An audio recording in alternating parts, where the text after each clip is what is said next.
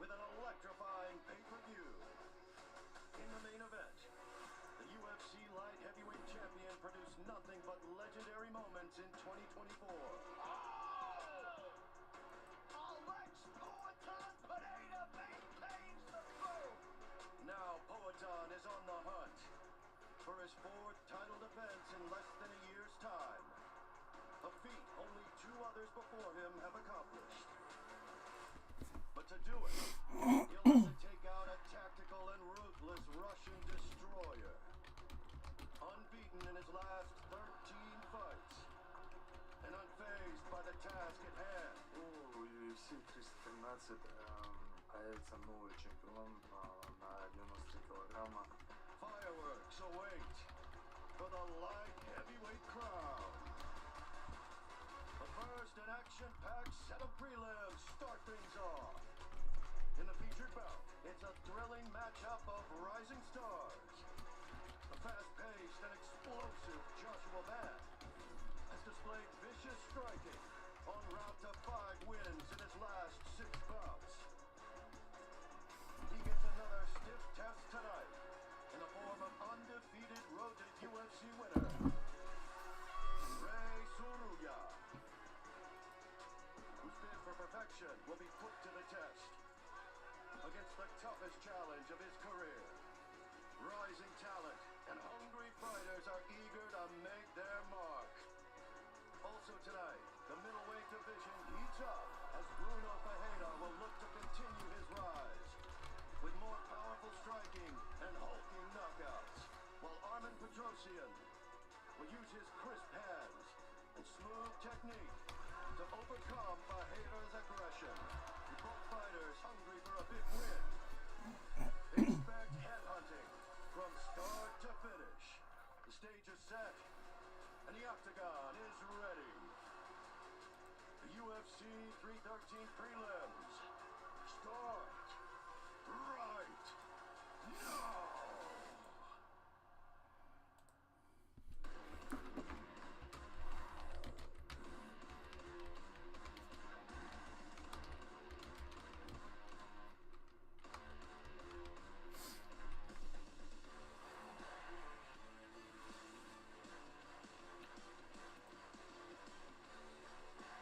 Yes, the UFC is live from Las Vegas tonight. T-Mobile Arena, as you know, has played host to so many historical UFC moments.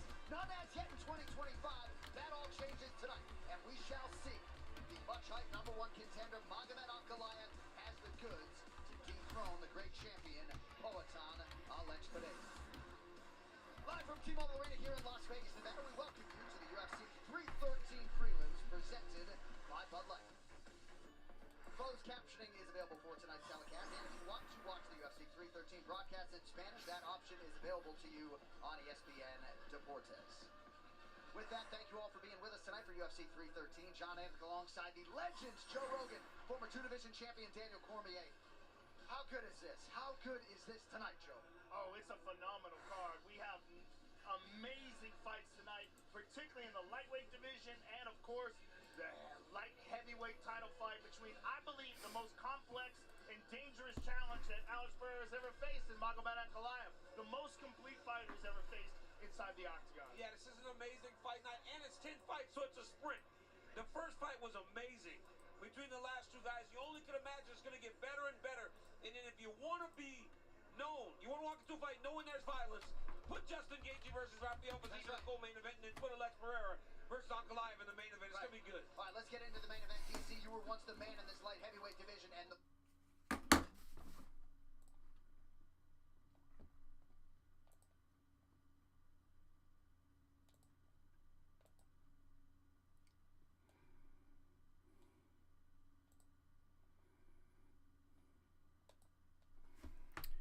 All right, guys, we are live UFC 313 from Vegas via Seattle, Washington.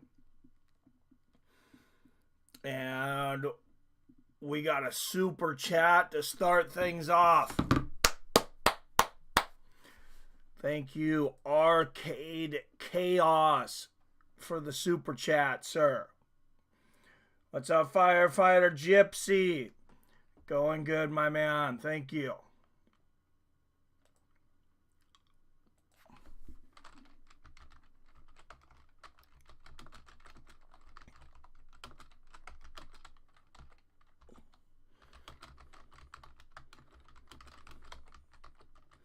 Jason Kagan in the house.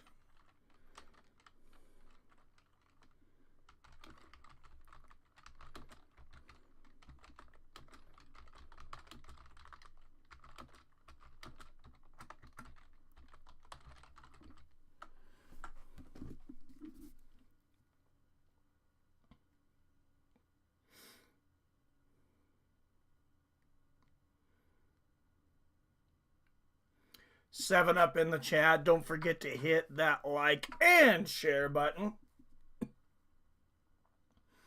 Fastest way to grow the channel. Share this where you can, when you can. Get yourself half a drink with that $1.50. Riding with chaos, says Jason Santos. Diaz, round 1 is a barn burner. Yeah, it was a good fight. I was watching it in the background while I was getting ready here. And I got King Green, Turner, and Lemos. King Green very well could end up winning that match. Oh, we got a change up in this next match. It was originally Alex Morono and Carlos, whatever, Leal, kicking off the main card.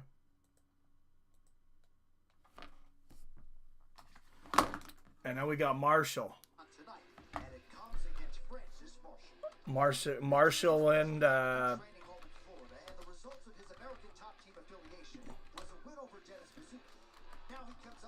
Santos.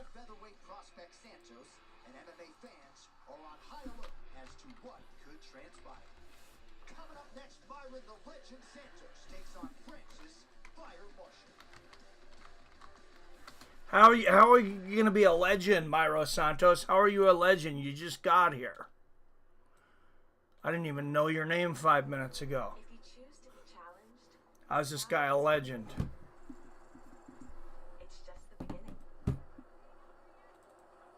Find your next level at armyciviliancareers.com.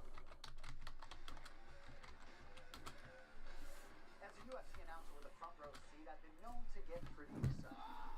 Firefighter Gypsy, Secret League, what's up? Kagan's calling Santos Diaz. Yeah. Okay, by the way, I bought a fucking Panther platform Crown Vic Interceptor cop car last night, boys. I seen you had posted a car. You said it was your dream car. Pretty cool. Voted Turner, so Secret League. I hope Turner goes. I got some big bets on him. It's 1900 hours, Mike. I see no Mikey. Hey, that was the timer, man. Clavid, what's going on, my man? Yes, sir. I've been good, man. How are you?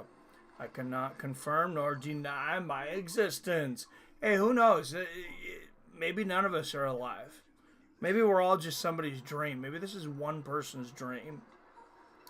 Me neither. Life has been difficult lately. Sorry to hear that, man. I'm very sorry to hear that. Because here's the thing. We don't know what happens when we dream. And I promise I'll get back to MMA in a moment. But I just got to get this out. So we don't know what happens when we dream.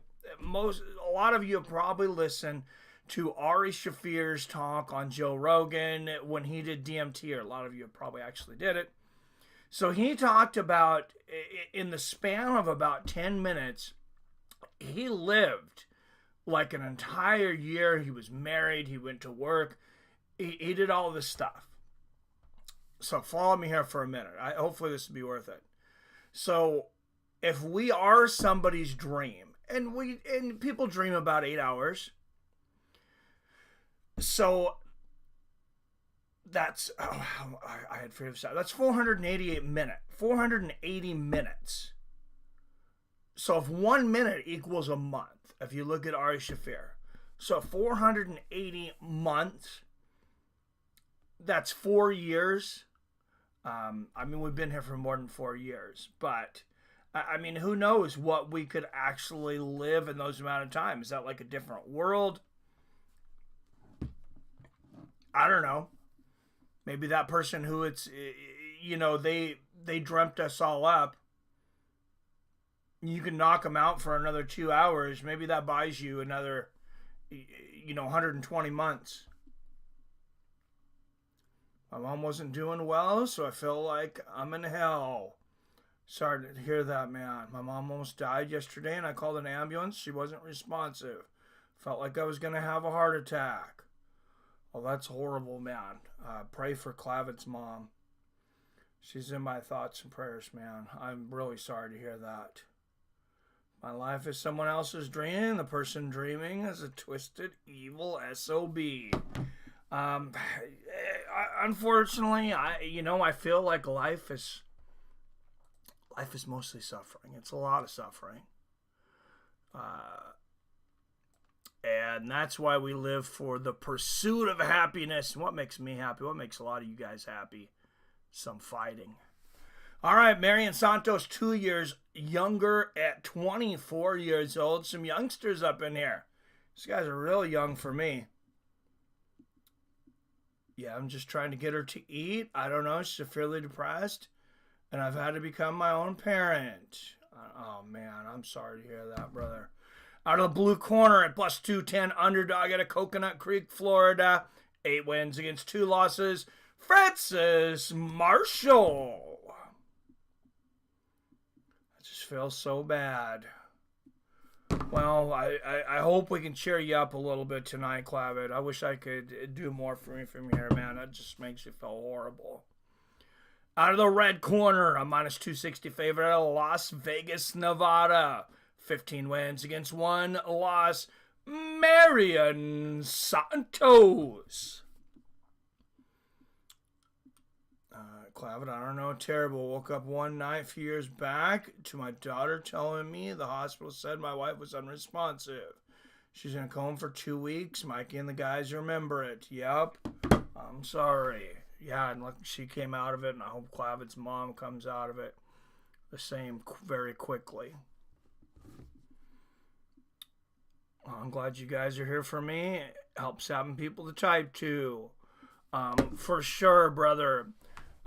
If you don't have my number, I'm going to put it in the chat and then erase it.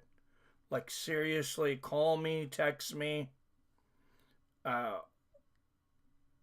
Whatever. If you just want to talk about MMA or talk about what's going on, anything, I'm here for you, brother. Good inside leg kick there from Santos to start things off. There's a right hand over the top from Santos, who, as you mentioned, minus 260 favorite coming into this fight. And there's another big leg kick. Santos at 26 years old, I believe I said. Marshall at 24. Oh, wow. Marshall floors Santos with a leg kick. What a beautifully timed leg kick. Speaking of beautifully timed leg kicks, the man with maybe the best, the 2 men with probably the best leg kicks in the UFC are both fighting tonight. Justin Gaethje and Alex Pereira. I was going to say Alex Pereira, but then I remembered, hey, if Pereira's number 1, Gaethje's probably number 2. Good little leg kick there from Santos. It's crazy to think that just 5 years ago, almost nobody threw leg kicks. 5 years ago. The sport has changed so much. Good left hand there from Marshall. These guys are very composed for young kids. Oh, that's crazy. And Santos floors Marshall with a leg kick. How many fights do we watch that there's a lot of leg kicks? Nobody goes down from them. And in the first minute and a half, each of these fighters has knocked the other one down with a leg kick. Oh, nice little counter right there from Santos in the pocket. Both guys were throwing with dangerous intentions there. Right hand, low leg kick from Marshall. Santos coming back, blasting that front leg of Marshall. Oh, good combination for Marshall. And slick goes to the body, to the head, and he gets in and out before Santos can lay a finger on him. There's a good straight right from Santos. Oh, beautiful counter left hook there from Marshall. What's up, Billy Hughes in the house? Having a panic attack at the oh man, I'm really sorry, man. Yes, she was like in a seizure or something. I'm coming off my anxiety meds of 10 years, and my mom coming off alcohol. Oh shit, that's a lot going on, man. Having a panic attack. Yeah, no, seriously. You got it. I'm gonna remove it because I don't need everybody that's just like coming in and out. I put my number out there enough. Good jab and right hook there from Marshall. Santos blasts back with a right hook of his own. This is really a back and forth fight here in the first round. I feel like the underdog Marshall's getting the best of it, though. Good right hand there from Santos. What's going on, Billy? Daniel Barry in the house. Happy Saturday, my friend. Jay says, clavid healing sometimes sucks, hurts. Keep moving forward. Continue to breathe. Stay hydrated. Eat good when you can.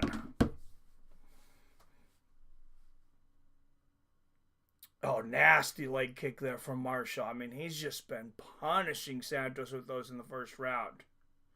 Oh, and a counter right hook there from Marshall. And that's not going to help Santos anymore. He just missed with a wide right hand haymaker. That's just more pressure you have to put on your legs. And it kind of looks like maybe he twisted that right knee throwing that shot too when it missed. That was wild. See how he's dragging that right leg now? He threw a leg kick with it there. But I'm going to continue to watch that right leg and knee of Santos. Oh, there's a shot from Marshall and he floors Santos.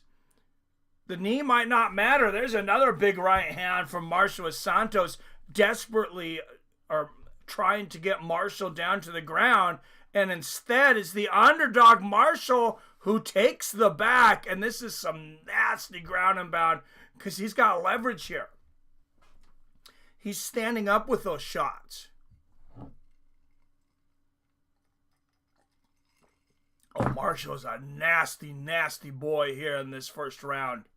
That's like 4 shots to the ear there. Wow. Great round for the underdog, Francis Marshall.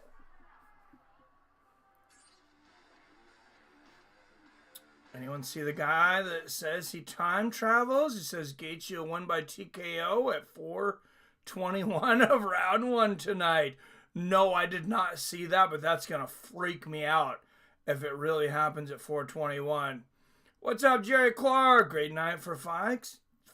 Thank you, Mike. Awesome job.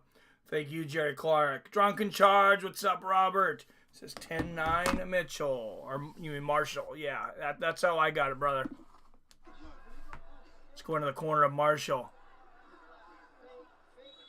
No, he is breathing a little heavy. Remember, these kids are young. 24 and 26. I believe Marshall is the 24-year-old.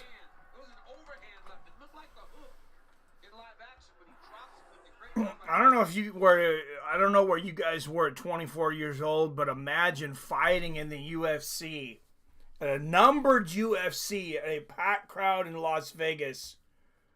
That's almost unimaginable. Good inside leg kick there from Santos.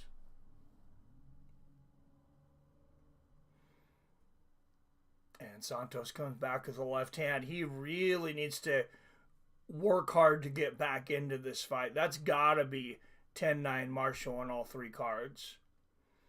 And actually, you know what? I'm going to make it a 10-8 because I don't think there's enough 10-8s in this sport. Good left hook there from Marshall. And the rules technically call for that round to be a 10-8. Good right hand from Santos. Marshall comes back with it again. And Santos throwing that back leg again. Maybe it's not injured. Maybe he was just kind of dragging it before that. Good left hook there from Santos. Really changing up the pressure this round. Yeah, he just doesn't seem to be whipping those leg kicks the same way he was at the beginning of the fight. Oh, beautiful left hook there from Santos. Can you send me that, Billy? That's amazing. Ankalaev either wins by KO at 2:38 in the first, or Pereira is going to win by knockout. If it goes longer than that, that is my personal vision. The representative from Allen is into the chat. What's up, Adam? Good to see you, my man. Did you see the Silva versus Bryce Mitchell stare down the other day? Can't wait for that fight in a month or so. Dude, yeah, Bryce Mitchell is a ridiculously high underdog in that, too. It's like plus 350 or something. I mean, that's kind of insane. Good counter left hook there for Santos. I think I like Bryce Mitchell in that fight. Maybe even if it was even up. Because, I mean, he's facing a guy in Gene Silva that's only had a few fights in the UFC. Good left hook to the body there from Santos, and then the steep kick. There's another one. I think he'd been training with Sean Strickland or something. We're all in Adam Town. Yes, we are. What's up, Adam? Or Jason. What's up, boys? What's going on, Wyatt? Just reading the chat. Wishing you the absolute best, Clavid. Think everyone here has been through some dark times. So hopefully you find some relatability, comfort in here tonight. Yes, sir. I'll be back in an hour. Gonna be a great night, folks. Yes, sir. Did you end up putting any bets out, Wyatt? Word, Wyatt. See you in a bit. For those that don't know yet, the Curtis Blaydes fight is canceled with Rizvan Kuniev. Good left hook from Marshall backing up. I love everything about Marshall tonight. I mean, his footwork, his flow, his counter striking, his head movement, and now he throws in a takedown just seamless. Santos tries to reverse it. Marshall ends up with the back, and Santos up, but he's still got Marshall hanging on him. Marshall trying to tie him up here. Minute and a half left in the second.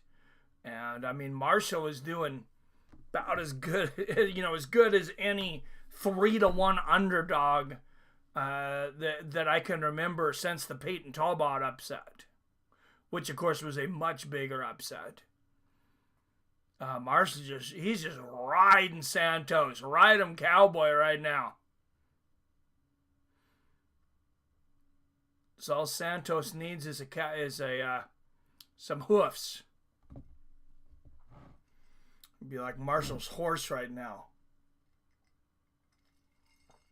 50 seconds left in the second. And another good round here for Marshall.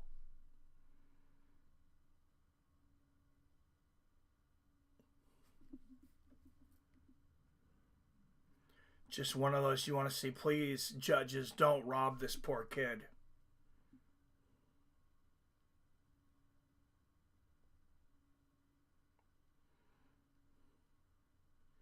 That's all I ask. Don't rob this poor kid.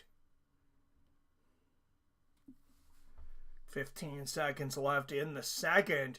And Francis Marshall now a minus 620 favorite. Oh, what a rocket of a right hand from Francis Marshall. Santos goes for a head kick there, falls over backwards.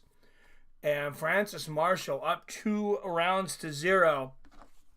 I really want to know, though, I'm really curious now if Marion Santos's right leg is compromised, his back leg, because I have a feeling it's at least slightly compromised, like it's at least bothering him.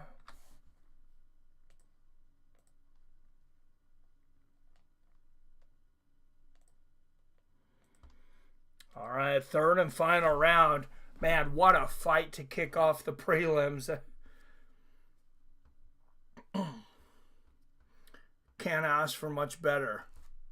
No bets. I'm kind of pissed about the Blaydes fight. I put a fair amount of research into that one, and while I didn't bet it, still want to see how it plays out, right? Blaydes sneezed 3 times. Billy would get that reference. All right, I'm out. See you in an hour. See you in an hour, brother. Blaydes has neurovirus.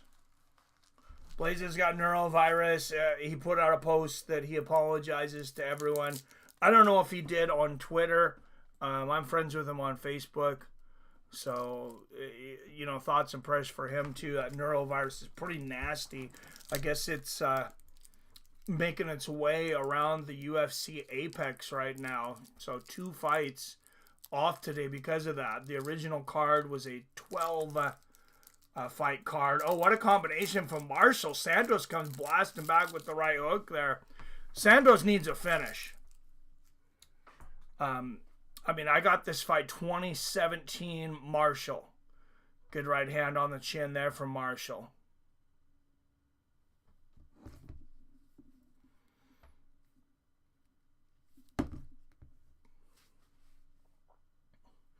And they're showing live odds now minus 620. I just said that a couple minutes ago. They're probably even bigger now.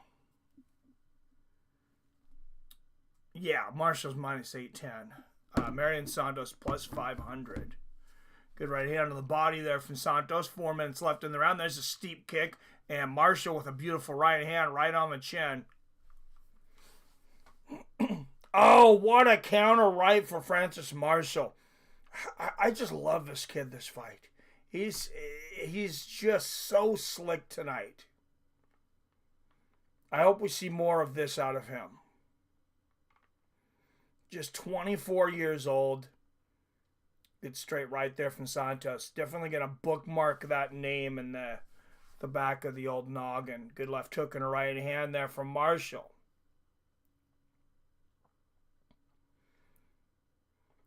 This is Marshall's, I think it said 8th time to see the 3rd round. 10th career fight to enter the 3rd round for Santos. And he lands a big right hook. And he busted Marshall's nose open. We'll see if Santos can take advantage of that. There's a good left hook from Santos. And he's kind of trying to switch up the timing a bit here too. Oh, beautiful counter left hook there from Marshall. I want to know who Marshall's striking coach is. Because this counter striking tonight is just genius. And there's another great right hook from Marshall. Does anybody know where Frank Marshall trains out of? What's up, Alfonso Rhodes? Praying for you at Clavid. Yes, sir. Thank you, everybody, for coming together for that, too. It's a great community. Always happy to see that. Good exchange there, Santos and Marshall. Oh, couple of big right hooks there from Marshall and a left hook on the chin. Clavid, tell your mom, share this chat with her maybe. Tell her she's got a whole community rooting her on. Good 1-2 there from Marshall. Low leg kick from Santos.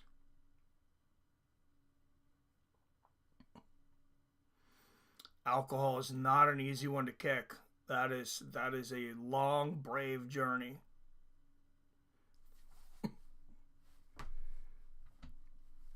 Good left hand there for Santos. Coming down to 1.5 minutes left here in the 3rd. Oh, good right hand on the chin. A couple of lefts there from Marshall. Marshall continuing to take chances here, even though, he should have this fight all wrapped up. I know Dana will like that. Just hopefully it doesn't cost him. Good push kick to the body from Marion Santos. And Marshall continue to work on that low leg. Good left hand there from Marshall.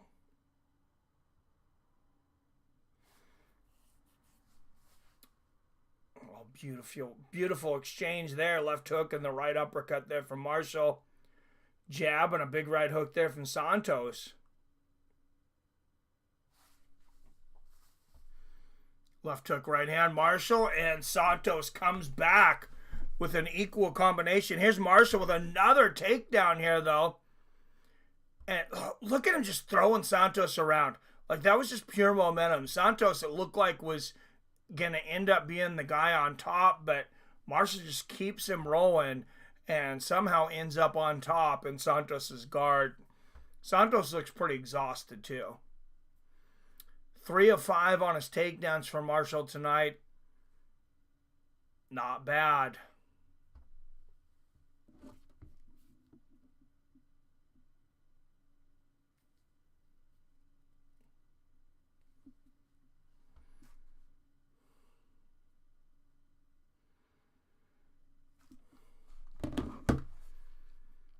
And both men raising their hands after the fight. And that's why I don't trust CompuBox. You see how I said Marshall's winning. Robert said he's winning. Vegas definitely had him winning. I mean, Marshall was up to almost a 10-1 favorite. And then you see the significant strikes from the little, the strike counter. And it says Santos has landed more strikes. They need to figure something out with that. It needs to be more than one person, for one thing. I'm assuming it's one person. It always has been in boxing. Rob, I'm smoking on Mandarin Dream tonight. What about you? Hey, no worries, Clavid. We're all here for you, brother. What's up, PBR in the house? Clavid, I don't know. Forget about it. What's up, fellas? Hope everyone is good. What's going on, Ecom Bo? Some of us are good. Most of us are good. We're all rallying around Clavid and his mom tonight, though. She's very ill. She really needs our positive vibes right now.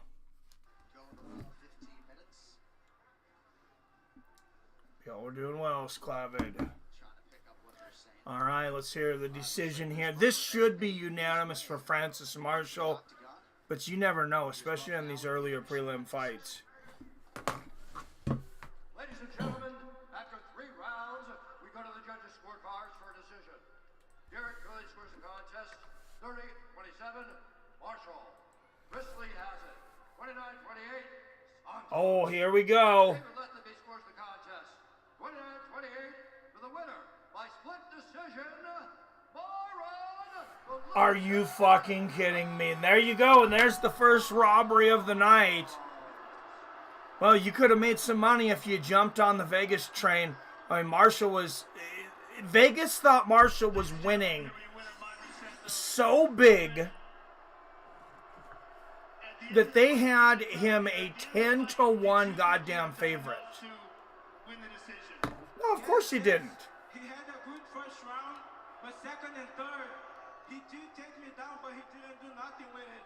His face was bleeding. I was 10-8 in the first. 10-8. I'm not backing down from that.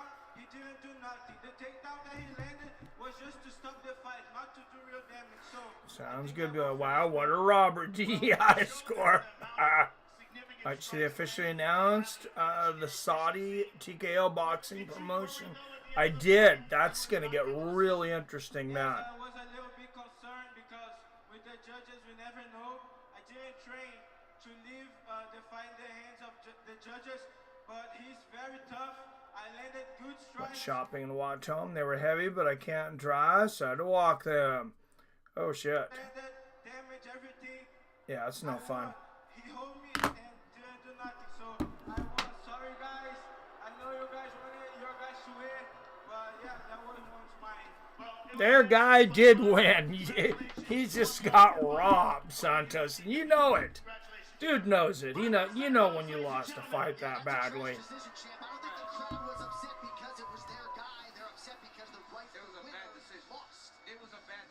And there's the commentators. There's Daniel Cormier and the commentators saying it was a bad decision. And he's continuing to say it. He did not want. So Chris Lee gave Santos rounds 2 and 3. And David Lethaby also gave Santos rounds 2 and 3. Everybody gave Marshall the first. No 10-8s there. Excellent job. He landed some good strikes, but you gotta. But Francis knocked him down. He took him down. Yeah, it's a fucking robbery. Beat him in the 3rd round. Yes, he beat him in the 3rd round. I think the first judge got it correct. The first judge who scored at 30-27. I think that was. Yep. That's how I 30-27. I actually have it 30-26 because of the 10-8, but With a win, but Marshall came And Dana's certainly not going to punish Francis Marshall for that. And there is Bryce Mitchell in the crowd. Theo Vaughn with a lot of cheers here. Host of last weekend's podcast. What's up there, Nelson in the house? Working 2 jobs. You're always working hard, man. I like it. I left my weed at home. Don't want to get fired for smoking at work. Good stuff. Ring Magazine is also backing them, so I could see the end of the WBA. I didn't realize. I was wondering where Ring Magazine was going to fall on that. I like it because the Ring Magazine belt, in my mind, that's the legitimate belt. That's the linear belt. Same old career boxing judge. Yep. Crooked as hell. Bryce Mitchell pissed off the crowd. Yeah, they don't like him. I mean, he said some pretty freaking controversial things. I mean, I'm as much for controversy sometimes as the next guy, but not that kind of controversy. That was wild stuff. Like, for those that don't know, he said Hitler was a good guy. He said, I mean, it was, yeah, he went deep.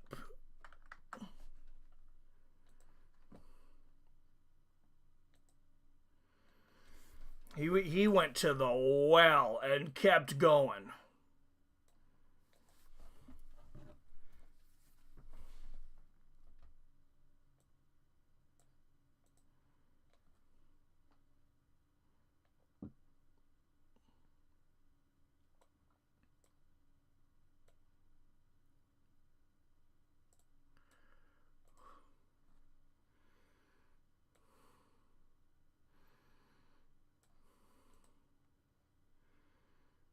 There we go. There we got it right. Crazy Bryce Mitchell, yep. That's because the crowd doesn't understand context. Not a good decision to discuss. So, yeah, he didn't say Hitler was a good guy. Said he'd like to fish with Hitler. Well, did you like to fish with your enemies? Do you know, if you really hate somebody, you're like, hey, I'd really like to go fish with that guy. Be blowing his trip one time, then I'd be dead meat. Hitler was a jerk. Yeah, I can second that one. It was a little. I think he had a little micro penis complex.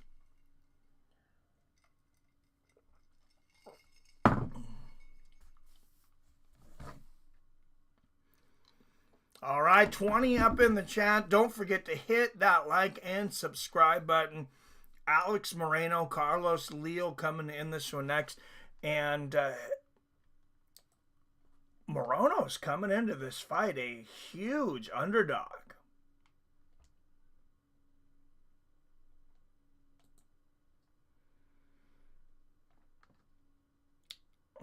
About a 6-1 underdog.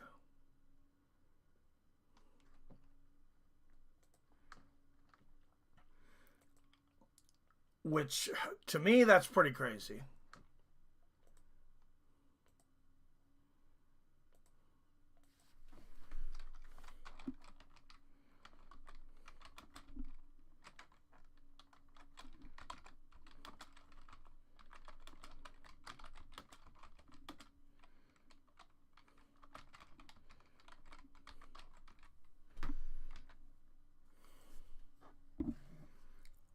Anyone here would strangle 6-month-old Hittner in his bassinet?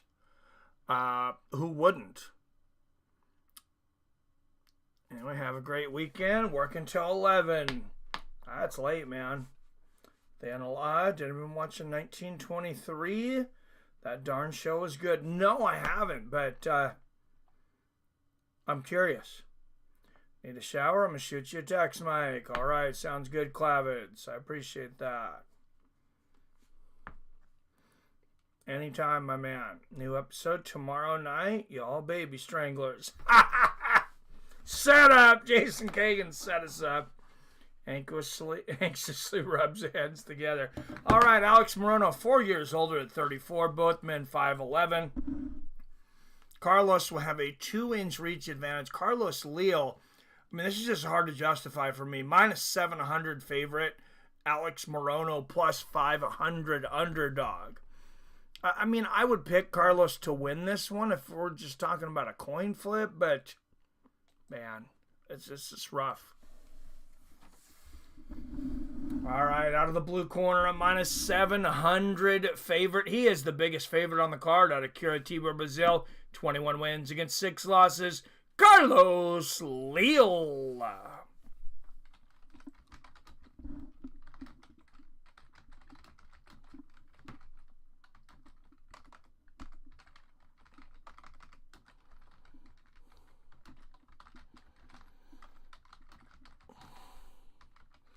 And out of the red corner, a plus 500 underdog out of Houston, Texas. 24 wins against 11 losses.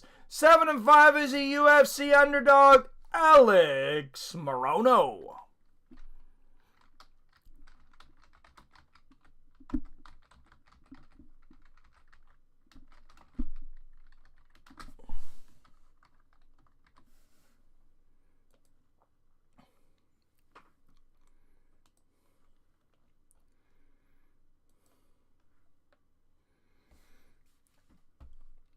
All right, here we go. Some beautiful looking ring girls. They've been making sure they're fresh lately, huh? Looks like a few new 25-year-olds. Good inside leg kick there from Morono. And Leal putting on the pressure. Good left hand from Morono. Oh, counter left hook from Leal. Oh, what an exchange, and a big left hook at the end of that from Carlos. Alex was holding his head after that. You know it hurt. He's like, oh, shit. This guy hits hard. Good straight right from Morono. Morono's, I mean, he's been in there with some tough guys over his career. Good low leg kick there from Leal. Oh, and they exchange right hands.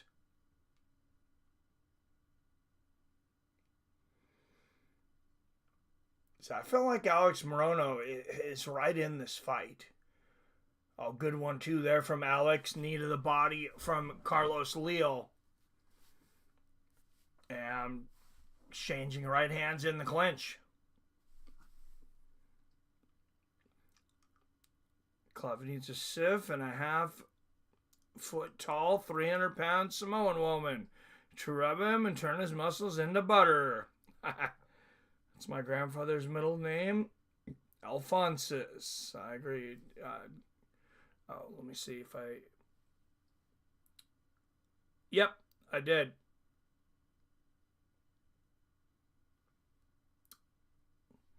Got it, sir.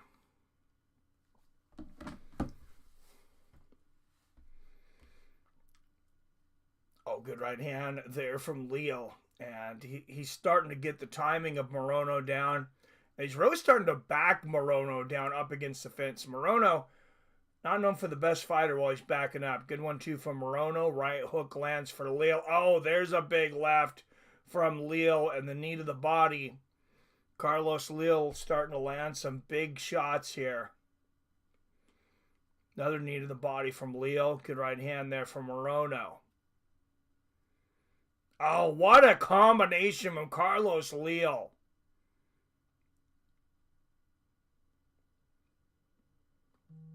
Yeah, Morono mixing it up. Good kick to the legs there.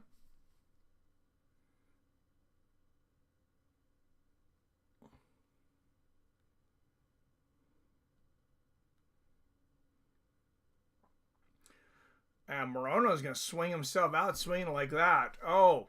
Couple of big right hands from Leal.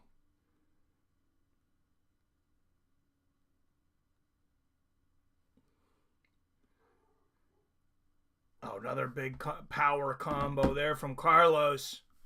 Left hook right on the chin. Oh, what a beautiful elbow.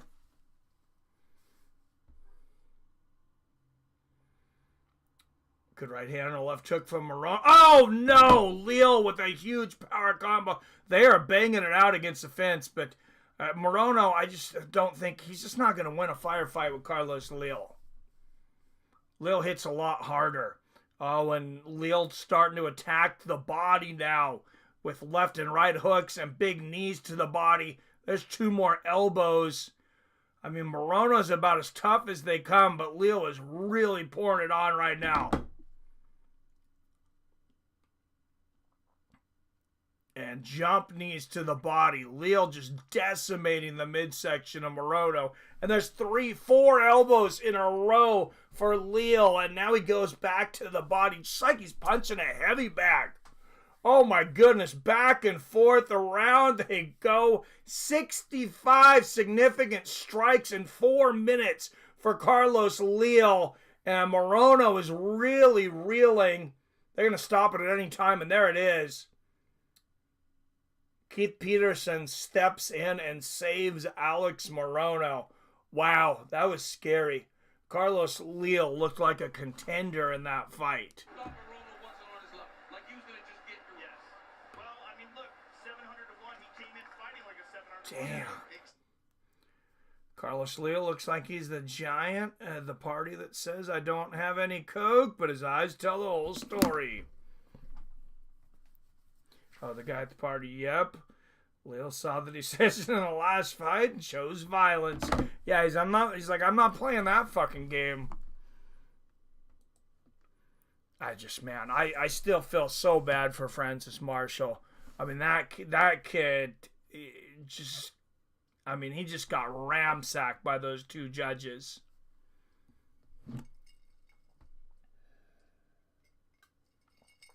Why the hell is Chris Lee still judging fights? Like, I mean, who hasn't criticized Chris Lee for being the Adelaide bird of MMA? That is a bloody mouthpiece, sir. Carlos Leal showing it wasn't all fun and games for him either. He took some big shots from Morono. Morono's out cold and still throwing haymakers. He's a monster. He's gained my respect over the year. I used to not be a big fan of Alex Morono at all. Kind of went down to some of that beef with, Cowboy Cerrone. I thought maybe he was a little disrespectful to him. But, I mean, that's the fight game. You can't respect your opponents too much. And I probably need to get over that. Alex Morono's a tough son of a bitch.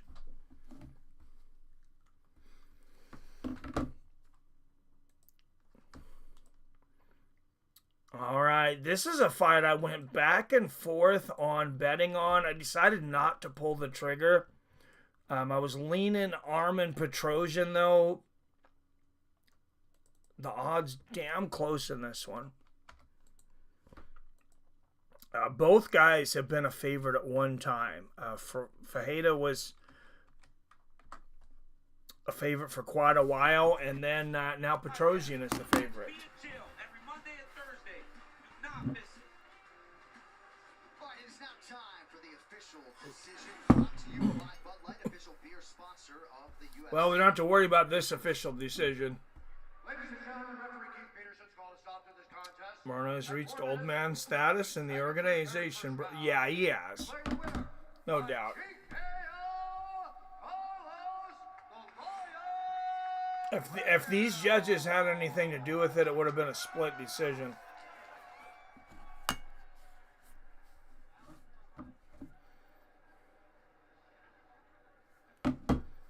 All right, Carlos Leal, well-deserved interview here with Joe Rogan. A lot of people, including myself, felt like you got a bad decision in your last fight. You did not leave this one in the hands of the judges. Yeah, you can't be playing those games no more. These judges play for keeps. Eu tenho muita coisa para falar, mas o tempo é curto, então vamos começar pela principal. Carlos moves to 22-6 at 11 knockouts. Ao único Deus verdadeiro, a Jesus Cristo, que foi pendurado numa cruz por amor a mim e por amor a todos vocês. Graças a Ele eu tenho redenção dos meus pecados e tenho acesso à vida eterna. Então, se for para se gloriar, que seja nele. o meu exterior e sobre a minha luta. My Spanish is horrible, but my Portuguese is even worse. Porque foi assim que eu me vi. Eu ganhei aquela luta, eu peguei a luta em cima da hora e consegui fazer uma boa performance contra um grande adversário. I got that. He said he was a little bitch. I don't know if that's going to come through on translation. First and foremost, I just want to say, this time is short, but let me tell everybody, all the glory, the honor, all the adoration to the one and only God that has saved me, Jesus Christ. I'm here because of him, for the true Jesus Christ. He is the one that gives me the strength to be here right now. As far as the fight, listen, as far as I'm concerned, I'm 2-0. I know this, you know this, my former opponent knew this. So right now, I'm 2-0 in the UFC. He knew what happened right now, and he needs to leave it for nobody right now. Carlos, spectacular performance. Can't wait to see you inside the octagon again. Dia das Mulheres, mandar um abraço para todas as mulheres desse mundo. A mulher foi a melhor criação que Deus fez. Em especial, mando um beijo, um abraço para as duas mulheres da minha vida, a Lili, a minha leoa. Yeah, that's a scary fighter that can put combinations together like that, though, in Carlos Leal. Yeah, we're losing a lot of guys from the past. A lot of those journeyman type fighters, too, like Alex Morono, who never, he's never like contender status, but he gave us some great fights over the years. They're being replaced by the Francis Marshals, by, the Carlos Leals. I know Gene Silva, that's a guy who's really on his way up. Peyton Talbot, that kid's going to be really good. I know he's coming off his first loss, but still see a lot of potential there. Of course, Armen Petrosyan coming up right now. I still think there's a lot of potential there for him. Magomed, usual, bore you to sleep style. If he loses tonight, is this his last shot at UFC belt? I mean, unless he steps in on short notice for somebody, I would think so. I think it would take something short notice. Pereira maybe retiring or losing the belt to somebody else, then maybe he gets another shot. But I don't think he gets another shot at Pereira.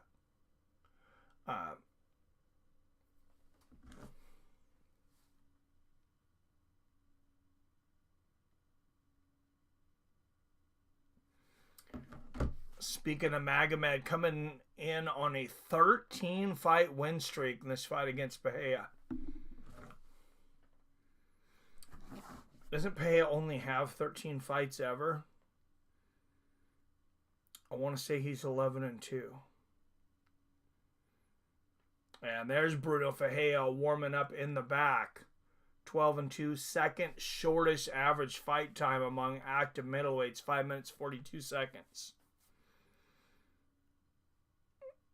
So that means most of his opponents don't make it out of the first round.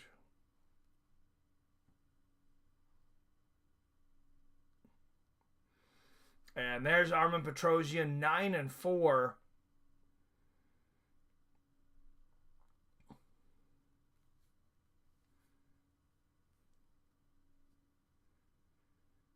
Okay.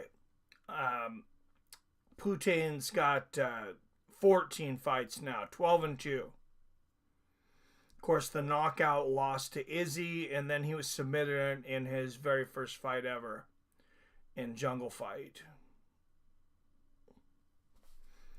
What's up, Pulse Reloaded? When are you gonna drop some merch, brother? Merch is here. Let me see if I can let me see if I can still throw some into the stream here.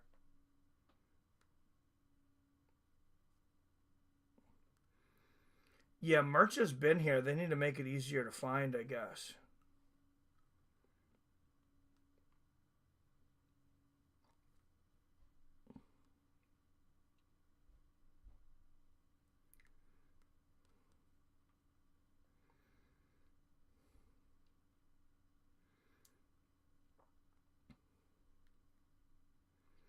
Okay, so go to the channel and just scroll down a little bit and you'll get the Fights with Friends store. Just scroll down less than half a screen. Let's say Fights with Friends store from spring, and then just hit visit store.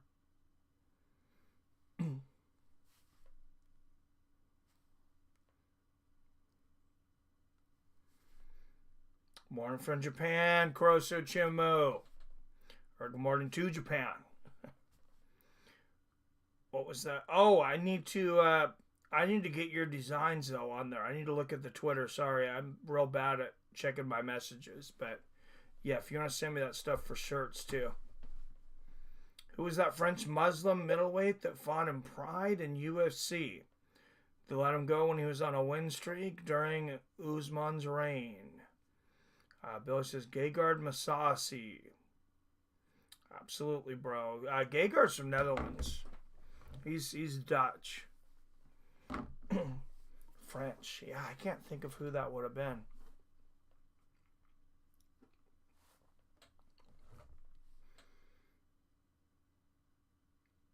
Oh, Jay says yes. Oh, Gegard,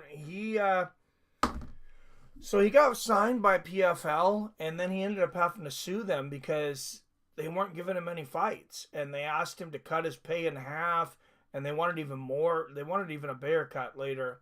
He never cut his pay. He's in a lawsuit with them, and now he's in GFL. So if GFL actually ever has an event, he's over there. Kept saying in the press conferences, they won't pay me. I beat everyone they put in front of me, but they won't pay me in the UFC press conferences. Yeah, he's definitely a guy that's been all over the place. Like, he was Strikeforce champion. He was in Bellator after that. He was, like I said, in PFL. Definitely a guy that's not been afraid to go somewhere else for the money. And you see most significant strikes per minute among active UFC lightweights. Justin Gaethje in there at number 3. King Green at number 4. Be fighting later tonight. Ignacia Bahamondes at number 2. And then number 1, Washington's own Terrence McKinney.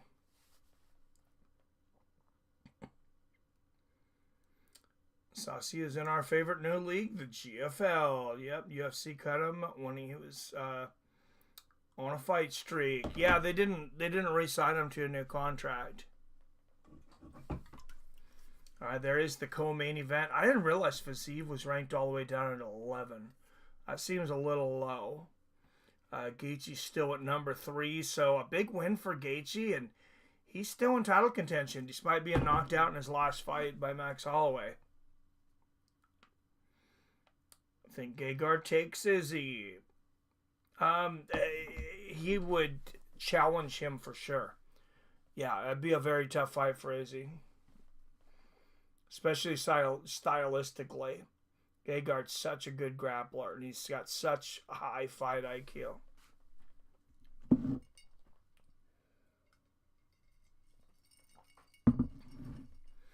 He's one of those guys that, like, he makes little moves on the ground that, like, it seems like fighters don't even notice until it's too late and they're tapping.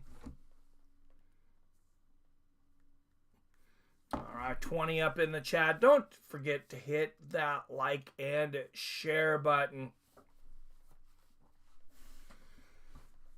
And this is a tough one to call here. Odds are pretty close to even here between Ferreira and Petrosyan, and I feel like this fight is pretty much a coin flip.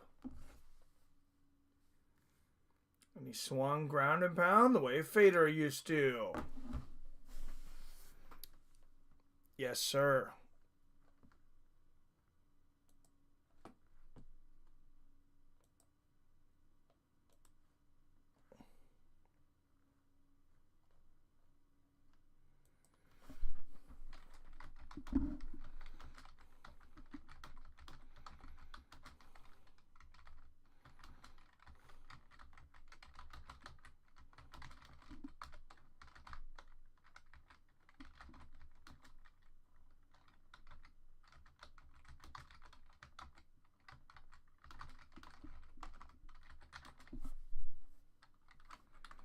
Sorry, I know I got a noisy ass keyboard here.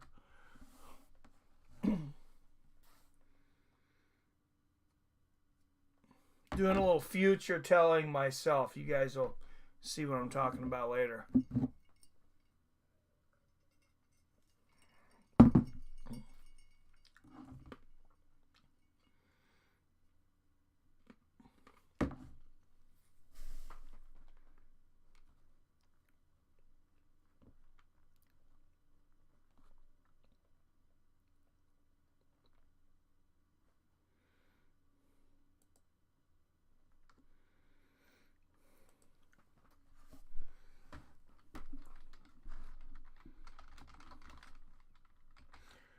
Bruno the Hulk Ferreira, Armen Superman Petrosyan up next.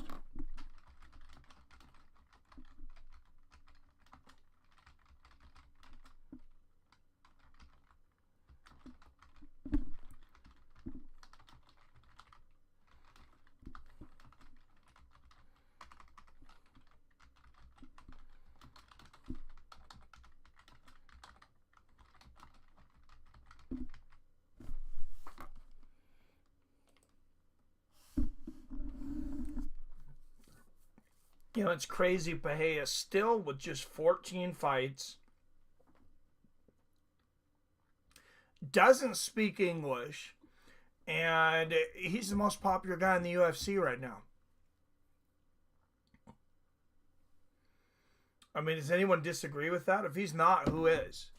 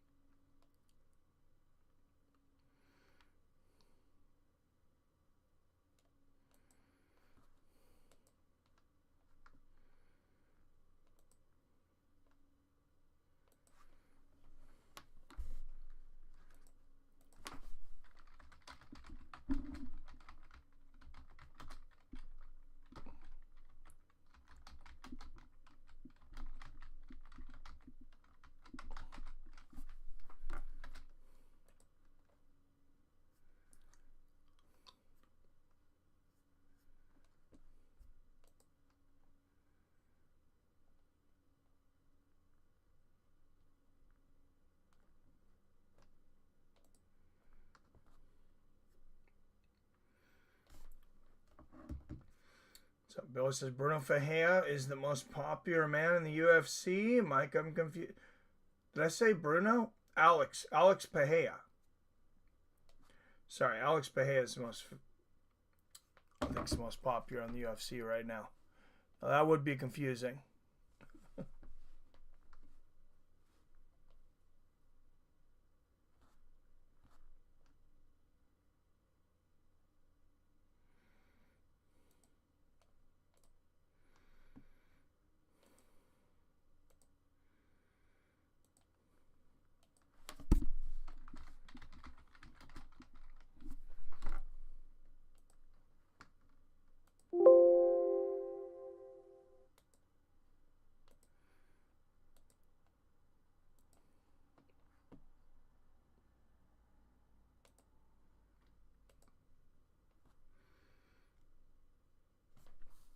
Oh, I'm taking enough time here. I should have put up a poll. Okay, I was thinking who the fook is Brunno Ferreira, right? What's going on, Josh? How you doing, my man? Good to see you.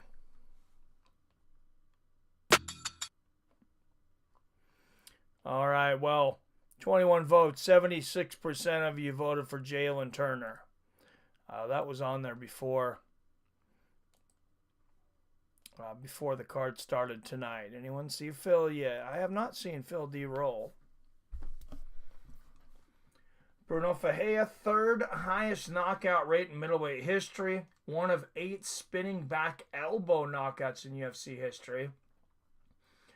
Came to us UFC Dana White Contenders Series in June of 2022.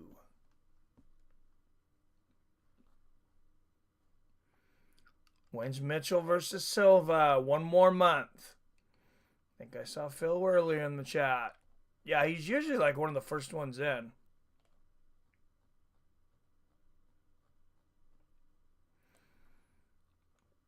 Yeah, I think it is next month's pay-per-view.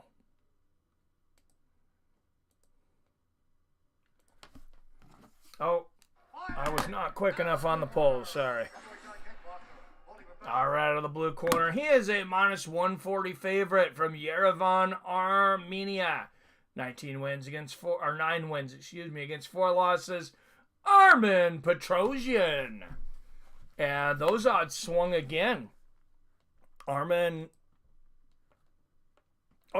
favorite. -140. Okay.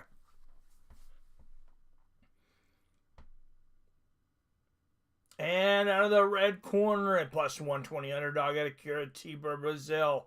12 wins against just 2 losses. Brunno Ferreira. We'll see if he can't become the most popular fighter in the UFC tonight. You want to know something crazy? My buddy Phil, I went to middle school and high school with. His younger cousin is Luigi Mangione. No way. All right, if you can get Luigi Mangione, I'm dying to interview that guy. Hook me up, brother. All right, Ferreira in the yellow, Petrosyan in the red. And just to make it very clear to everyone, I got no issues with what Luigi Mangione did. 0.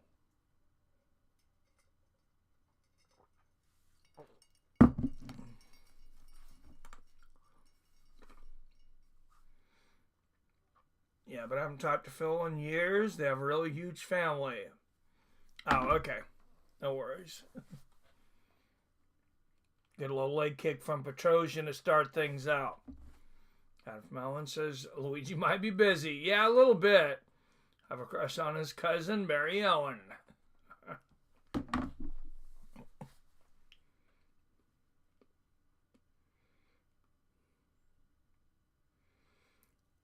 Good left hand there from Brunno.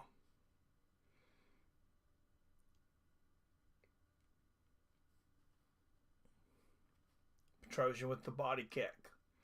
Oh, and Ferreira. Good leg kick check there.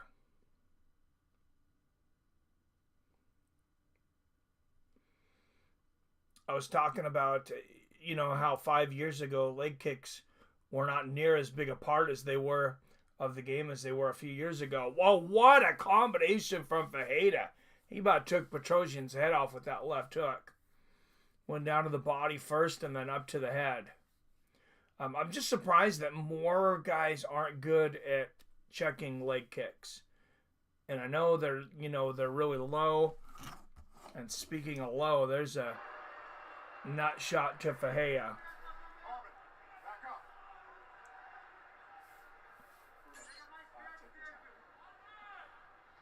So what's the replay here?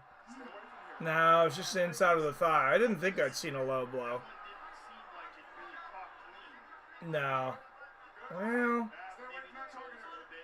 yeah, it's hard to tell from the angle. I mean, you don't know. You know, grazing shot to the balls doesn't feel good. All right, so add about 30 seconds to the fight clock there. 3 minutes left in the first. Oh, and Ferreira saying Petrosyan caught him again.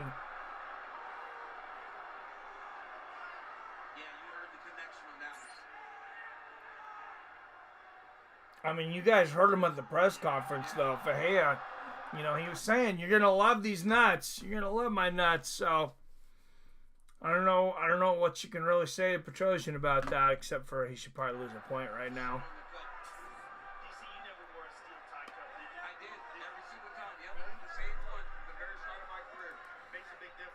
All right, I'm going to kill the fight clock.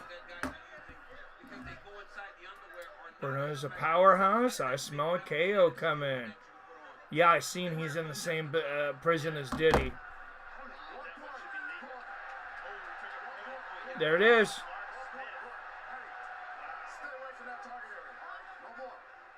Somewhat surprising given that the first infraction appeared to touch both legs, but Mark Smith is not messing around.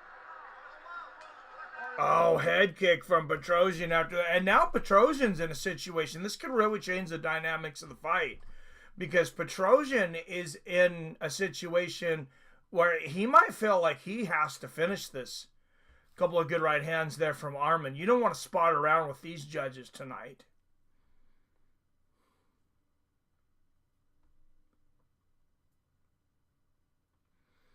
You imagine Chris Lee in other jobs. He's like a waiter and he gets everybody's order all fucked up and he'd be like, no, it's right. He's arguing with you. No, that's the way it's supposed to be. You ordered a steak with hollandaise sauce on it and mashed broccoli with grits. Oh, good overhand right there from Ferreira. Low leg kick from Petrosyan. Yeah, that's a big blow to Petrosyan. I'm glad I didn't bet him now. Oh, there's a great right hook from Armen. I want to see how the odds swing, how quickly. I wish I would have been watching that right when it happens. The odds have, I imagine, swung severely towards Ferreira. No, only minus 160. Petrosyan a plus 124. So, minus 160, and you can take a round. I would take that. You're going to spot me around in this fight when it was basically an even fight to begin with? Yes, please. Good push kick to the body there from Ferreira. I might live that bet that if I were you, Billy. If you're making any bets, maybe throw some money on Ferreira.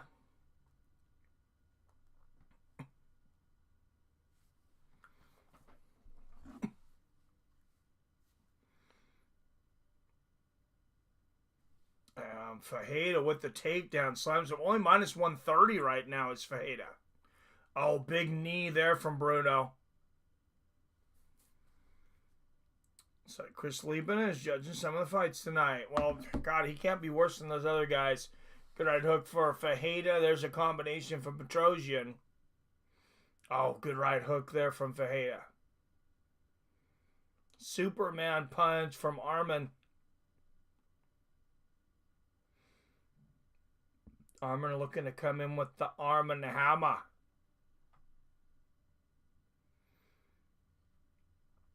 Good exchange there. Both guys land right hooks.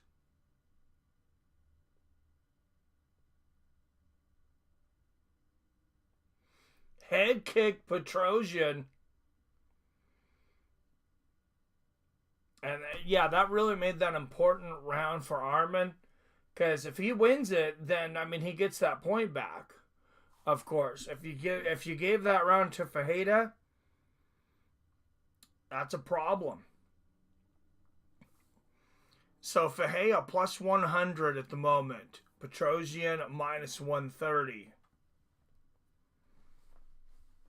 I mean, that's not a bad adjustment on the rounds. I thought Petrosyan probably won that first round, but I said, those judges can't take away a penalty point. So you're going to spot anybody a point with these judges.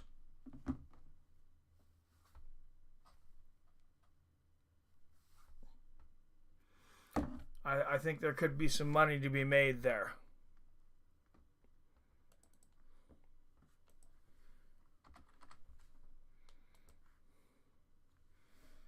Speaking of money to be made, I got a lot of bets tonight. Always a fan of Lieben. Yes, sir.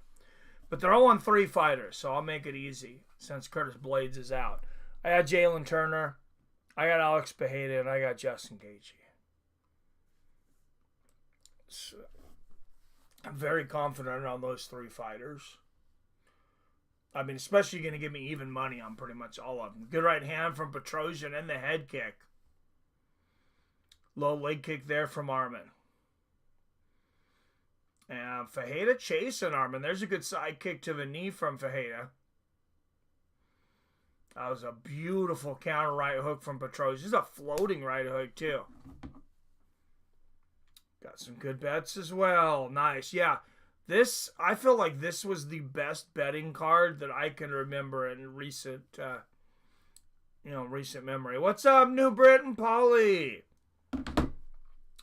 No reason to be sorry. We're just a couple fights in, but I appreciate it. Head kick there from Petrosyan. And Paul Felder says, I like the point take. So, I mean, if the first one was a little lower, good right hand there from Petrosyan.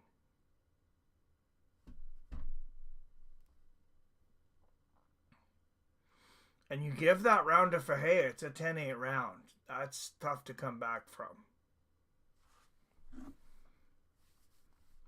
Like I say, screw it. You, me, and Wyatt just need to commit, become the best MMA judges in the world.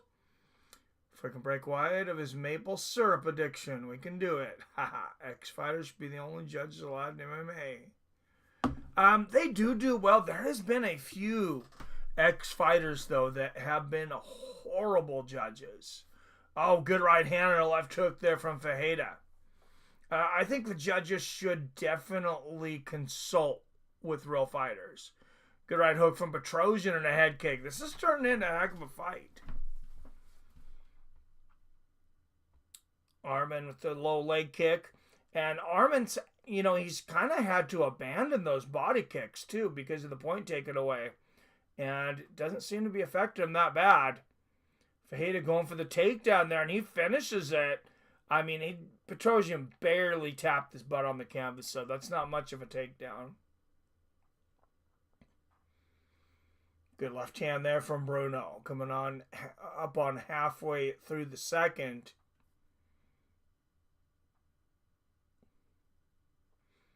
Petrosyan still very kick heavy. There he lands a 1-2. Oh, big right hand there from Armen.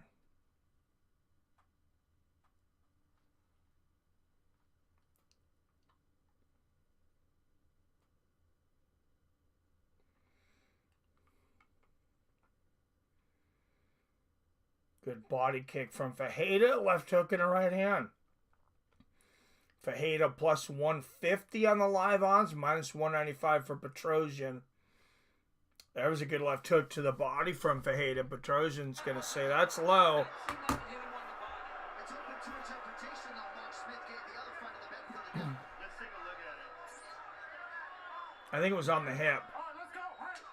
Yeah, it was on the hip. And they watched the replay, and Mark Smith says, "Bullshit, Mr. Handman."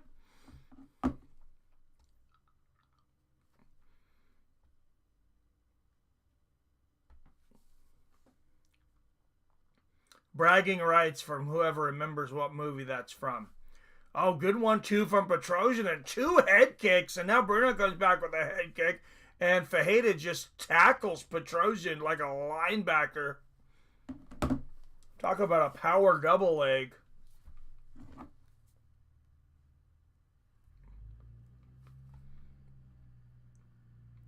Where does Pereira go if he's beating everybody? If he wins, beating everybody. I imagine set up that fight with John Jones, but Jones is... I mean, does he have to fight Aspinall? He really doesn't. He said he would vacate the belt. So, that's a good pull. Let's put that up here. Oh, and look at this. Ferreira going for the rear naked choke. Oh, he's got a straight armbar. That's it. Brunno Ferreira from the bottom pulls off the armbar.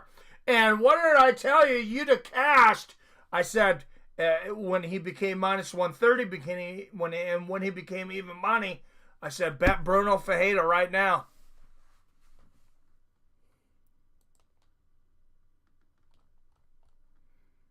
I'm going to feel free to call myself 1-0 today. I didn't call it the beginning of the fight, though. But you still would have cashed. Wow, wow, wow is right, Jason.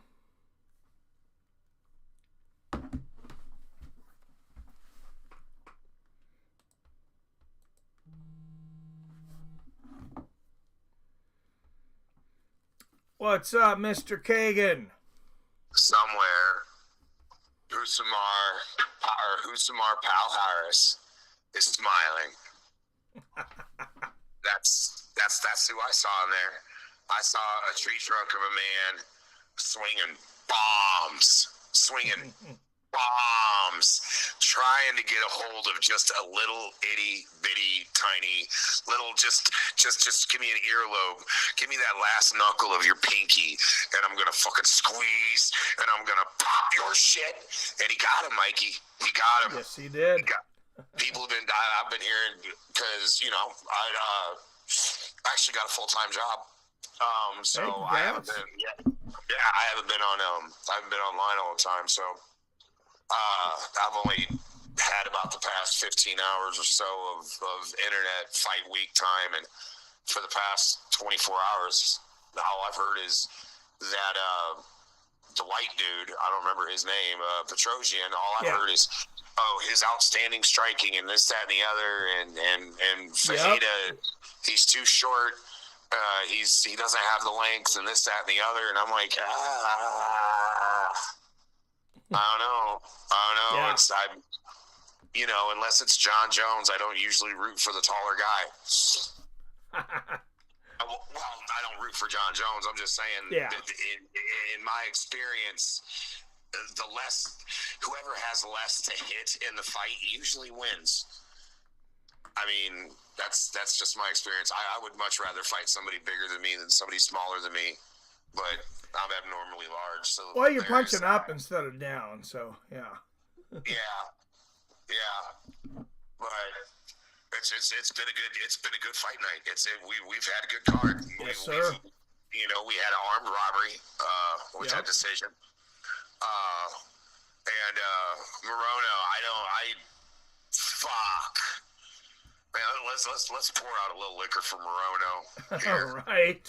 And just try and figure out who the hell put that man in there with that monster. Like, I'd never even heard of Leal before. Never. I didn't know who he was. Man, that guy hits hard, though. And they're like, jeez, like, and they all look juicy. Oh, yeah. Juicy. Like, are we just done with testing now? It kind of seems like it. Well, you know who's running the new, when they kicked out USADA, you know who's running the testing pool now, right? Tito Ortiz? Victor Contos. Who is Victor Contos? Oh, we got to go back. You remember Balco? All of the Mark McGuire and Barry Bonds? Yeah. That's the guy who ran Balco.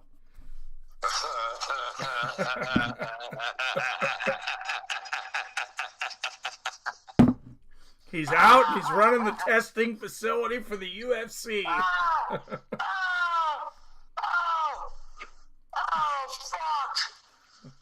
Fuck, Mikey, somebody give me a job at the fucking FBI's anti-theft division. This is such good news. This is good news. So we just,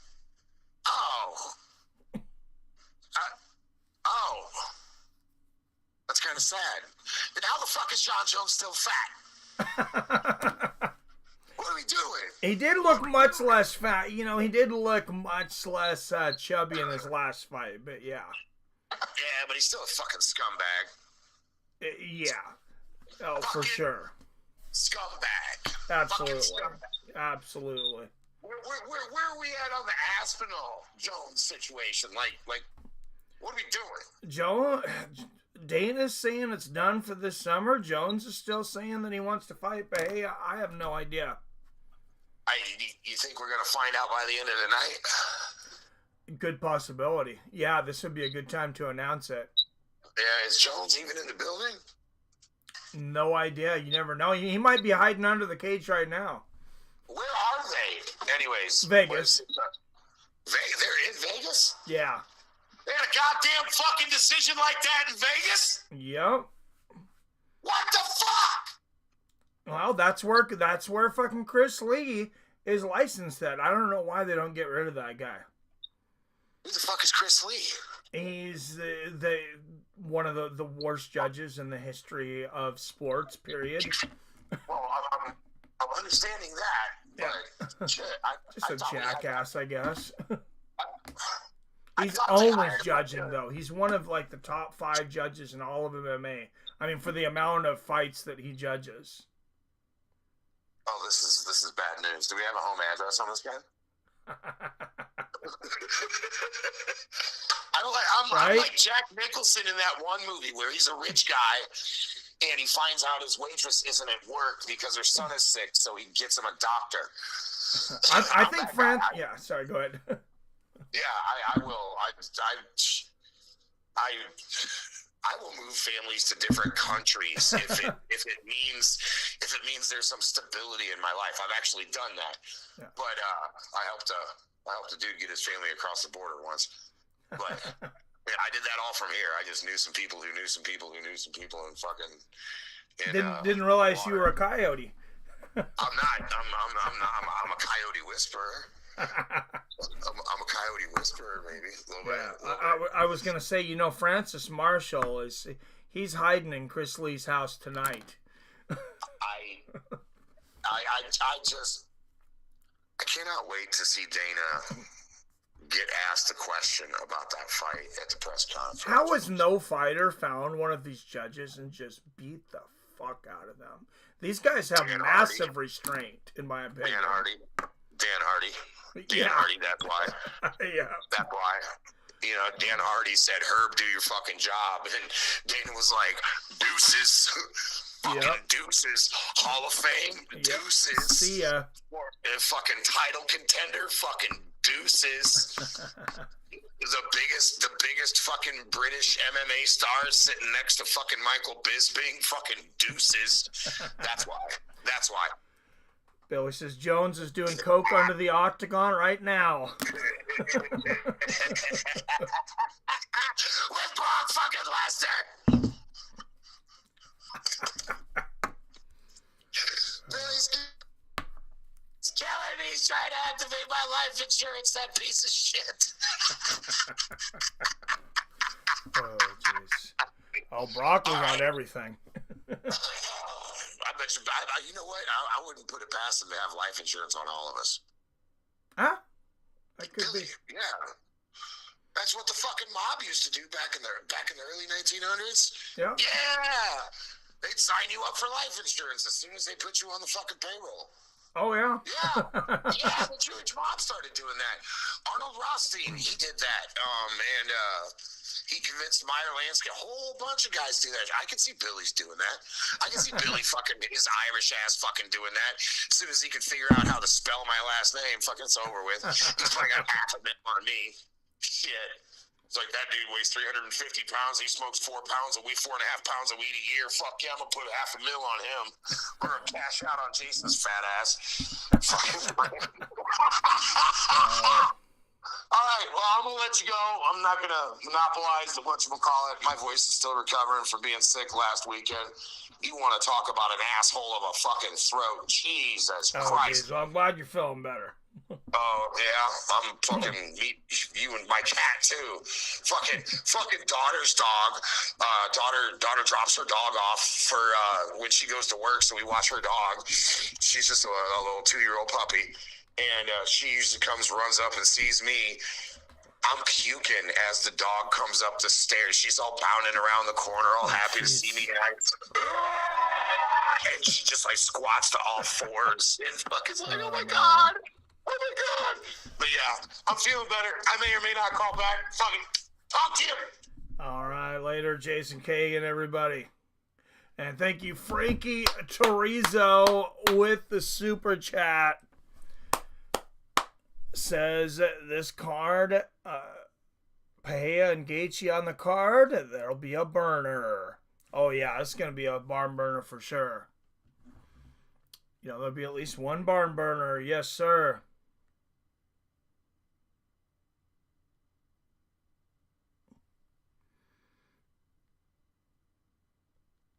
All right, Frankie. Check your text, Frankie.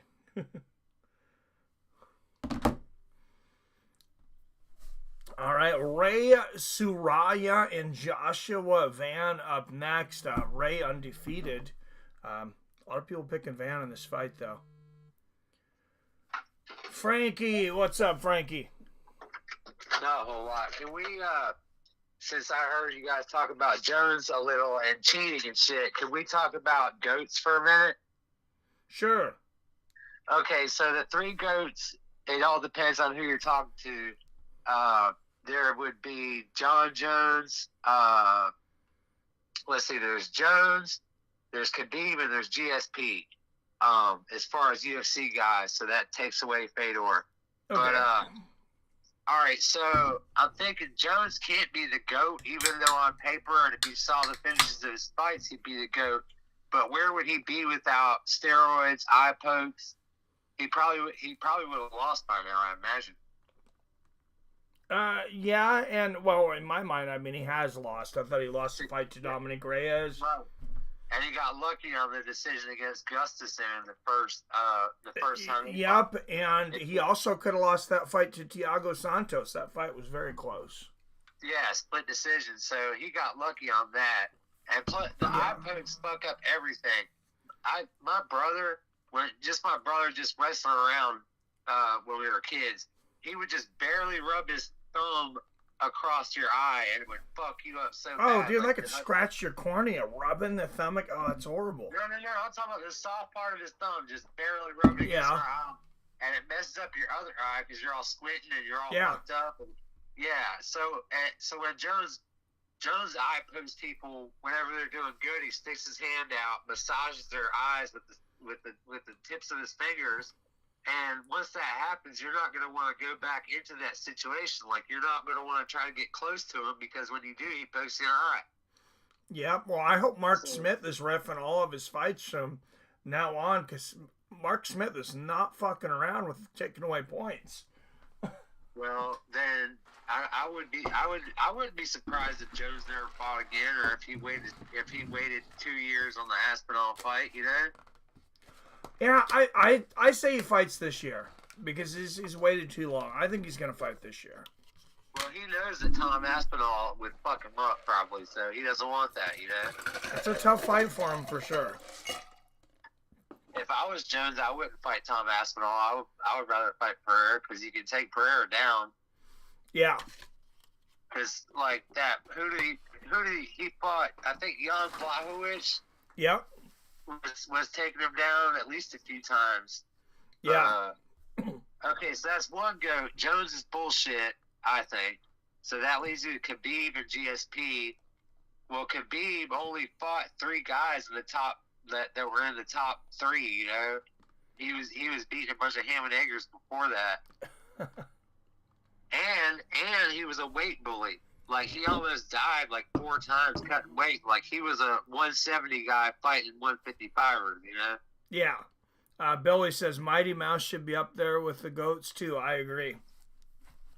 Well, yeah, Aldo, as champ for the longest time, he was whipping some serious ass for a long time. Jose Aldo? Yeah. And he was fucking him up. So I would say as far as GOATs go, see, the thing about Mighty Mouse is, let's say he's the GOAT. Well, there's not a lot of competition at 125. Like, there's not a lot of, you know what I mean? Yeah. Like, that's not a deep talent pool like it would be at 155 or 170. That's fair. So yeah, so I think that leads it to GSP. He got lucky again. He lost to Hendricks, but who hasn't lost a fight and got lucky on a decision? So I would say it would be GSP would be the GOAT of UFC, I think. That's a good pick. I like GSP for that. Yeah. Right. Well, so after these fights, can I call back? Absolutely. All right, you'll hear from me after the main event. All right, sounds good. Thank you, Frankie. Later on. Frankie Trezo, everybody. Billy says, UK guys just nuke their UFC careers sometimes. Paul Daly threw his career away too. Yes, he did. Now there will be at least one barn burner. Clouds, hope you feel better. Who's the guy? Kurosa Chimu is the guy who lives in Japan.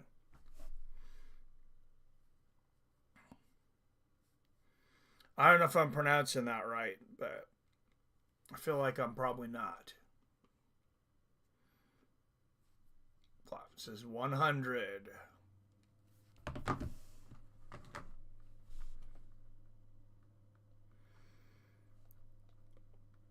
There's a poll I was going to put up a moment ago, and now I don't remember what it was.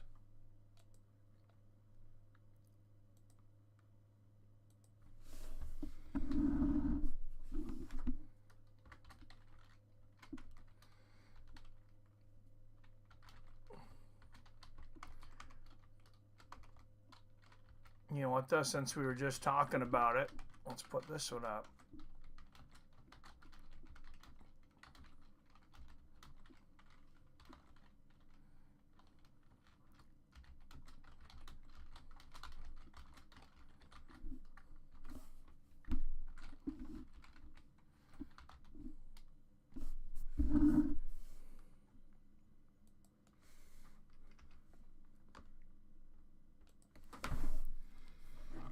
put this one up. Is Mighty Mouse a top 5 of all time in the UFC? CM Punk will always be the GOAT of the UFC. Well, yeah, he's definitely one of the GOATs, of course.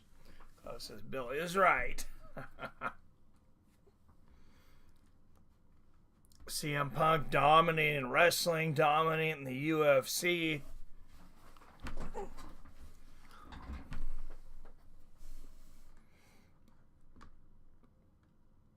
I heard Dana wants him for boxing now that he's doing that boxing league, but he can't afford him. CM Punk just draws too much money. What's up, iRock? Howdy, friend. All right, Ray Seruya and Joshua Van coming up. Seruya undefeated, but just 10 fights. Got a 50-50 on the Mighty Mouse poll now. Oh, 67% for yes. But a lot of people are picking Joshua Van this week. I mean, a lot of the insiders, a lot of the guys that really respect their opinion and stuff, are picking Joshua Van. I stayed away from this fight as a bet. Ray Seruya, he's the real deal. All of his fights might not have been official in the UFC, but I mean, he dominated through that Asia Road to the UFC series. Joshua Van, back-to-back wins. He's won 10 of his last 11. Highest significant strike rate in UFC history with almost 9 strikes a minute. Ray Seruya undefeated, 10-0, 15-2 takedown ratio. So this should be another great fight. We're starting to see a lot of really good fights from fighters we're just getting to know. Joshua Van, just a year older at 23 and 22 here. Seruya, the youngest fighter on the card. Seruya 1 inch taller at 5'6", and he'll have a 3-inch reach advantage at 68 inches. This fight in the flyweight division. Jair Gonzaga is moving to the Pac-12 conference next season. I did see that. That's interesting. We'll see if they're as dominant as they were. I don't think they will be. Out of the blue corner at plus 140 underdog out of Chiba, Japan. Undefeated at 10-0, Ray Seruya.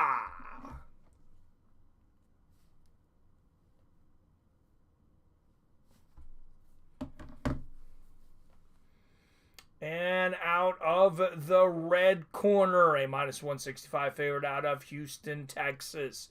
12 wins against 2 losses. 4-1 is a UFC favorite. Joshua Jumpin' My Van. That's not really his nickname, if you were curious. What's up, Brock Ellery in the house? I said no because it was at 135. He didn't do well. If he ever moved up after winning the 125 belt, yes. But there are easily 5 better. Jones, Cormier, Silva, St. Pierre, Khabib. Hey, those are all great names. That's the good thing about the GOAT conversation. Good and bad thing, I guess, is we can't really prove it. It's it's hypothetical. All right, round 1. I like that you have Silva in there, though. I have Anderson Silva in my top 5, too. Good left hand in the body there from Van. I also have Silva as the #1 striker in UFC history. Seruya shooting for a takedown. Van able to stop it pretty easily, though. And Seruya going for another one. You can see in the stats that he's 15-2 takedown ratio. He really likes to use that wrestling. Now, he's been doing it over in Japan. I just don't think they have the same kind of wrestling camps and things over there. And you see Joshua Van stuffed the first 2 attempts pretty easily. Good exchange of knees to the body. Seruya better be careful on the break of this clinch, because Van's known for landing good strikes out of the clinch. A couple of good knees to the body there from Seruya. Good job for Seruya, kind of just pushing him off and creating distance. Van definitely wants to keep this standing.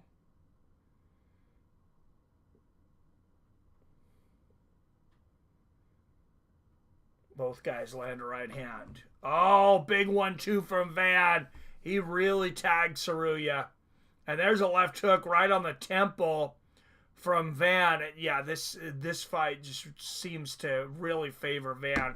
Oh, big right hook from Van. Seruya's hurt. Seruya going for another takedown, but Joshua Van's takedown defense has been on point so far. Sid was 125 and 35-pound champ, so he is in the discussion. It's very good, right? It's a very difficult debate. Well, hard to put them in a ranked order, to say it better, for sure. Tapurin Islam could soon push to be on the list. Islam's getting close. Tapuria, I'd like to see a little more, but the quality of opponents he's beaten, Volkanovski and Holloway. Oh, good counter left hook there from Van.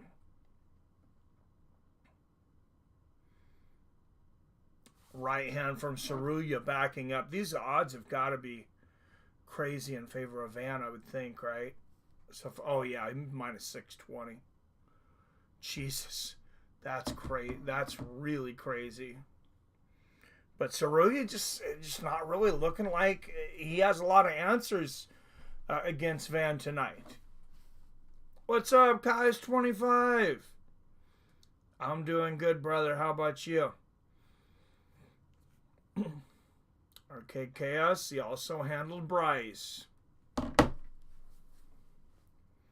Good right hand there from Seruya. And to Emmett. Yes, sir. That's true. Yeah, he's getting up. He's a very good fighter. I mean, undefeated, too. He's just had so few fights so far. Oh, there's a big right hand for Van, right on the button. The live bettors are just wishing Seruya would have a little bit of a moment to edge those odds. Because I would imagine if you can get Van at minus 250 right now, minus 200 or minus 250, I would take it.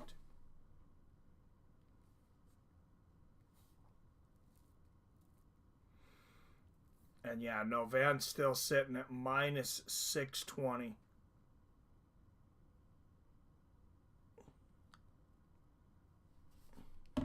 Oh, good right hand from Seruya. Oh, left hand on the chin from Van. And there's a steep kick to the body from Van, or right hook upstairs. Oh, head kick from Van, and Seruya finally gets his first takedown of the fight, but there's only 15 seconds left in the round. So not a lot of time to work here. And Van's already up.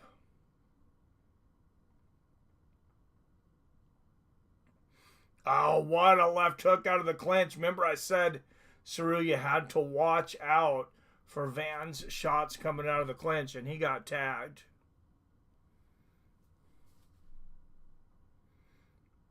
I don't complain. Nobody listens when I do. I still do, though. What's up, Kai? Excuse me, sir. What is this poll?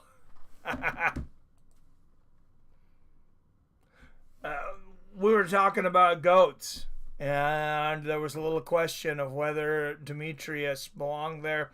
Obviously, this crowd thinks he does. 89%. I agree. Frankie's going to be the lone dissenter.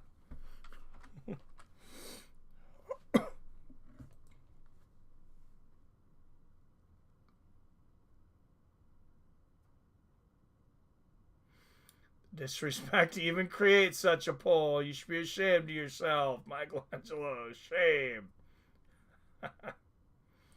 Seruya is a zombie. Alright. I was kind of just making a point to see how many people thought he was there. Arcade Chaos with the second super chat of the night. Thank you, sir. Seruya shooting for that takedown again. Van's been all over it, though. And Van gets a takedown for just a moment. Seruya just scraped his knees on the canvas, though. Just enough to call it a technical takedown. Good point. Well, Jason, with all due respect, what in the actual ass you talking about? Oh, DJ is the GOAT. No drugs, no tears, no excuses. Then Stipe, then Max, then Khabib. Good right hand there from Van. Yeah, that's a wild list, Jason. Jason's a wild boy.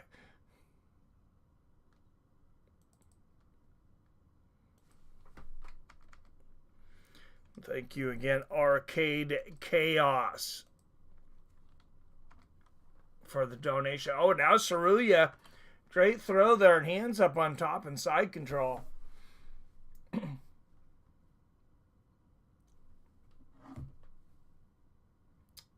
Please argue with that lineup. Argue with that non-steroid lineup.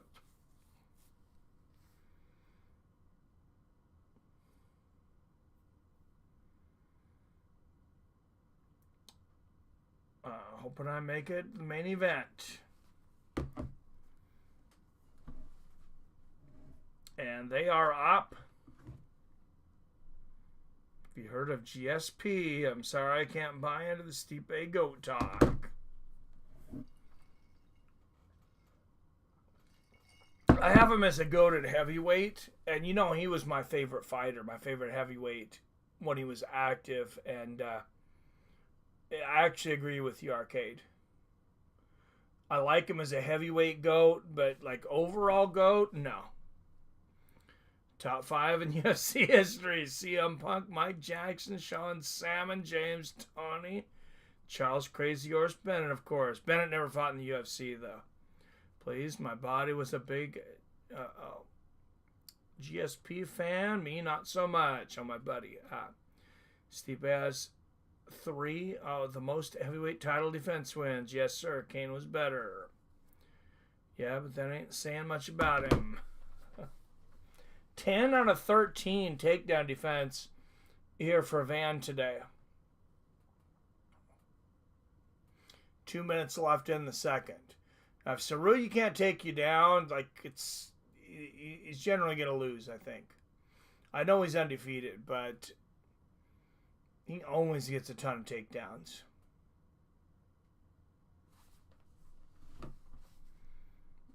Can't argue with Stipe over Kane, but I got Kane over Stipe personally. Stipe literally murdered how many people? Thank you, Billy's on it. Get that spammer out of here. Stipe won a bell running backwards. Oh, nice one too there from Seruya. Showing he's got some striking too. Solid left hand from Van. Oh, Van almost timed Seruya with the uppercut. He's lucky he was just fainting on that takedown. Good right hook from Van, and he stops another takedown attempt from Seruya. Kane's got a body, and JDS was close to a second.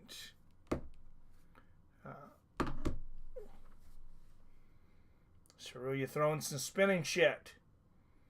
It does nothing. Oh, beautiful right hand there from Van. And there's a left hook from Van. Man, we are seeing so many potential up-and-comers today. 22 and 23-year-old right here.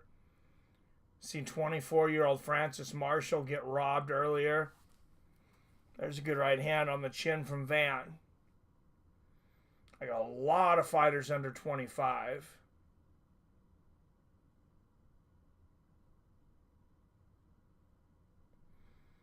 Good left hand again from Van.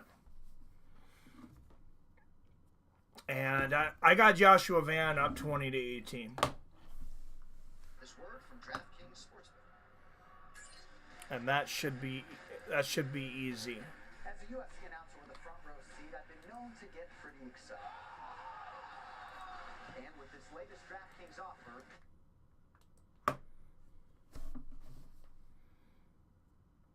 Who then? Tito. He's tasting those sour grapes. Tasting like a violin with these grapes. Y'all saving my life tonight. 100%. Not gonna lie. Well, good, Clavid. Yeah, we're here for you, buddy. That's what communities are for. Can't give the light heavyweight goat to DC or Jones. Stipe got eye poked on the side. He got KO'd on 40 seconds before the knockout. Who then? Tito. He's tasting those grapes. Oh, yeah. Nunez wins for women's GOAT, right, Wyatt? I guess, but it's still Val for life. Women's GOAT is Chael Sonnen. Not because he fights the women division, but they know GOAT when they see one. TJ Grant was on his way to being a GOAT. Dad, what happened? I agree, for real. We're social beings. We're not meant to be alone. For sure. Seruya shooting for another takedown there. And Van just pushes him over. He's like, please, get off my nuts. Get off my nuts, son. Good left hand there from Van. And the body kick.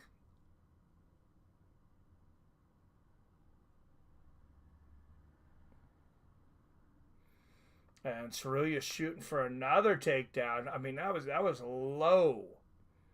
He was getting low. And another great takedown stop there from Van.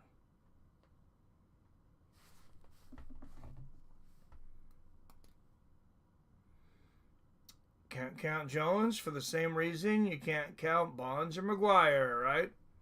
Question for everyone: who is the best fighter in their prime, aka open weight tourney, all in their prime? Who wins?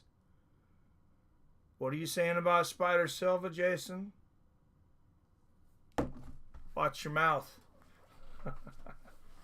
Oh, good uppercut in the left hand there from Seruya. I'm a Misha fan. It's arcade. Yeah, me too. Oh, good combination there from Van once again. And there's a right hook to the body. Van just beat Seruya up every single round tonight. Crow Cop in his prime was lethal. So was Fedor. Tough call, Wyatt. Best fighter ever in their prime, aka open weight tourney. Roids or no roids? Are we doing roids? Are we doing TRT? Are we all clean? That makes a big difference. Favorite all time, BJ Penn would win the tourney.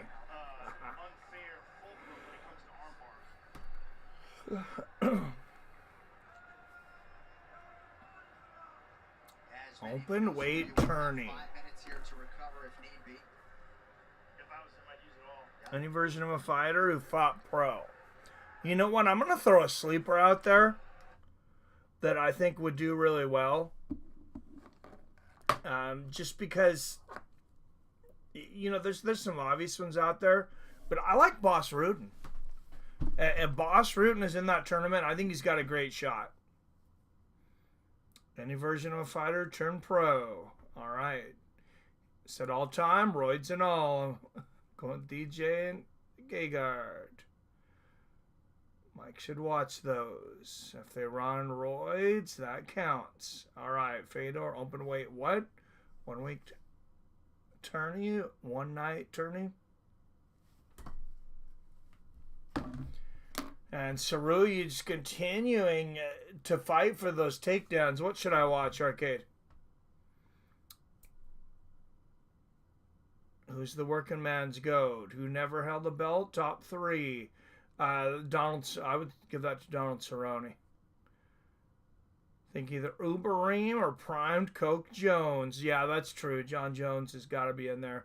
Teodoro Vitor would do well. I think he's too little, Billy. Boss is too small as well.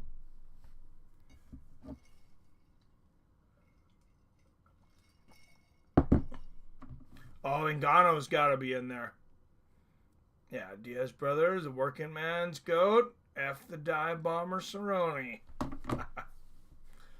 Yeah, he might have thrown a fight. I forget about that sometimes. Oh, good left hook from Seruya.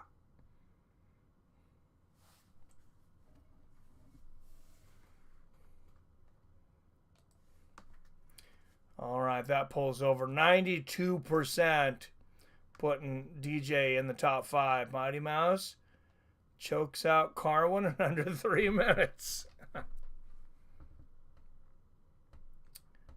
I picked to win is Bigfoot Silva by Giant Head. Oh, and those are in those first tournaments. Yeah, you got to remember, are we headbutts?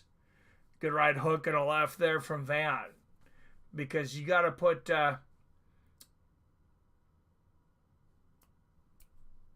what's his name? You got to put Mark Coleman in that conversation. Carmen has severe CTE and doesn't know which way is up. So right now, I agree, Jason. DJ via sub. Good steep kick to the body there from Van and a 1-2. He's just dominating tonight.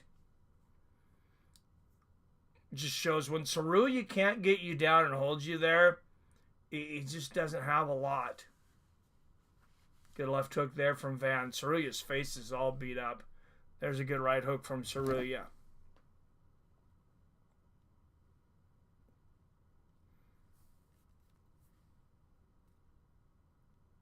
Oh, and another low blow there from Van. Did those toes get to the target there? Well, we're going to get a nice opportunity to take a look. Let's see the replay. No, that's a body kick. Yeah, and Jason Herzog's like, nope. That could have ended the fight. And he tried to say it was a low... And he might have thought it was a low blow. Some of those body shots can really hurt you. Oh, good left and a right hook there from Van. Van's pissed. He's like, you try to say that's a low blow, bitch? He just looked at the clock. He's like, I want to finish this.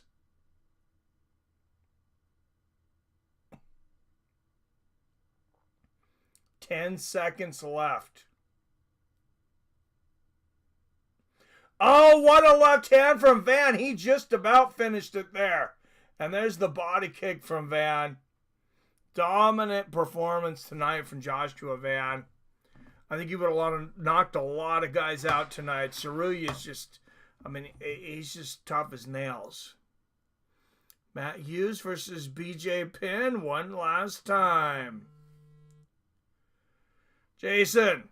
Fuck this bullshit double Dutch goddamn fight. I want a motherfucker to tell me who their better than fucking Stipe heavyweight goat is.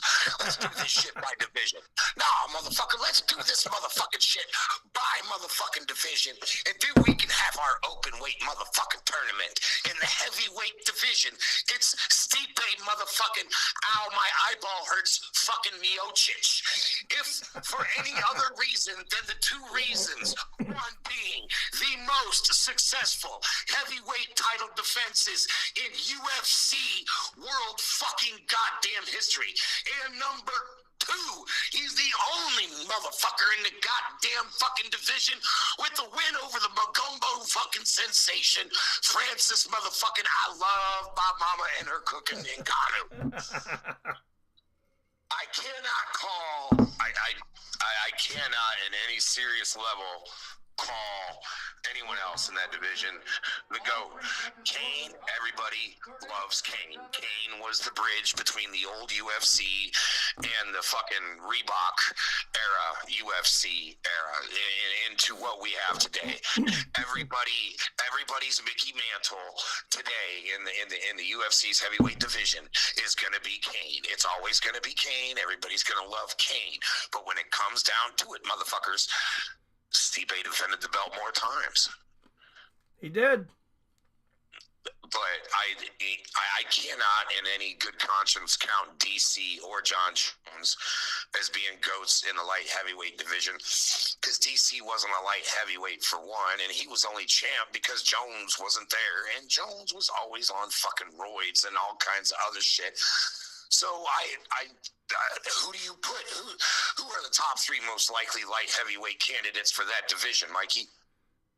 Top three? You mean in heavyweight? Light heavyweight. Oh, light heavyweight. Top three all time light heavyweight? Without, if you can't use John Jones or DC, use him. Oh, if I can't, why can't I use DC? Light heavyweight. Okay, but DC's going to be the obvious winner of that conversation, I think. Yeah, he's the best light heavyweight. If you got to take Jones out of there, light heavyweight, I think, yeah, he's got to be the best. And then, man, there just hasn't been very many good light.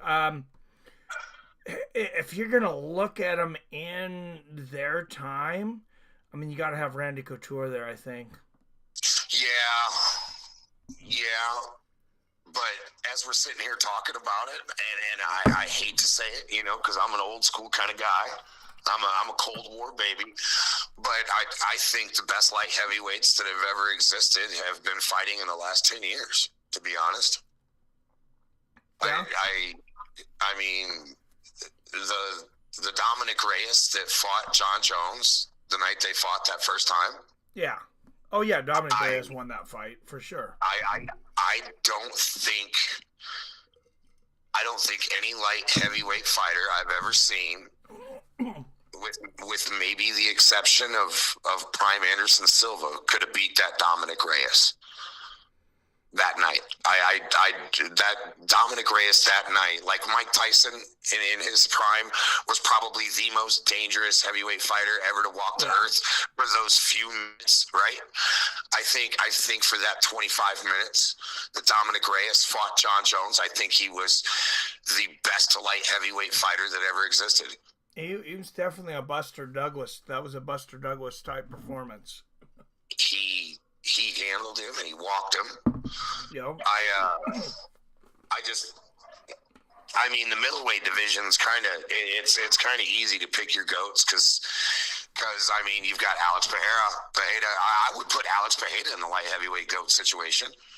I mean, yeah. You know, I mean, especially if he wins tonight. Prelims are over already? Oh my God, that flew by. Yeah. I didn't realize that was the last prelim fight. Holy shit. Yeah, I gotta work to get over to pay-per-view. All right. Yeah, Bobby Green's getting ready to walk out, man. It's going to be a beautiful night. Yes. So you got Randy Couture, DC. Who's number 3 light heavyweight? Might be Chuck. I mean, that was such a better light heavyweight time for light heavyweights with Chuck and Tito and Randy. And you're gonna put Chuck over Shogun? Oh, absolutely, absolutely. Oh, all right. I can feel that one. What are the guys saying? Oh, what did we see here? We had Wyatt say, Wyatt's wanting to call in. Okay. Can you conference the call? My Sports had the. No, I don't have a 3-way. I'm not set up for a 3-way right now. It's 2025, Mikey. I know. I'm just on my phone. I know. I'm operating in 2008 over here. Everything I do on stream, you could have done in 2008. Oh, motherfucker! I don't even know how to edit. I don't edit my shows. Yeah. I don't edit my shows. I don't add anything to them. I just whatever came on the sand disk. Yeah. That's what I. That's what I love about podcasts is it makes everyone upset. It makes everyone accept just raw footage. Yes. Because I don't want to have to go to editing class. How genius was that of Rogan? I mean, I know they have editing now, but how genius if that was Rogan to promote Oh, you guys want to see it raw. You don't want to see the editing. Yeah. Of course. Because editing's hard. Editing sucks. It is so time consuming. A friend of mine made a 90-second promo clip of a bunch of RPG kills he had on Call of Duty. He did this about 2 years ago. I said, how long did that take you? He said 3 hours. 3 hours for a 90-second fucking bang, bang, bang. Oh, jeez. You know what? I can't. I just realized I can do you, Wyatt, and me, but I really have to use the restroom first. So before this card starts. So I'll let you go for a minute. We'll jump on that later, though. Hey, we need Canada versus USA. We All need right. Shoresy versus Gretzky. We need this. All right. Sounds good. Later. Jason Kagan, everyone. I'm going to take a quick restroom break. But yes, we will have 3. I forgot that Wyatt was on Messenger, so that's easy.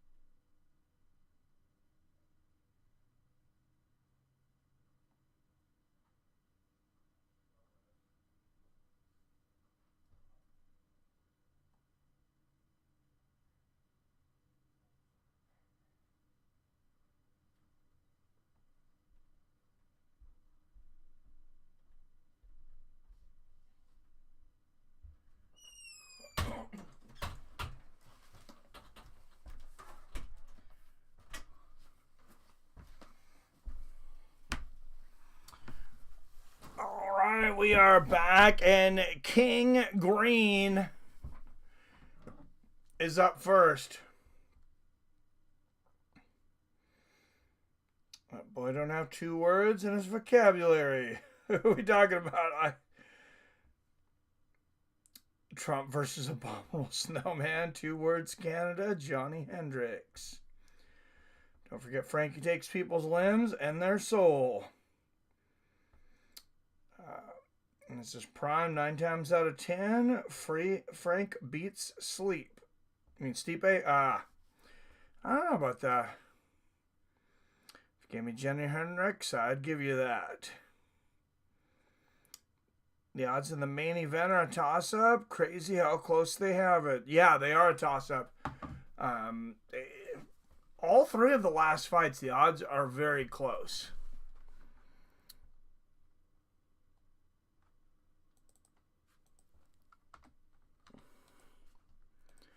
So let's get the next fighters up so we can get a poll going. Oh, yeah, because they had to cut 2 fights off. We only get 10 fights tonight. Just 5 on the entire prelims.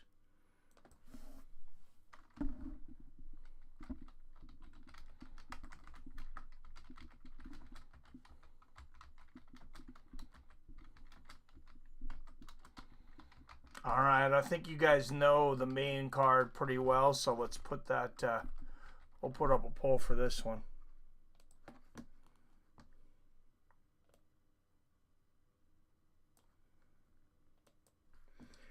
Justin Gaethje has entered the building. 13 performance awards in 13 UFC fights.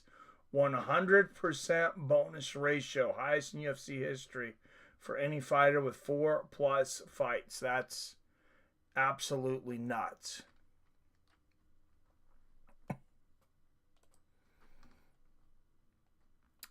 Weak ass pig rig argument. Oh. Let's see if Alex loses. Who will be the next star the UFC tries to mold into the face of the company? Hendricks can even beat diabetes. Oh, what did I miss? Billy says Robbie Lawler was better than Hendricks, and he wiped up a Canadian and Roy McDonald. So Team Lawler. See Herb give Poirier the people's elbow. That's funny. Weak ass rig argument. Did you see Big John Aldo the atomic knee drop after the Conor KO? What? No, I did not. And I quote, is there anyone in here who didn't think Hendricks beat GSP? Dana White 15 minutes after the robbery. But did he win, though?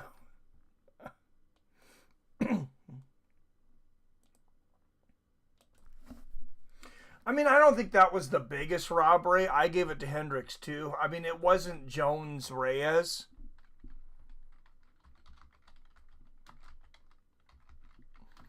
Let's get a pull up for the first main card fight of the night. Mauricio Duffy, a huge favorite against King Green tonight.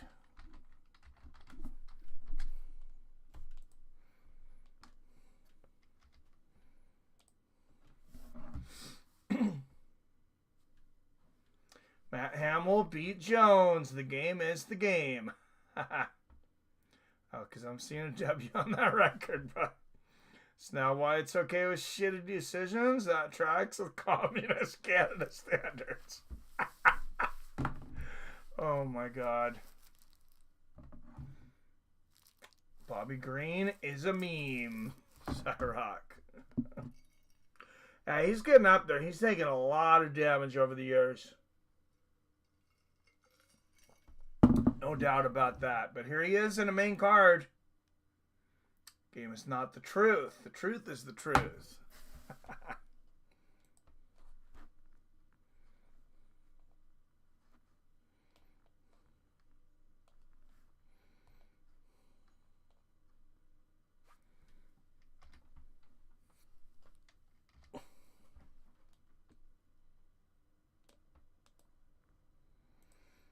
All right, what do we got so far? 67% for Mauricio Duffy. Got a few Green fans in there, though.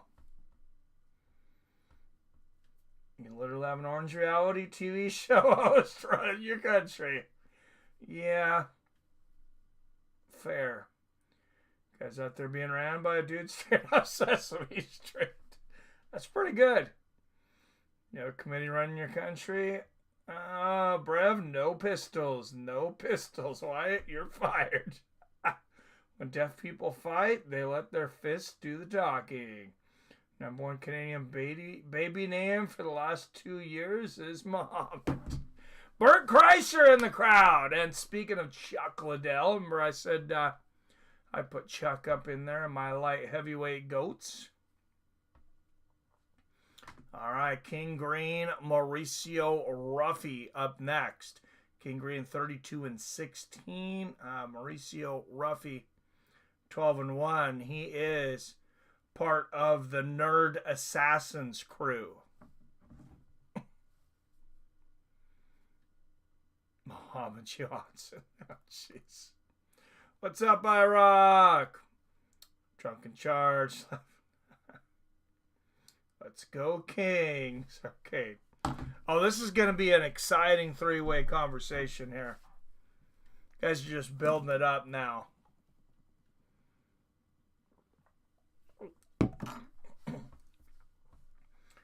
I imagine we can get that before the main event. Man, they're really taking some time before starting the first fight, huh? Or do they usually take that much time? 15 minutes? Seems like a bit longer than usual.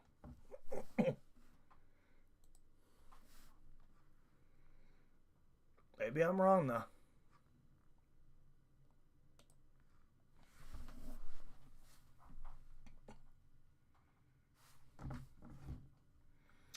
It's Jason and I out here working on World War III. All my North American, Canadian, native homies got huge nation checks to the Canadian government. I want a check. Can I get a check if I go to Canada now, Wyatt? I want a check.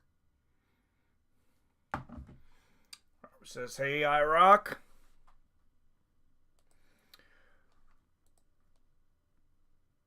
All right. Let's shout out our sponsors. You guys seeing the UFC offering this, but they don't need your money. I definitely need your money. I definitely need the money. I wouldn't be getting any money out of you. But DraftKings, deposit $5 to get $150 in bets. That's just absolutely insane. What more is there to say about that, except for the fact I got a shit ton of bets going on tonight. I got $1,200 on the line tonight, guys, so I'm going to be either really happy or really pissed.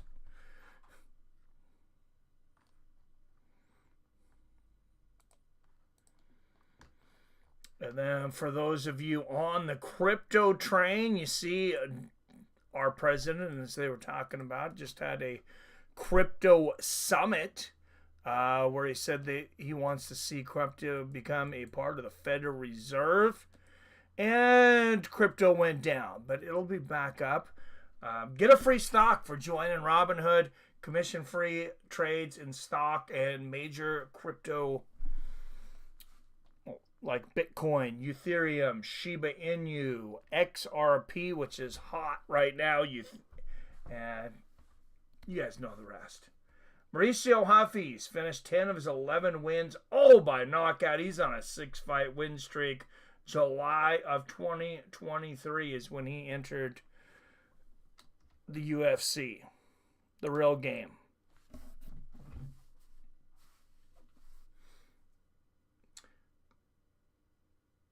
Why did God make farts smell? So deaf people can enjoy them too. Yes, sir.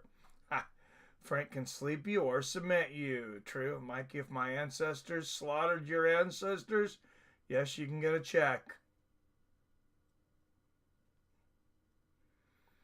Got my daughter's birthday number straight the other day.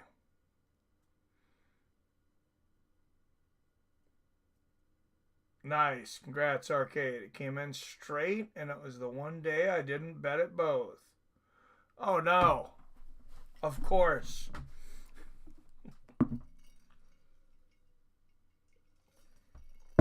There's King Gray, and he's throwing shit into the crowd. He's going to throw his jacket. Yeah, he gave somebody his jacket.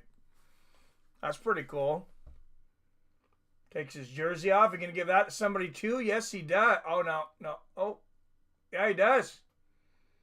Gives the jersey away. I hope this isn't his retirement fight. He's gonna wish he had all that shit. He gonna take his short off too? Throw somebody's cup? Dude, you still gotta fight, man. I don't gamble much. Yeah, I'm just a sports gambler. I don't gamble much either, do I, Wyatt?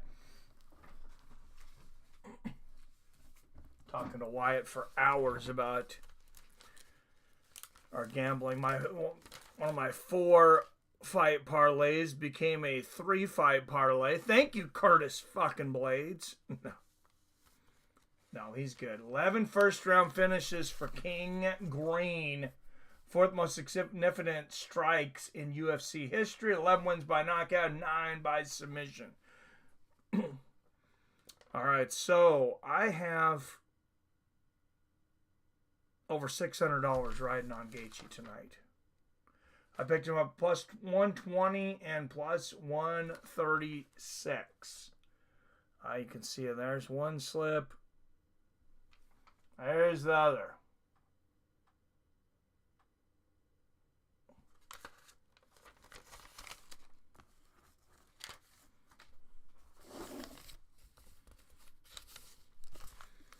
If you can read that, and then I got some money on Alex, $166 on him. All right, King Green, 10 years old at 38 years old. Mauricio Duffy, 1 inch taller at 5'11". He has a 4-inch reach advantage at 75 inches. These are just my single bets. Also got Jalin Turner defeating Bahamondes. I had Curtis Blaydes finishing in round 1 or 2, so that's going to be a refund. And then the rest are all parlays between my 4 favorite fighters on this card because for some reason I was just very confident in them. Told you not to do 4-team parlays. The universe approved my point. King Green looking like Oprah out here. That's true. That's pretty good. Throwing all everything into the crowd, and you get some merch, and you get some merch. Out of the blue corner, a -500 favorite out of Curitiba, Brazil. 11 wins against just 1 defeat. Mauricio Duffy. 10-year edge. 67% of the time, the younger fighter wins.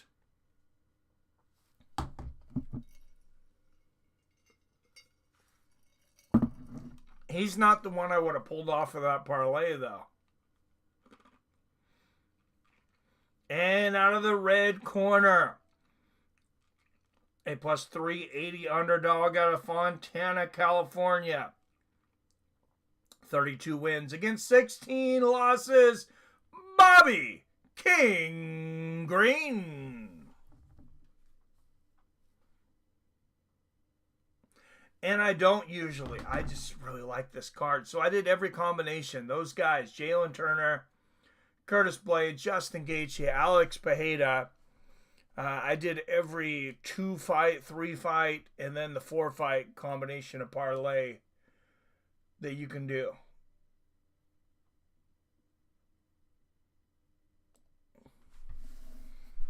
So $1,200 worth of bets tonight. Oh, Huffy immediately pushing Green back to the cage.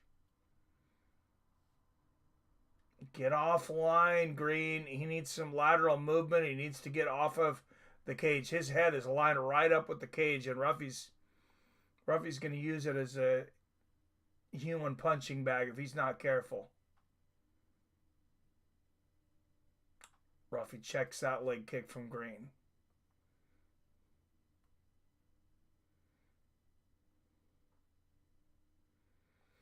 .38's starting to get a little old, too, to not have your hands up. The guys that always hold their hands down, when they get older, a lot of times you really see them get punished. Of course, Roy Jones Jr. in boxing, best example. Good counter right there from Ruffy. All right, 20 up in the chat. Don't forget to hit that like, hit subscribe, and share button. Good one, too, there from King Green. I feel like Ruffy's setting up a full... Oh, there's a big right hand down the pipe from Ruffy. Straight left on the temple. Good right hook from Green. Green's got power, though. Ruffy can't just completely discredit Green. He could get shocked.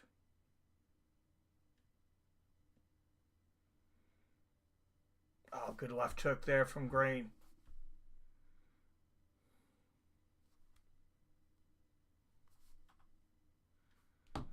Side kick to the knee there from Ruffy.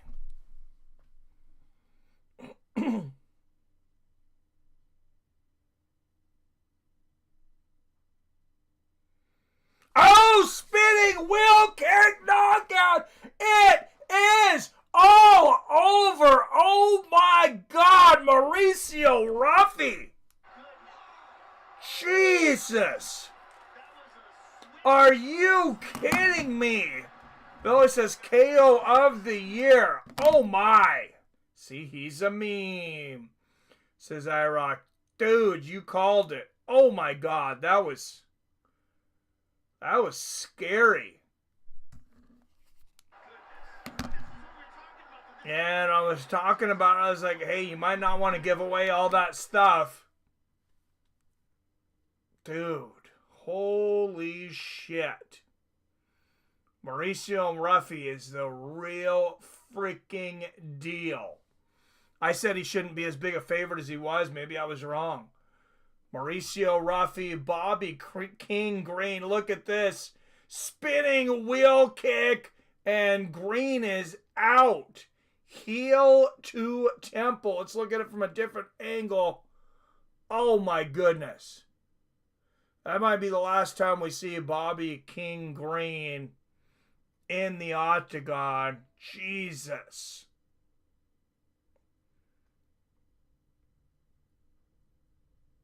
Oh, spinning wheel kick, knockout, Mauricio Duffy. One more angle. Oh, damn.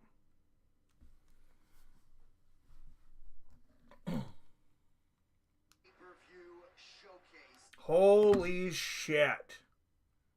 That was crazy. All right, I got to get a few of these. I got to get this up on Twitter, guys. That was nuts.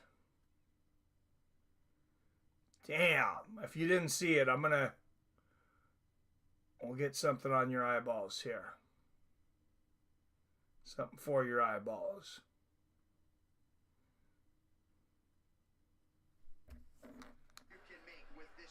And yeah, I think King Green, that might be it. He was taking everything off before. He might be taking the gloves off now. UFC history. All right, this official decision is brought to you by Nomadic. Visit nomadic.com/UFC for your chance to win 2 tickets and an all-expenses-paid trip to UFC 314 in Miami. Nomadic. Luggage built different. Here's Bruce.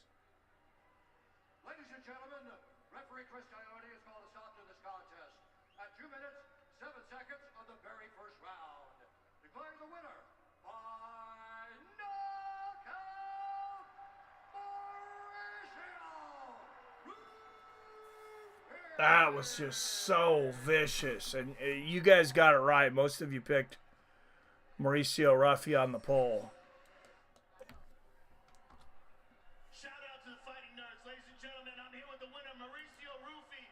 Oh no, I kept it up. You guys picked King Green. One of the most dynamic strikers. That's an L. And you showed it tonight with one of the most beautiful wheel kicks I've ever What were you seen guys thinking? I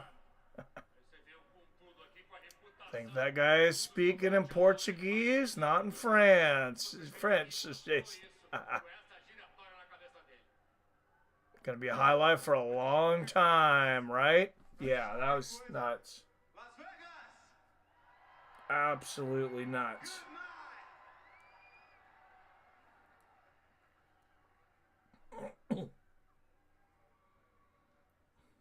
Toda glória para Jesus.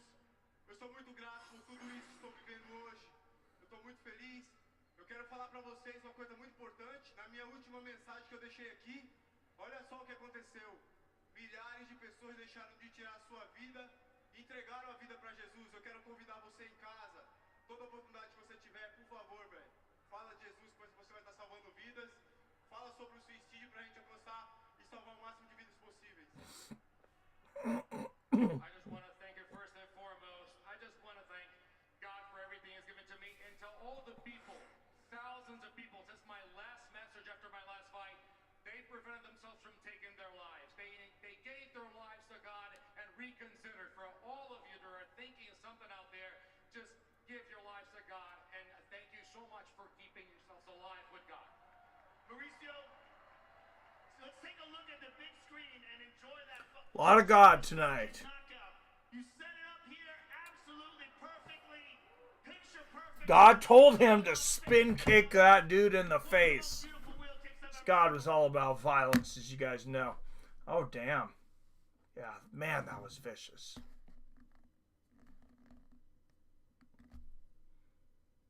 All right, let me share this in the chat. So those of you that didn't get to see it, get to see it.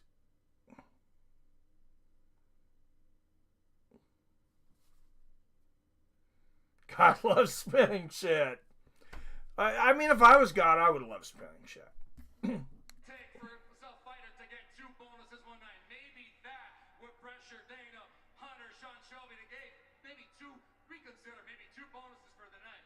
But let's talk about your future. Maybe 2 bonuses for the night, huh? This sets you up for a high-profile performance, or a high-profile opponent, rather. Do you have anybody in mind that you would like to face? Vamos falar do futuro. Depois de uma performance como essa, isso deixa você numa posição de negociar grande de oponente. Algum nome na cabeça? Alguém que você quer lutar? Absolutely. O que vocês acham? Las Vegas, me fala vocês. Mauricio Duffy versus Dariush, talvez um Fight Night. O que vocês acham? Hey, Las Vegas, absolutely. What do you think? Mauricio Duffy, Beneil Dariush, a fight night main event. What do you think? That sounds good to me. And he just, all right, he called out Beneil Dariush. Not, I mean, just starting his career. Not a bad call out for this point of his career, in my opinion. That was Japanese. Congratulations, sir. Fantastic performance. Mauricio Duffy, ladies and gentlemen. Mauricio Duffy, 12-1, 7 consecutive wins, and not a bad call out. Beneil Dariush, potentially a main event for Mauricio Duffy next. Congratulations to the budding Brazilian contender. All right, these celeb shots are brought to you by Assassin's Creed Shadows, coming March 20th. All right, we're also getting this up on YouTube, but it's short. And Max Crosby with a new 3-year contract from your Las Vegas Raiders. Also with us, longtime welterweight contender Stephen Wonderboy Thompson alongside his great father Ray, the bantamweight champion of the world. What a pop from Rob Wallace-Willie. And also with us tonight, Paddy Pimblett. Paddy Pimblett in the crowd. He's about to get his ass kicked by Michael Chandler. At least he better be. I got a lot of money on Chandler.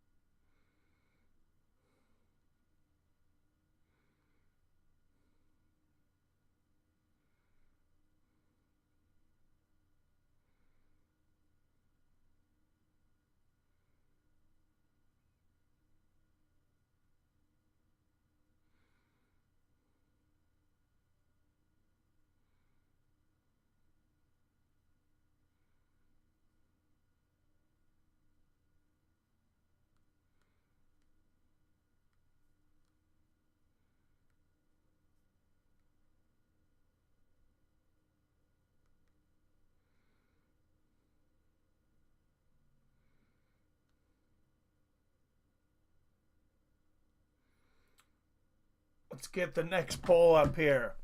What? I want Rampage versus Sonnen 2. Jason, what? Jason in a sport in Canada? The cables have turned. By paying taxes in America, I support Canada a lot. So can anyone else fill the anticipation for Rampage versus Shad 2, right? Why, you agree with me? Patty by submission over Chandler. You really think Patty's going to beat Michael Chandler? I really don't think so.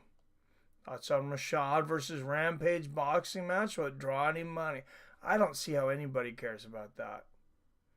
Jason, they're boxing in April. Diego Santos. Oh, no. Don't let Diego box. Can we please make a GoFundMe for him? I will gladly donate. I don't want to see that guy get hit in the head anymore. For God's sakes, Diego.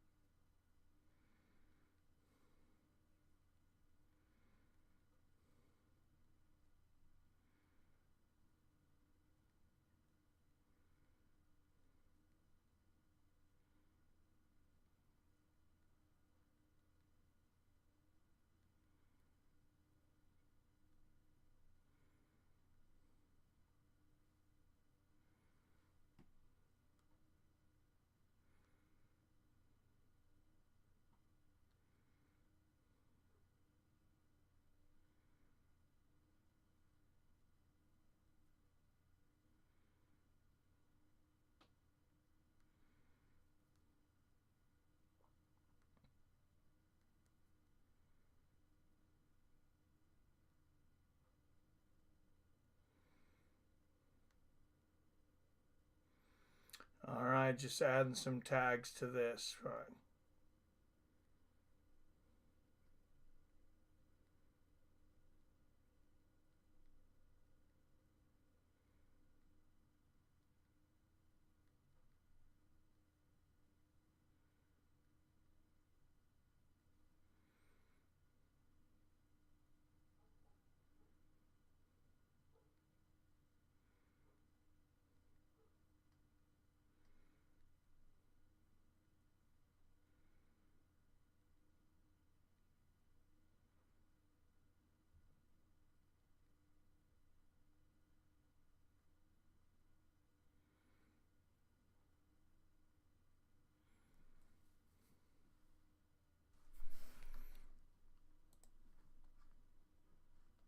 Let's go to the chat here. I was at the fight live, Cyrock. Nice. Oh, I need to back up here. I think Rashad will win in boxing.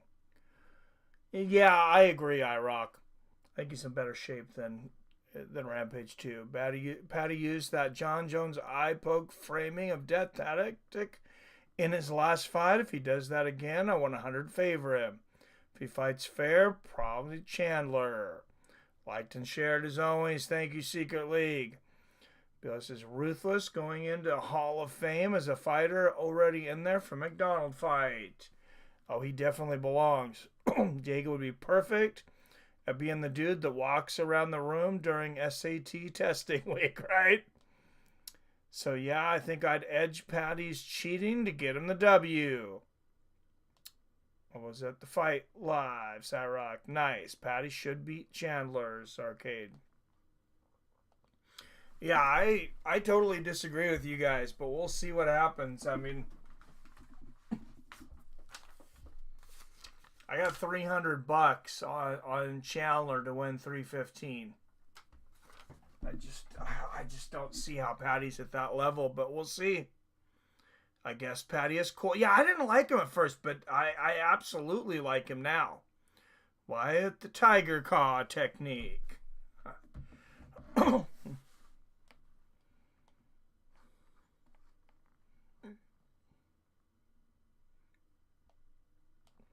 All right, 20 up in the chat. Don't forget to hit that like and share button. If you're not able to chat, it's because you just need to be subscribed for 1 minute. That's all I ask for is 1 minute to be subscribed, and then you can chat. And then please stay subscribed, though, of course. We are an independent podcast. So many of these podcasts, live fight reactions, and things on YouTube now. These guys are sponsored by big mega corporations, and they're ran by mega corporations. You think they're independent? No, I'm completely independent. Seems like, oh, what's up there? No more cocaine for me. It says, what's up there? And the first thing you say is, no more cocaine for me. God, I love this chat.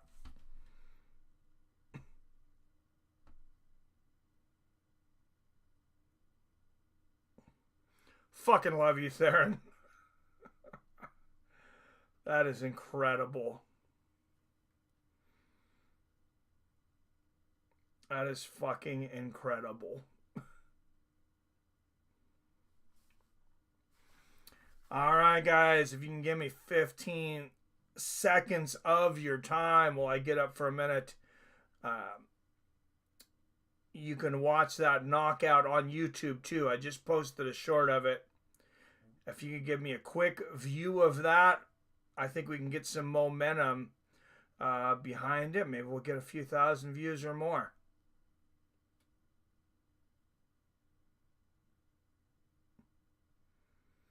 Yeah, I didn't like Patty at first, but he's grown on me. Like Patty from day one, just in case people don't know it. He took a pay cut to come in the UFC. He did.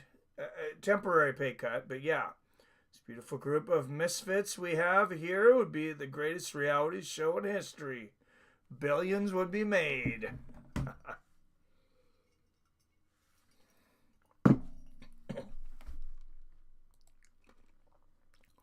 I think so. I think you're right, Billy.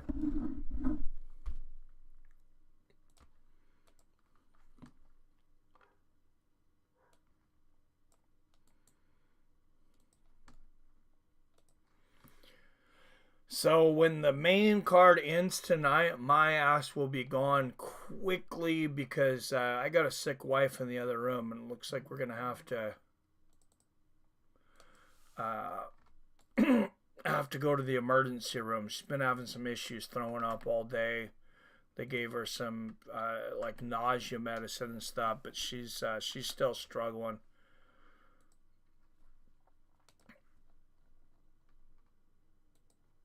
She's having some bad effects from eating last night. She had her gallbladder removed. Oh, I don't know, 3-4 months ago. We went to Outback last night. We thought we'd be okay. We split a Austin cheese fries and then she ate a steak and baked potato, and then she was throwing up before we left the restaurant, and she was throwing up all last night. It was not doing good. As much as I enjoy snorting other people's cocaine, it's just not recommended. Well, if you're going to snort, oh man, you got to watch out for that fentanyl too, man.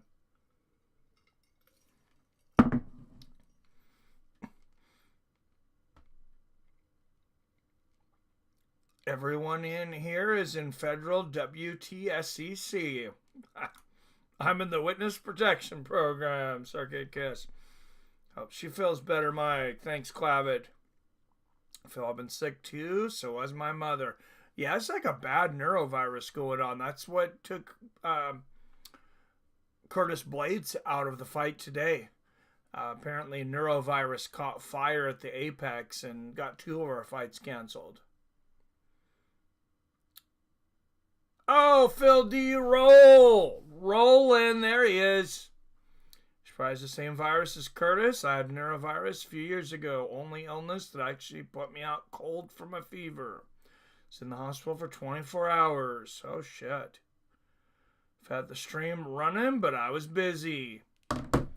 No, people were like, hey, where's Phil? That's why they mentioned it. They were just looking for you. I've been drinking too much water apparently today, guys. I'm going to take a real quick restroom break. Real quick.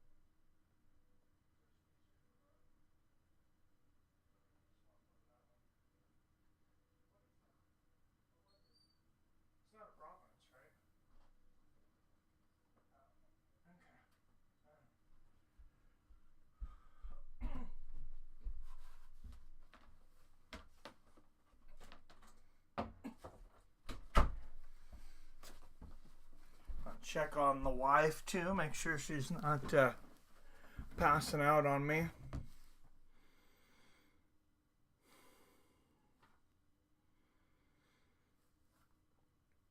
New guy had a parrot that would say, you dirty rats, Jason. That's pretty good.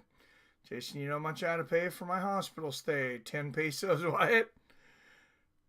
10 pesos shy of the pesos. Yeah, here it would be like $100,000 and all your pets. Something like that. Wyatt asked me how many hospital bills I paid in my life. Asked me how long I've had to wait for treatment. I've had $500,000 of surgery done to my left eye. Never paid a penny. All right, go ahead and listen. Oh, insurance. Yeah, literally never once paid a hospital bill ever, and my credit is tremendous. This fight coming up is not pulling me in. Bobby did not win secretly. Yeah, he got hit by a spinning wheel kick from hell. And you can watch that spinning wheel kick right there on Fights with Friends Shorts. Right here on YouTube.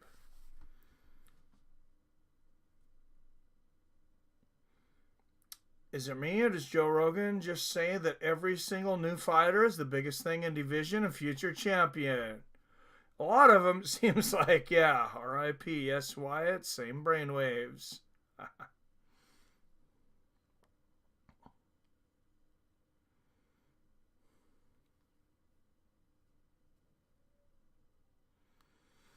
All right, thank you guys for the momentum on that short because I think we're all ready.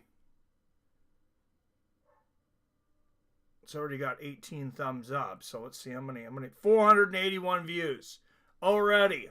Thank you guys. Man, yeah, I guess it was short enough. UFC's not pulling it down. Cross my fingers. Amanda Lemos, most knockdowns in UFC strawweight history with 6. Tied for second most finishes in strawweight history with 5. 7th highest significant. Why do we still have a division that nobody's finished a fight more than 5 times? And nobody's knocked somebody down more than 6? I mean, I'm not trying to hate here, but what are we doing? Like, really, what are we doing with that shit? Rogan is such a shills, PR. Money on Lemos. Rogan's just shallow what he once was as a commentator. Podcast is weak compared to 5-10 years back as well. Yes, it is. Bring back non-rich Rogan, right? Rogan just claps like a seal when Dana asks. And he's got as much fucking money as Dana, probably. All right, Amanda Lemos, 37 years old, 14 years older than Yasmin Lucindo. Lemos an inch taller at 5'4". Lucindo will have a 1-inch reach advantage at 66 inches. And I failed. I did not get the pull up. Okay, this is going to be like the quickest pull in the world ever if you are fast enough.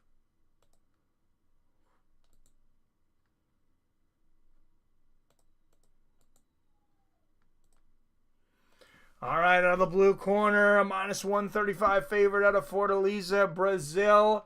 17-5, Yasmin Lucindo. All right, Lucindo Lemos. There you go. I got Lucinda, by the way. So if you make me the tiebreaker, that's where it's going.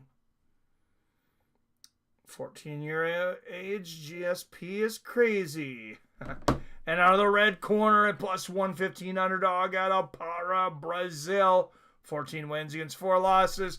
Presenting the number 5 ranked strawweight in the world, Amanda Lemos. She is only 2-4 as an underdog. Lemos is actually really legit, old or not. Lemos gets the W win via Las Vegas. Via not Viva. Still up Bisping for a randomly scream baby boy during a Yuri fight for no reason. Oh yeah, who doesn't love Michael Bisping these days? He's a wild man. All right, 21 in the chat. Let's go. Touch of gloves. And this quick-ass poll is going to have to be over. 75% for Lemos. Wow, 75% for Lemos? You guys, just another second. We can't keep the poll up once something major has happened, but yeah, I'm a bit surprised by that. Wow, Lucindo looks young. She looks like she's fucking 12. Oh, I didn't realize she was literally fighting a baby. Like, this girl's face looks like she's in middle school.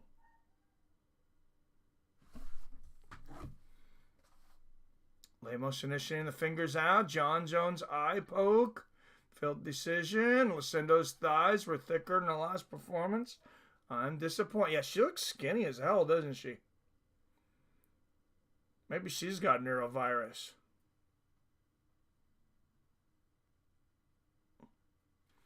And thank you, Phil, for the super chat. 4th donation of the night.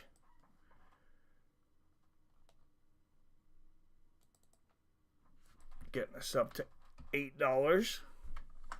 Phil D. rolling.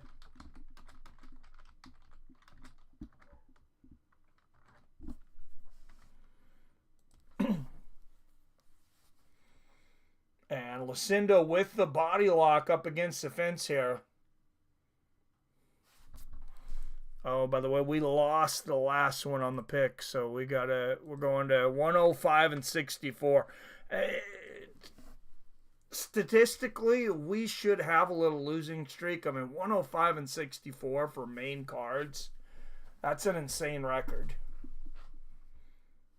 I mean, you guys were on the edge of 75% there for a while. Oh, nice right hook there from Lucinda. Oh, man, Lemos with the eye pokes. Jesus. Is Yasmin bleeding out of her eye? And Lemos gets the takedown. She's in Lucindo's guard now halfway through the first. Lucindo looks like the little Filipinos from the movie Boogie Nights lighting firecrackers. She looks like the little boy from the Philippines tonight. Oh, Lucindo looking for an armbar from the bottom. She's got a very aggressive... No, she didn't look like a boy, but she just looks so young. It's just throwing me off. Oh, good job by Lemos to neutralize the threat there and improve her position. Is she in half mount or full mount? She's damn close there. Oh no, she's still in half. She's in full guard now. Lucinda pulls full guard. I want to take down Sarah Huckabee Sanders. She's a 6 foot, 200 pound wonky eye. Gotta get some. So they had this fight on the main card, but Blaydes versus Rizvan, the Roid hand on prelims. Yeah, I seen that. I was like, what the freaking hell? This fight should have been on the early prelims, I thought. But what do I know? Why UFC has lost all integrity. It's about what's more exciting on paper as opposed to who deserves the ranking. Why one woman's fight on the main card is mandatory, it seems. Unless they're in Saudi.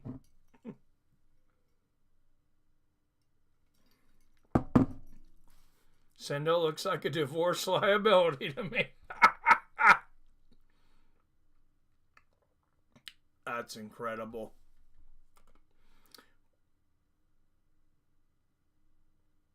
$100 PR. This ain't a Mackenzie Dern versus Paige Van Zandt. Focus on this main card for.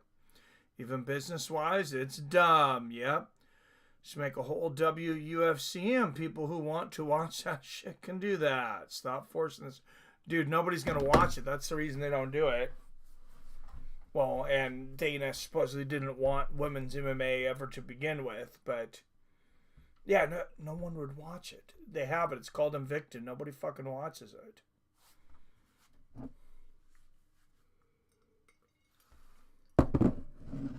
I want the women to be as successful as anybody, but exciting fights are exciting fights and boring fights are boring fights. I don't give a shit about gender. This is Hillary Clinton's favorite MMA fight ever. Because they both have short bull dyke haircuts. Oh, YouTube loves the term bull dyke, I'm sure. IROC wouldn't be profitable unless they made it all about sex appeal. That's true. Sex only sells.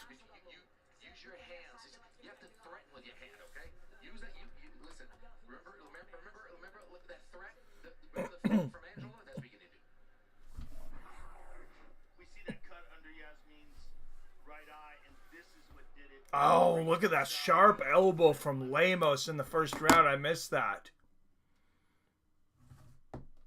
Beautiful elbow. Oh, no, they're going to have to stop the fight. Oh, I'm so disappointed. She's bleeding too much. No, you need to take a look at that, doctor. I think that's too bad for the fight to continue. No, this is a miscarriage of justice. Stop this fight immediately. All right, here we go. Shorter your hair is as a woman, the higher you are on the main card. Oh, nobody would watch it then? Angel Reese would bitch about that too. Don't get me started, Jason. She comes across as so entitled, right? Good left hand there from Lemos. Yeah, I like the other chick. Good push kick to the body from Lemos. I don't know why I'm drawing a blank on her now. But WNBA Rookie of the Year, probably already the best female basketball player of all time. Pulled catfish out of rivers that looked just like Reese. Oh my God. Therese looks like Jacinda Kerna's co-pilot in Star Wars. Only female I won't miss is Zhang. Oh, female fight. Yeah, Zhang's fun to watch for sure. Early women's MMA, they stopped at the Sign of Blood due to athletic commissions. Yep. Angel Reese is actually Peyton Manning and Oprah's secret love child. She must watch TV. That's assuming that Oprah had relations with a male, which I don't know that that's ever happened. I know she had a fake boyfriend, but I don't buy it.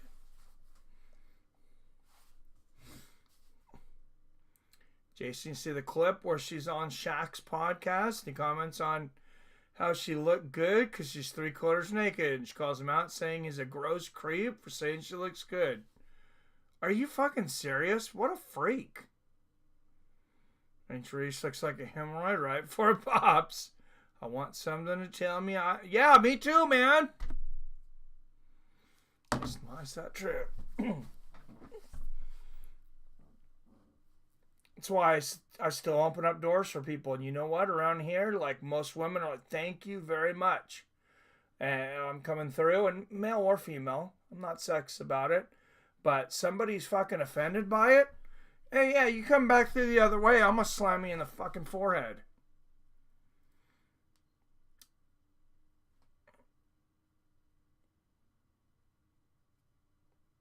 Jason, why is that true? Robert White, he looks good. Why me? I forget the UFC was still on. Man, this fight sucks. Yeah, there's better things to talk about than this fight, unfortunately. Lemos is, yeah, she's laming it up tonight. This is just a Lemos kind of fight. Like lame as fuck. This looks like Yeezy on Elon engineered and like Yeezy and Elon engineered an avatar alien. Kind of. You're the nice one of the group, Wyatt. Won't believe the rest of us. Rob.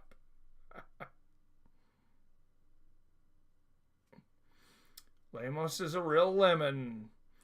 So what's up with all these politicians throwing up a salute lately? Has there been more of them? I know there was controversy about Elon, but I didn't see more. Now we're besmirching Lemos. Y'all are unreal. I'm the nice one. Wow, I feel misrepresented. You just can't give anyone a compliment anymore. Oh, and Lemos turns it around and the crowd is screaming, finish it, finish it, stop the fight. Oh, it was Lemos. That's terrifying. Lemos taking her hand and putting it right over the mouth of Lucindo. Lucindo's having flashbacks to when she had to do stepfather porn back a couple years ago. It's a thing? Oh my goodness. Really shouldn't look up the U.S. military's hand signal for ceasefire. Oh, Jesus, Jason, what a world we live in. Yeah, me and Wyatt were talking yesterday about how, like, are we in a simulation? Is God running everything and he's just super fucked up and has a really horrible sense of humor? Like, you just got to laugh about, you know, the way things happen today, except for death, of course. I'm not saying laugh about, like, death and genocide and things, but certainly part of life right now. PR says, oh, trust me, Jason, I know what's popping. Just find it funny that people are now waking up to it after it was there in their phase. I feel like the way of the early 90s is returning. The atom and the solar system, my theory shall be proven. Well, in the 90s, I felt in the 90s we were like the least racist. I feel like that was the least racist time in American history. I don't remember almost anyone caring about race or ever talking about it. I mean, YouTube's probably going to degrade this video because I said that we need to talk less about race. But why is it so important? We're in a South Park episode.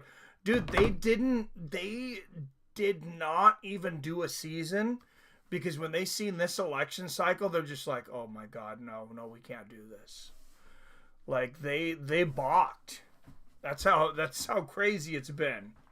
Yeah, it's definitely like a South Park episode, but I mean, there's rarely been peace in modern human history, and I'm talking like the last 10,000 years. It's always countries taking over other countries, and so God too busy to care about heathens? You don't know a shit. Lucindo has a Be Yourself tattoo on her chest. That's super gay. She probably is gay, so that's cool. She should have a tattoo on her that says Be Someone Else. Because we would like anyone else in this fight that can finish a fight and make it entertaining. I'll say one thing, the word asphyxiation was nowhere in the man's autopsy report, right? Is that like tattoo Japanese symbols here? Because I don't think she speaks English. Oh, that's hilarious. I didn't even think of that. Look, release GTA 6, and we are all good. Is that set to release soon? I need to play the newer GTAs. Like, I was into Vice City back in the day. I played a little bit of San Andreas, but I was kind of getting out of video games about that time because the age my kids were, and they're very addictive. If I find something I like, I'll want to spend all my time on it. This year in fall, Mike. Oh, beautiful. Beautiful. Good thing I'm about to lose my job. I can just play GTA 6 all day. No, I've just been working about 3 days a week, but I get paid damn good for the hours I work. And because of what I know. Not to like be bragging, but you know, I can run the business. I've ran the business before I sold mine, but now the guy I'm working for is also selling his business, so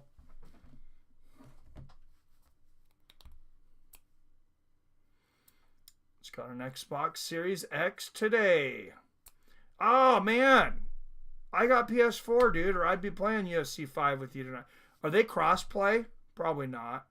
Oh no, UFC 5 isn't on PS4 anyway. It's only on 5. We're in a simulation. I want a refund because I got the Wish.com version of the simulation. Dude, everybody in here got... The best any of us got is like Kmart. Kmart Blue Light Special. I'm not trying to ignore this fight, guys, but there's literally not anything else to talk about. Lucindo's in top control, and Lemo can't get her off of her. That's about it. Oh, and Lemos escapes. Hey, and they're back to standing. And they're back on the ground. Yes, you can cross-play him. Oh, sweet. Mike, and we play. Oh, we need to play UFC 4. That's because I haven't reached out and done it. Yeah, let's get that. Let's do that next week. Yo, Phil, I don't think we can play UFC 4. So I'm on PS4. You're on Xbox. Oh, shit. Phil, try the new boxing game, Undisputed. It's pretty fun. Lots of new and older fighters. I was able to play. I played that a little bit on the demo. Not the demo. The beta. Because I got in on the beta testing. Hopefully it got a lot better. That's a good system, man. I had the PS5 and Series X. Mostly use my Series X. I've heard PS5 is like so powerful. It's like a $6,000 computer. Oh yeah, I gotta get that one too. Undisputed. IROC, you can't on UFC 4. Oh, that sucks. On the plus side, both fighters' skin looks tremendous. Because they never get beat up. Because they're in the women's strawweight division. Like, nobody even breaks a nail. Play UFC 4 every day, pretty much. Oh, damn, you're going to kick the shit out of me. I never play. I'm playing the Indians Jones game lately. Damn, Phil, man's got to be the best on earth. It's much better than the beta. Oh, good, because, yeah, the beta wasn't very good. I'm moderately good. Not at the ground game, though, yet. They just stopped the fight 9 seconds before the clock was up. Did they? Seriously? Oh, my God, the freaking clock guy probably fell asleep.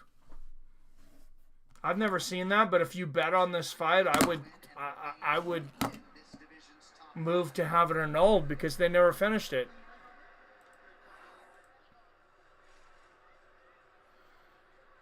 They ended it 9 seconds before. Did anybody else notice that? I've never seen that. Not that I can remember. That sounds like some like UFC 3 shit.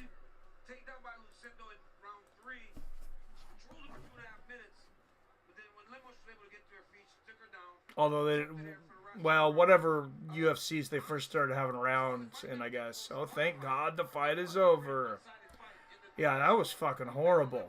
Yeah, I don't ever remember seeing that before, too. They were sick of watching fights. They ended it early, right? God made them just in the fight, Wyatt. Yeah, you have UFC. Oh, you have UFC 5. Breaking news, Lemos and Lendo released by UFC due to clearing out the arena. Dude, that's got to be one of the most miserable fights I've ever watched. I am so glad that I had you guys to talk with in chat because there was nothing going on. At least in Derek Lewis versus Ngannou, there was so much anticipation. Oh, we got a great fight coming up, though, I believe. Ladies and gentlemen, after 3 rounds, we go to the judges' scorecards for decision. All 3 judges score this contest 29-28 for the winner by unanimous decision, Amanda. All right, the old cat lady still gets another one. Still get it done at 37. And you guys picked it. UFC, she gets it done by unanimous decision. She was the plus 115 underdog. Double up your price if you had her by decision. Amanda Lemos plus 230. You guys picked it right. Mel Gibson in the crowd. Big fight fan. And Miss America in the crowd next to some super old dude. Maybe that was her grandpa. Colby Covington in the crowd. There's Kamaru Usman. When's Usman going to fight again? Seems like it's been forever. There's Volkanovski. He'll be taking on Diego Lopez in just about a month at UFC 314.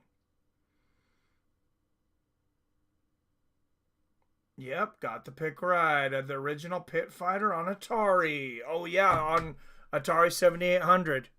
I was actually just playing. I wasn't playing that one, but I was playing whatever, like, the most modern version of it was. I think it was on the 32X. This is not a very good game.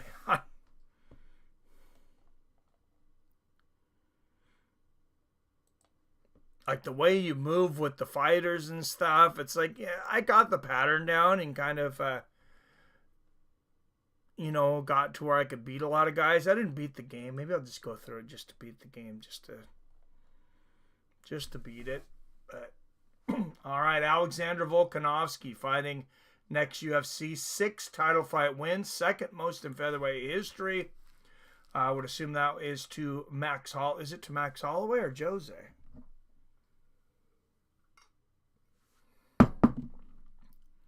I'm assuming it's got to be Max because Jose had so many of his defenses in WEC.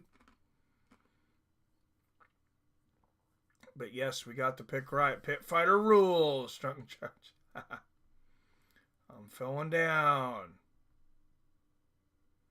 Well, hey, hopefully this next fight will get you up, man. Who cares? To save this 9 seconds of misery. Yes, sir. Lemos pumped after that performance. Dana gonna move her down in the rankings for that, right?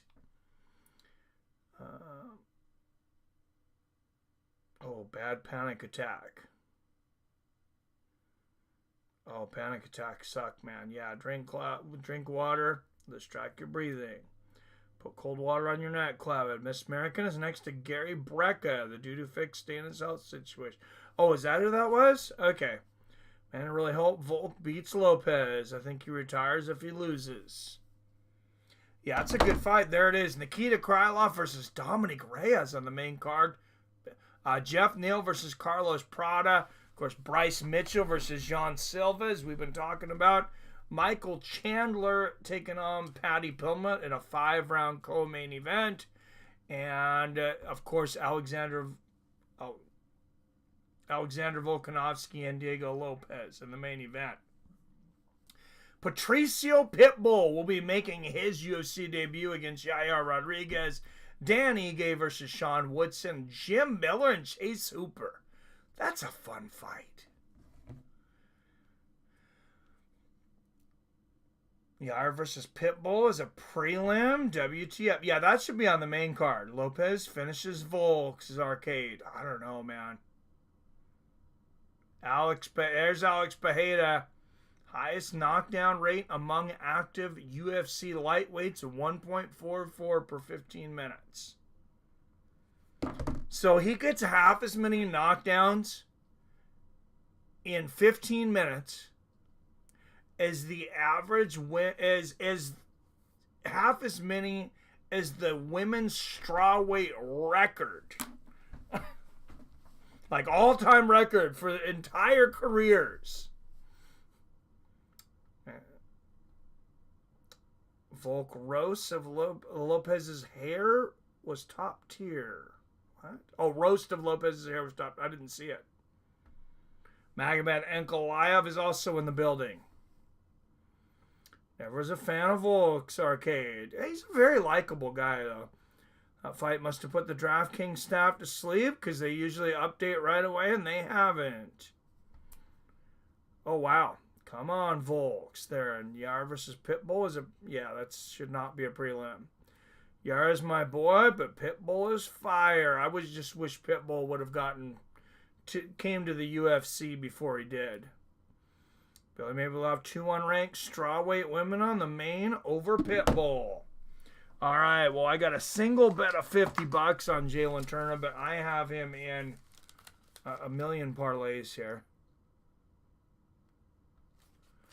Yeah, I got him in. It was a 4-fight parlay, which I'm usually against. Now it's a 3-fight parlay, but if Curtis Blaydes was fighting, it was $17.78 to win 200. I was like, yeah, I'm fairly confident in this.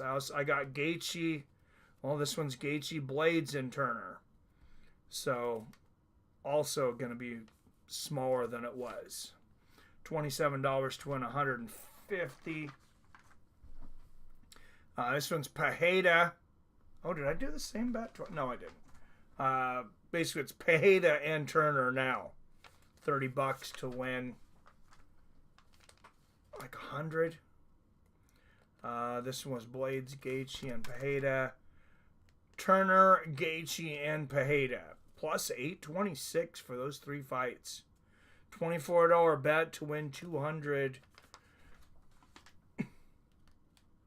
Then I got Jalin Turner versus Bahamondes and Alex Pereira to win by knockout, because just those 2 fights gives me a $100 win for a $23 bet. Turner and Pereira straight up. $34 bet to win 100.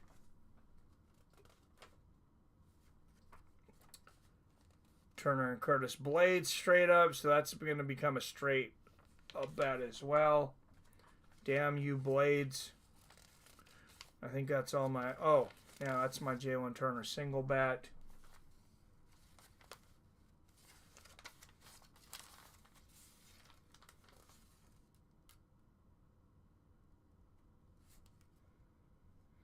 Okay, I put Jalin Turner apparently in way more parlays than I thought I had. He's in almost every single one. How did I do that? All right, you better win, Jalin. And I better put that poll up.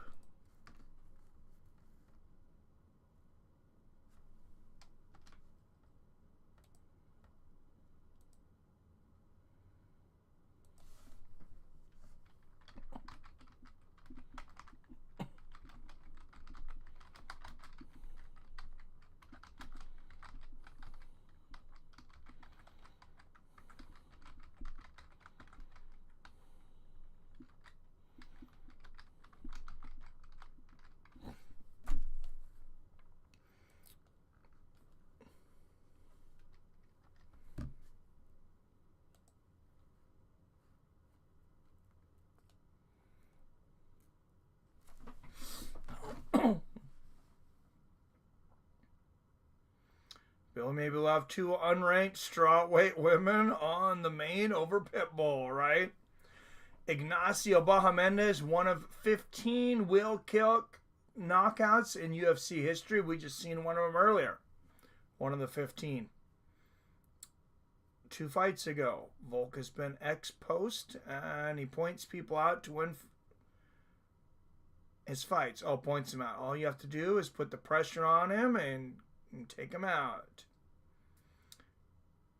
Magomed looks like Beto from the Chris Hansen show. Oh my God. Money on Turner. Me too, PR. Good luck, brother. Finally decided, Mike. I think Pereira wins. It was on the fence, and I am biased towards Alex with being objective.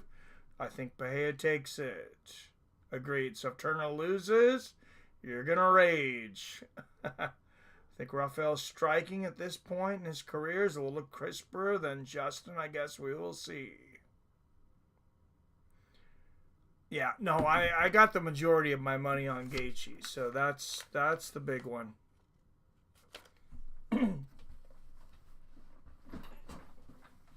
I went maybe a little bigger than I should have on Gaethje, but yeah.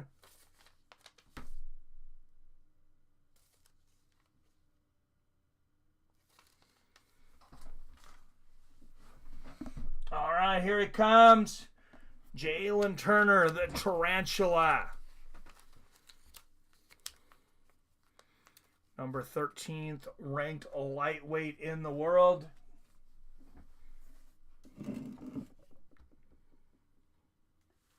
And this is a tough fight. I gotta admit, this is definitely a bit of a coin flip.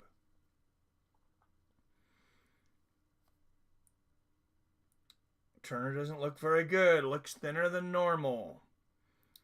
Definitely wouldn't bet this one. Hoping for Jalin, though. He's been unlucky. And is the more talented overall fighter here. Yeah, he does look a little skinny. Looks very muscular. 7-2 knockdown ratio. 4th highest knockdown rate among active lightweights. 0.98 per 15 minutes. Came to us from Dana White Contender Series Season 2 in 2018. Contender Series has been around all the way since 2017. That's crazy. And Wyatt Matheson, he's on it. Get the spammers out of here. Lucinda was the favorite going into the last fight, wasn't she? I think Lemos was just a slight favorite.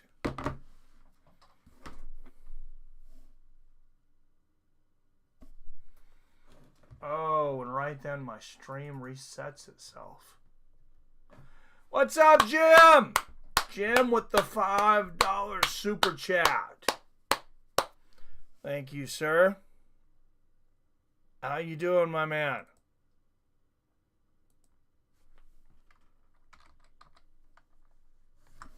I made my verdict picks this week, but like everything's all screwed up over there. All right, Jalin Turner, 2 years older at 29. Both men, 6'3". They're tied for the tallest active lightweights. Turner will have a 1.5-inch reach at 77 inches. Bahamondes comes in a slight favorite at -135. Jalin Turner plus 115 on the dog money. Yo, Jim, welcome, my man. Mike, did you add Lemos to the win tally? Yes, sir. Win 106. Doing good, Mike. Good stuff.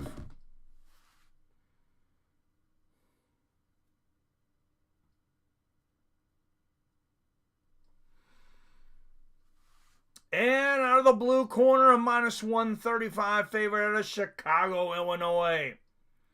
16 wins against 5 losses. 3-1 is a UFC favorite, Ignacia Bahamondes.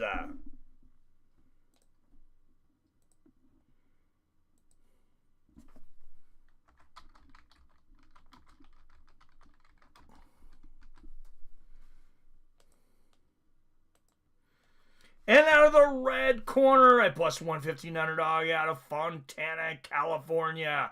14 wins against 8 losses, 1-2 is a UFC underdog. Presenting the number 13th ranked lightweight in the world, Jalin, the Tarantula Turner.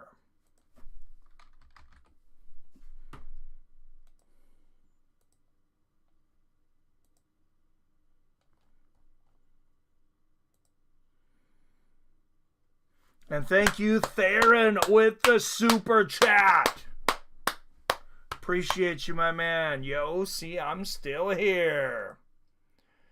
Yes, sir, I see that. Thank you very much, Theron. Oh, man, this is wild out of the gate. Knee to the head there from Turner. Much different than the last fight. There's a left hand to the chest from Jalin.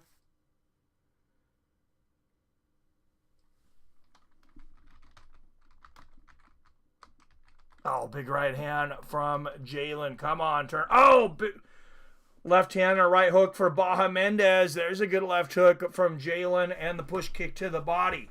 Oh, Bahamondes up with the face kick. Barely misses. Turner moving forward. 4:20 left in the first. Good low leg kick from Bahamondes. There's a combination from Turner, and Bahamondes goes for the takedown. Turner ends up on top. Oh, and Turner in full mount. Come on, Jalin. Win me my money, buddy. Diddle-dee-doo. I watched The Running Man last night on YouTube for free. What a great movie. Yeah, I've noticed they've had some good movies up there for free. Anybody watch that Pink Floyd The Wall movie? I noticed that. I've been wanting to watch that forever, but I didn't want to pay for it. Because I'm stubborn. We pay for so many streaming services. Good elbow from the top and a left hook from Jalin. But it's free on YouTube now, so I'm going to watch it. All right, Jalin in the guard of Bahamondes. Couple of nasty elbows coming down from Ignacio.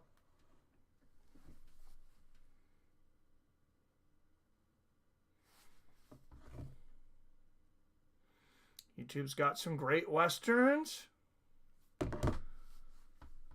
Oh, big elbows from the bottom from Bahamondes. Jesus.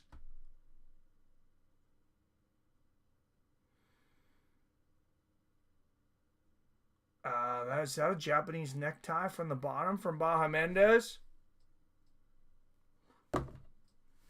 Oh, he's got an... Yeah, Bahamondes got an arm bar. Are you serious, Jason? Oh, shit.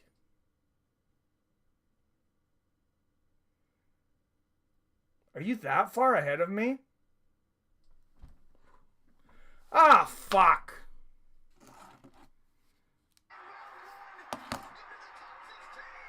God damn it.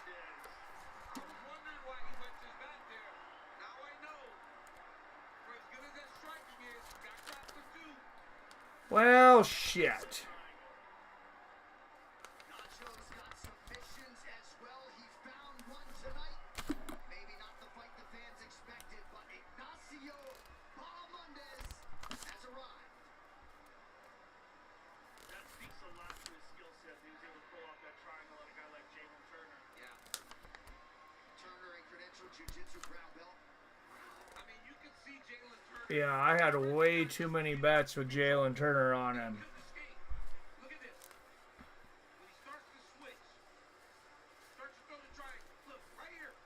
Come on, Gaethje. That's the grip problem on this. His ability to keep him tight. Now, it's too late. There was a moment there for Jalin Turner to submit or get out, but he couldn't.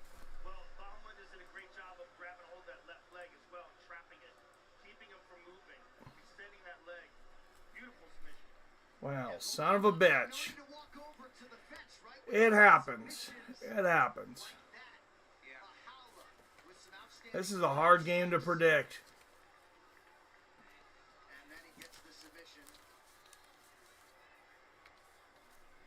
Yeah, I lost too much on that fight. Ouch.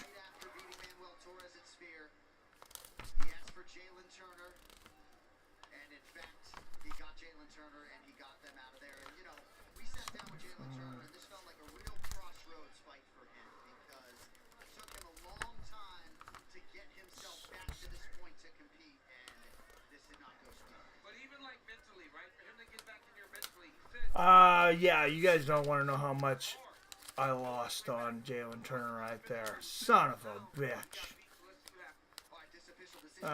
One of the only ones, I guess. You should have had you by 2 minutes, yeah. Wait till your wife till tomorrow. I don't know why, but I got weird feelings for the main events. They're so close, man. There's like so many things could happen.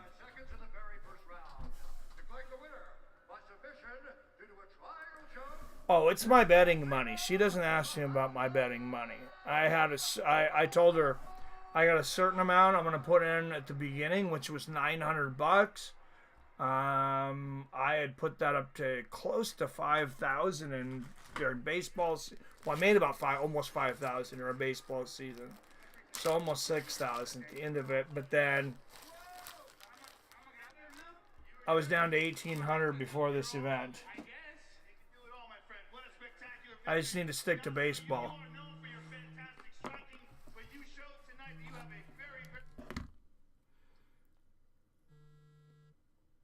God damn it, Jason. Lost my money. Sorry, Mikey. That happens. Do you remember when Buster beat Mikey? Oh, yeah. I don't know how much money my stepfather put on that fight, but what I do know is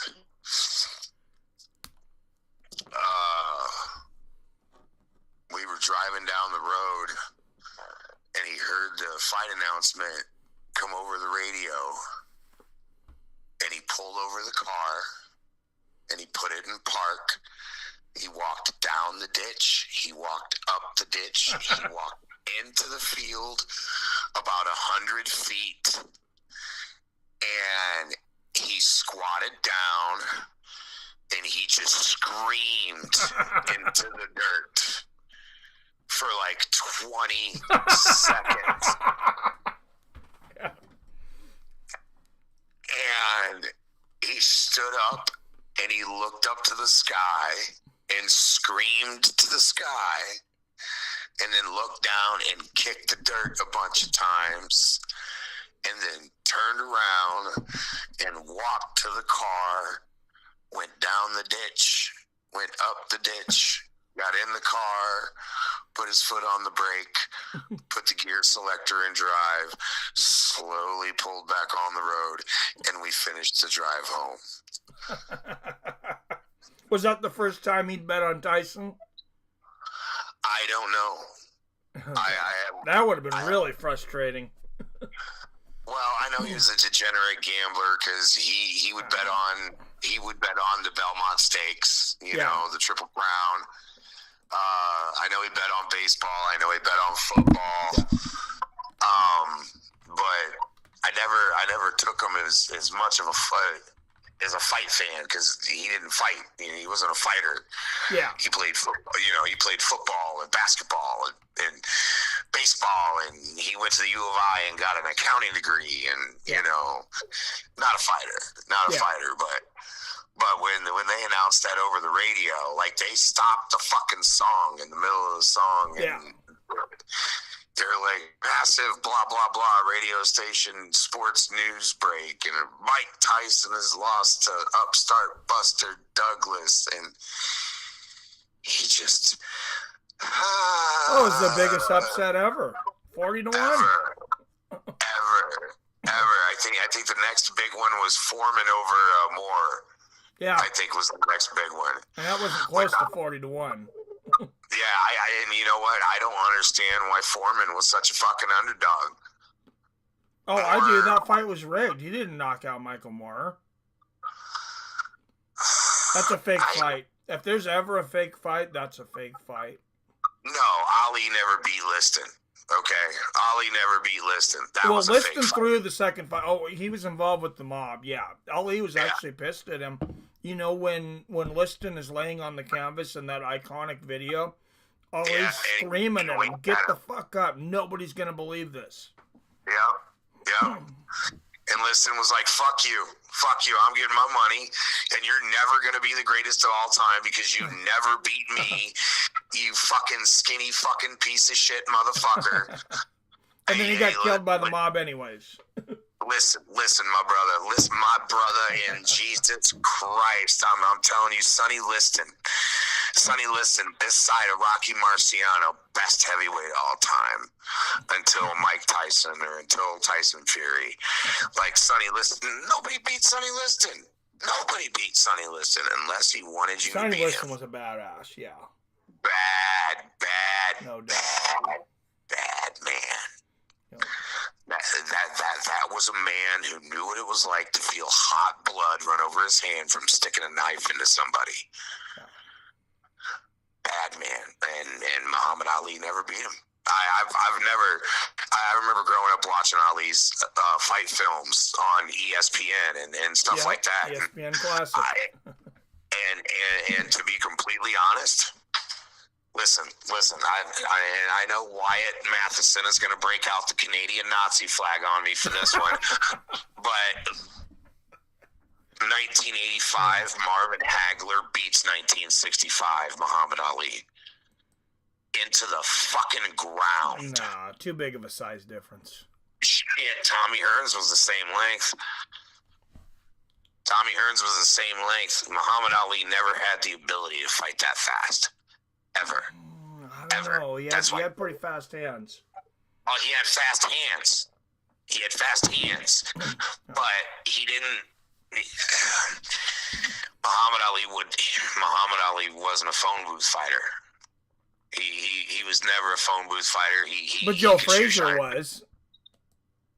Yeah. I mean, he fought phone booth with Frazier, which was stupid because he had such a height advantage. But he fought in the phone booth a little bit with him.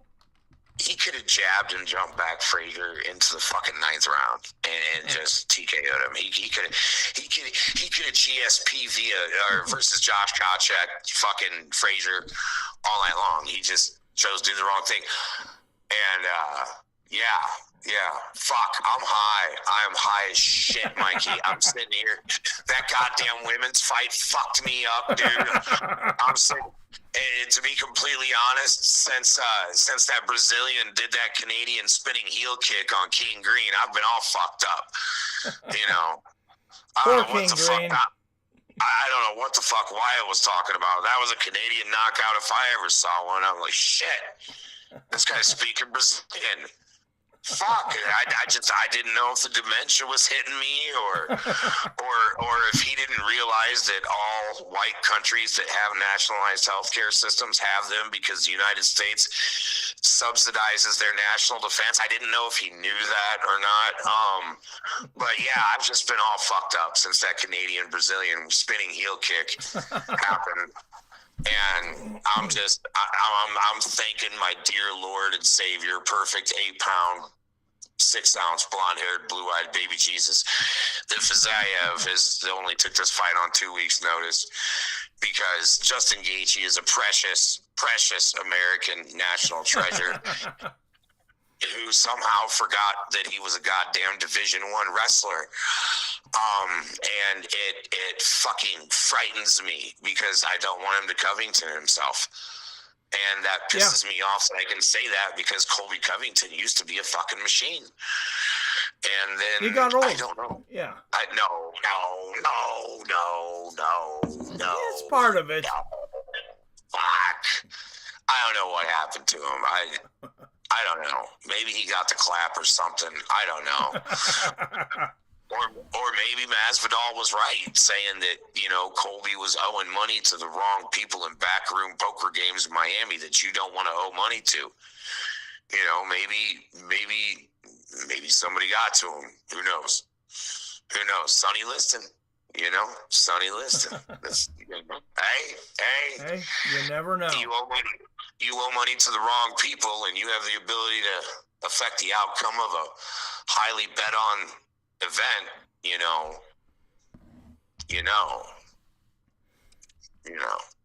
Anyways, we're getting ready to get into that fight. All right, after this co-main event, before the main, we'll have you and Wyatt call in then, because otherwise I won't have time. All right. If you're still conscious. I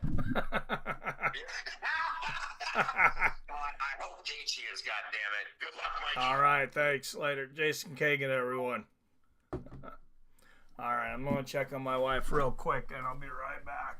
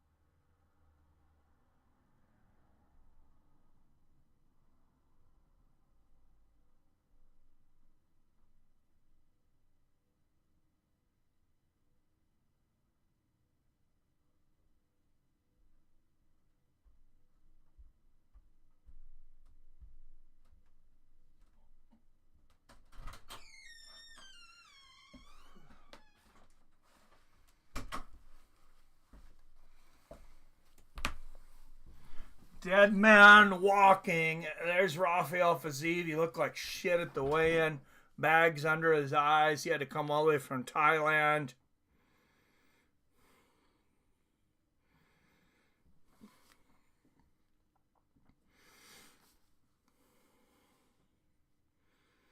If Gaethje loses this fight, I'm done betting until baseball season.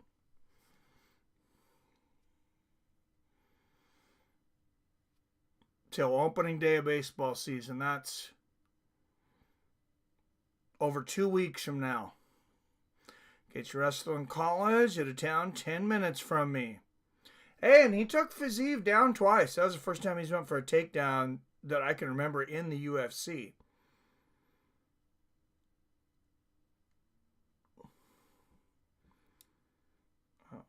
God, I hope Gaethje's chin holds up. Me and you both, Billy. Hoping Justin goes out there, gets an early knockout without getting hurt. Co-main is such a 50-50 fight. Rafael's the better striker. Gaethje has the better cardio and game planning. Liston was a maniac. Absolutely, Phil. Jake Paul can take Ali. Right? I gotta go with my head for Zeeves. Just like when I called Justin knocking out Barboza in the first round, I feel something weird about this fight. Hope I'm wrong. Well, weird will be Justin getting the knockout because Fiziev is the favorite, right? 8 first-round finishes, Rafael Fiziev. 8 wins by knockout. 4th most significant body strikes in a lightweight fight. That was versus Justin Gaethje in their fight. In March of... Wow, that fight was 2 years ago? I did not realize that fight was 2 years ago. I thought it was like a year ago. Now remember, Rafael Fiziev also coming off of a torn ACL. This is his first fight off a torn ACL. I'm assuming bad weight cut from the bags under his eyes. He's not that old. Hopefully he's got chlamydia too or something else that's going to zap his system.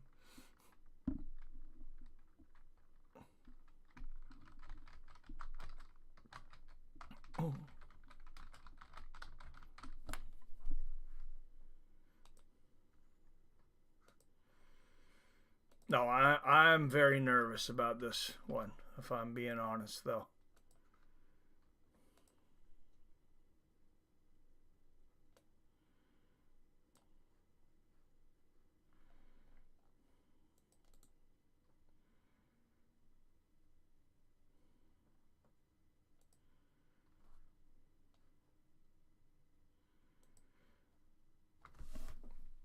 All right, and here comes the highlight.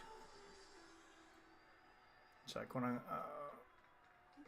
predict Justin's channel will be greatly diminished post-Max fight. Well, he took a year off. He's been doing a bunch of golfing. Yeah, I guess that's the only real investment I have is Mike's financial. Don't really care either way. Like to see Justin win, though. Olive Akbar. Jesus. Jason. Definitely see a bonus coming. That Chandler Pimlet fight. Yeah, that should be a good fight. Good thing baseball starts in 3 weeks. Yes, sir. Who won? Chandler? Who won better? That fight's not till next month, right? UFC 314. Yep. Who's the time bender now? Theron is watching UFC 314. Yes, sir. Still confident, Mike. I think Fiziev can outstrike him. Close one. But I'm going Rafael. I don't know, man. I don't know.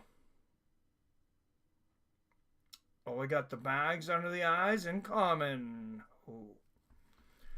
Hope so, Phil. I'm pretty fucking high myself, says Phil. Theron Nelson, let's go Chama. Chama. Did someone say hi? I need this. I need Justin to win this because I can't get high after this. I got to go take my wife to the hospital.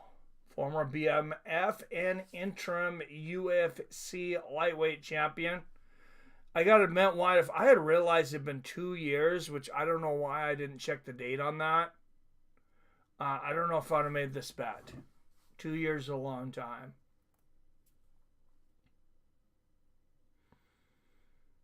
Resemble that remark. I thought this fight was a bit of a coin flip. And then late notice. Let's talk about the lead up to this fight. 10 days notice for Rafael Fiziev. A couple guys turned down this fight. Supposed to be Dan Hooker. Dan Hooker got injured. I really liked Gaethje in that fight. And then Fiziev comes in. It's like Gaethje won the first fight. I know it was close. But I was like, 10 days from Thailand? He's going to have to cut all that weight. His biological clock's going to be all messed up from the flight. I really talked myself into it. And Phil with the super chat. Thank you, Phil D. Rollin.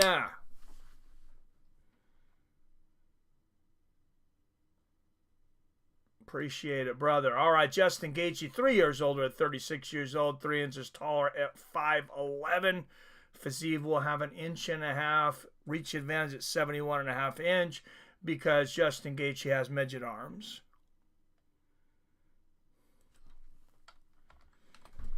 Thank you, Phil. Second super chat of the night. $7 total, $23 overall tonight.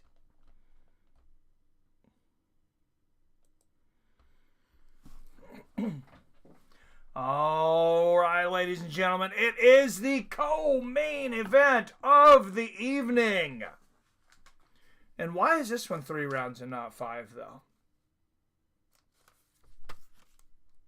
I don't get that.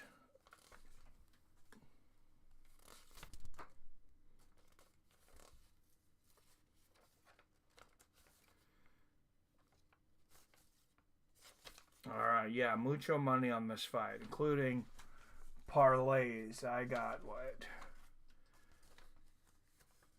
About $800 on this fight. Out of the blue corner, a minus 160 favorite from Baku, Azerbaijan. 12 wins against 3 losses. Rafael Fiziev. I'm nervous, but I have faith. Yes, sir. Probably gets short notice. I don't know.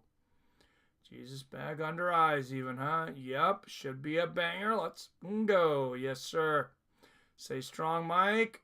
You're second guessing because of chat in the Turner fight. If we were all saying Justin going to smash him, we'd be super confident right now.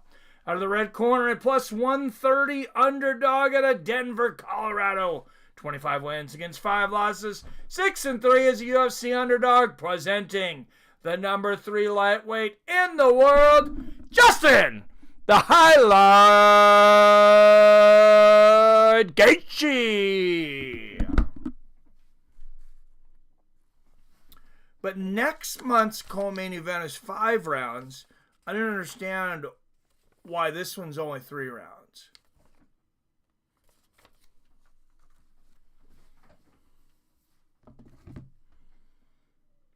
So I fell asleep, woke up in the nick of time. Hey, yeah, that was a good time to wake up, man.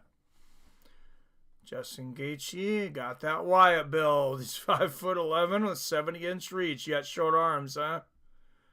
So I'm built like a retarded CTE failed autistic UFC fighter.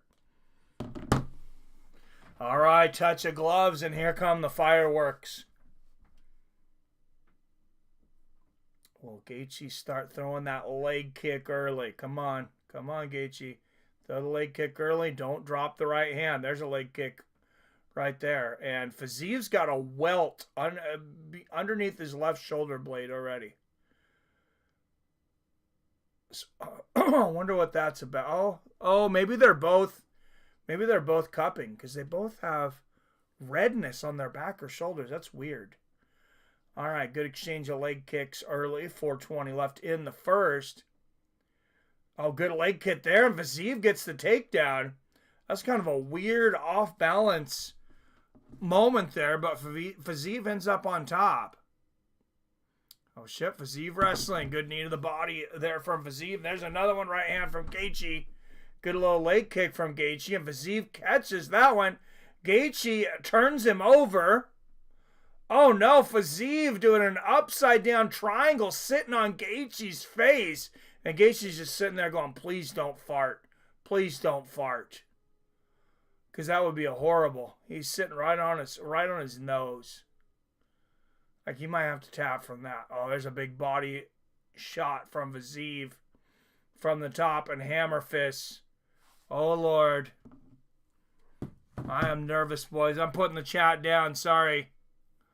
I am nervous as shit. There's a big knee from Fiziev back to the center of the cage. Let's fucking go, Gaethje. He does not look confident tonight. If I'm being honest, I don't think Justin Gaethje looks that confident right now. Good left hand there from Fiziev.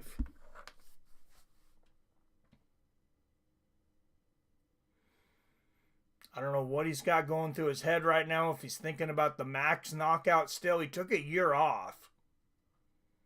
UFC 300 is when that fight was. That was almost a year ago.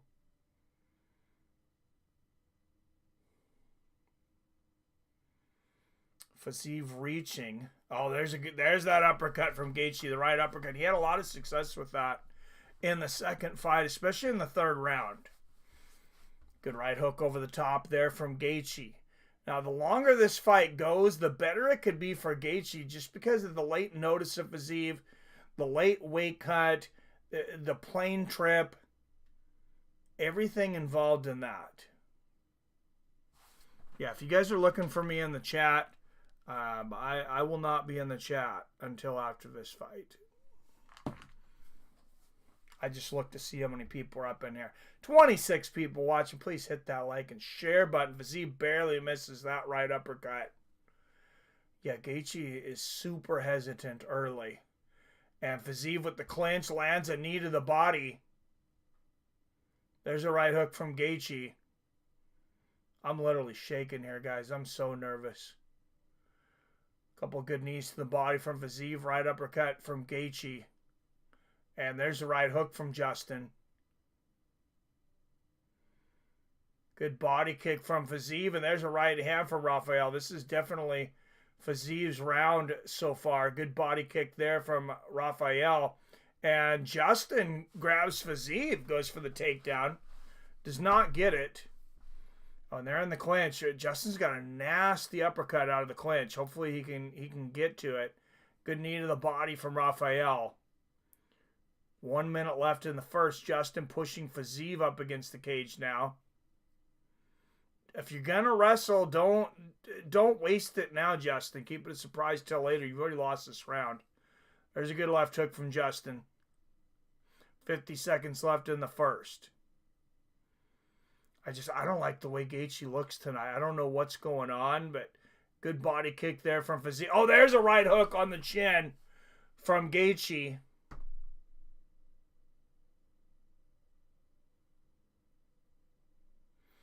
$30 seconds left in the first. If they get through this round, I'll go to the chat in between rounds. 20 seconds left. I just don't want anybody to spoil anything for me. And Gaethje shoot him for the takedown from way out. And they exchange shots there. Yeah, Fiziev outstriking Gaethje over 2-1 right now. Low leg kick from Gaethje. Left hook lands for Fiziev. Great round for Rafael. Flat round for Gaethje. Let's go into the corners here. Come on, Just. No shit. Fiziev's wrestling. 1 minute ahead of you. Let's go, Just. Oh, my goodness. I'm so gritty right now, Robert. I won't. I'm on my feet. Away from the desk. He actually shot for a takedown, right? Gaethje got one takedown in the last fight. There towards the end of the fight.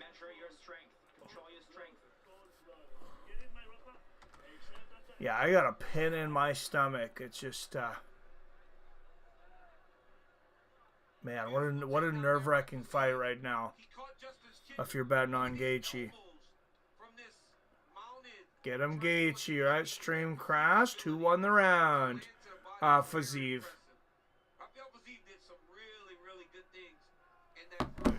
I would say by a significant margin. Gaethje breathing out of his mouth, sweating a little bit. He looks like he might be a little under the weather tonight. Maybe that's what I'm seeing out of Gaethje.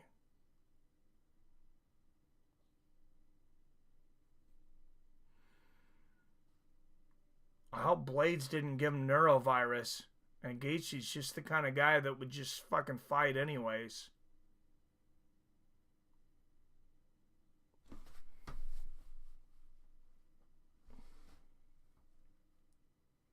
Oh, big right hook there from Gaethje. Ooh, whose foot is that? Gaethje's trying to pressure Fiziev. Now that he's got him backing up, he's got to start catching him with those leg kicks that he keeps. Somebody's foot they were showing in between rounds is fucked up. I didn't catch whose it was. Good body kick in the left hand there from Fiziev. 240p, $90 ESPN stream is always awesome. Oh, that sucks. Yeah, I got 4K here for whatever I paid for it.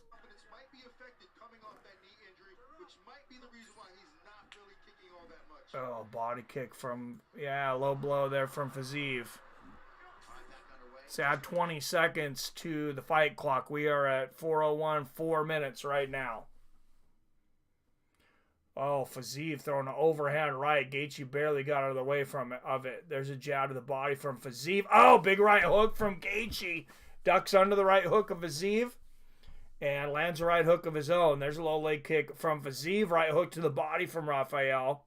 3:40 left in the second.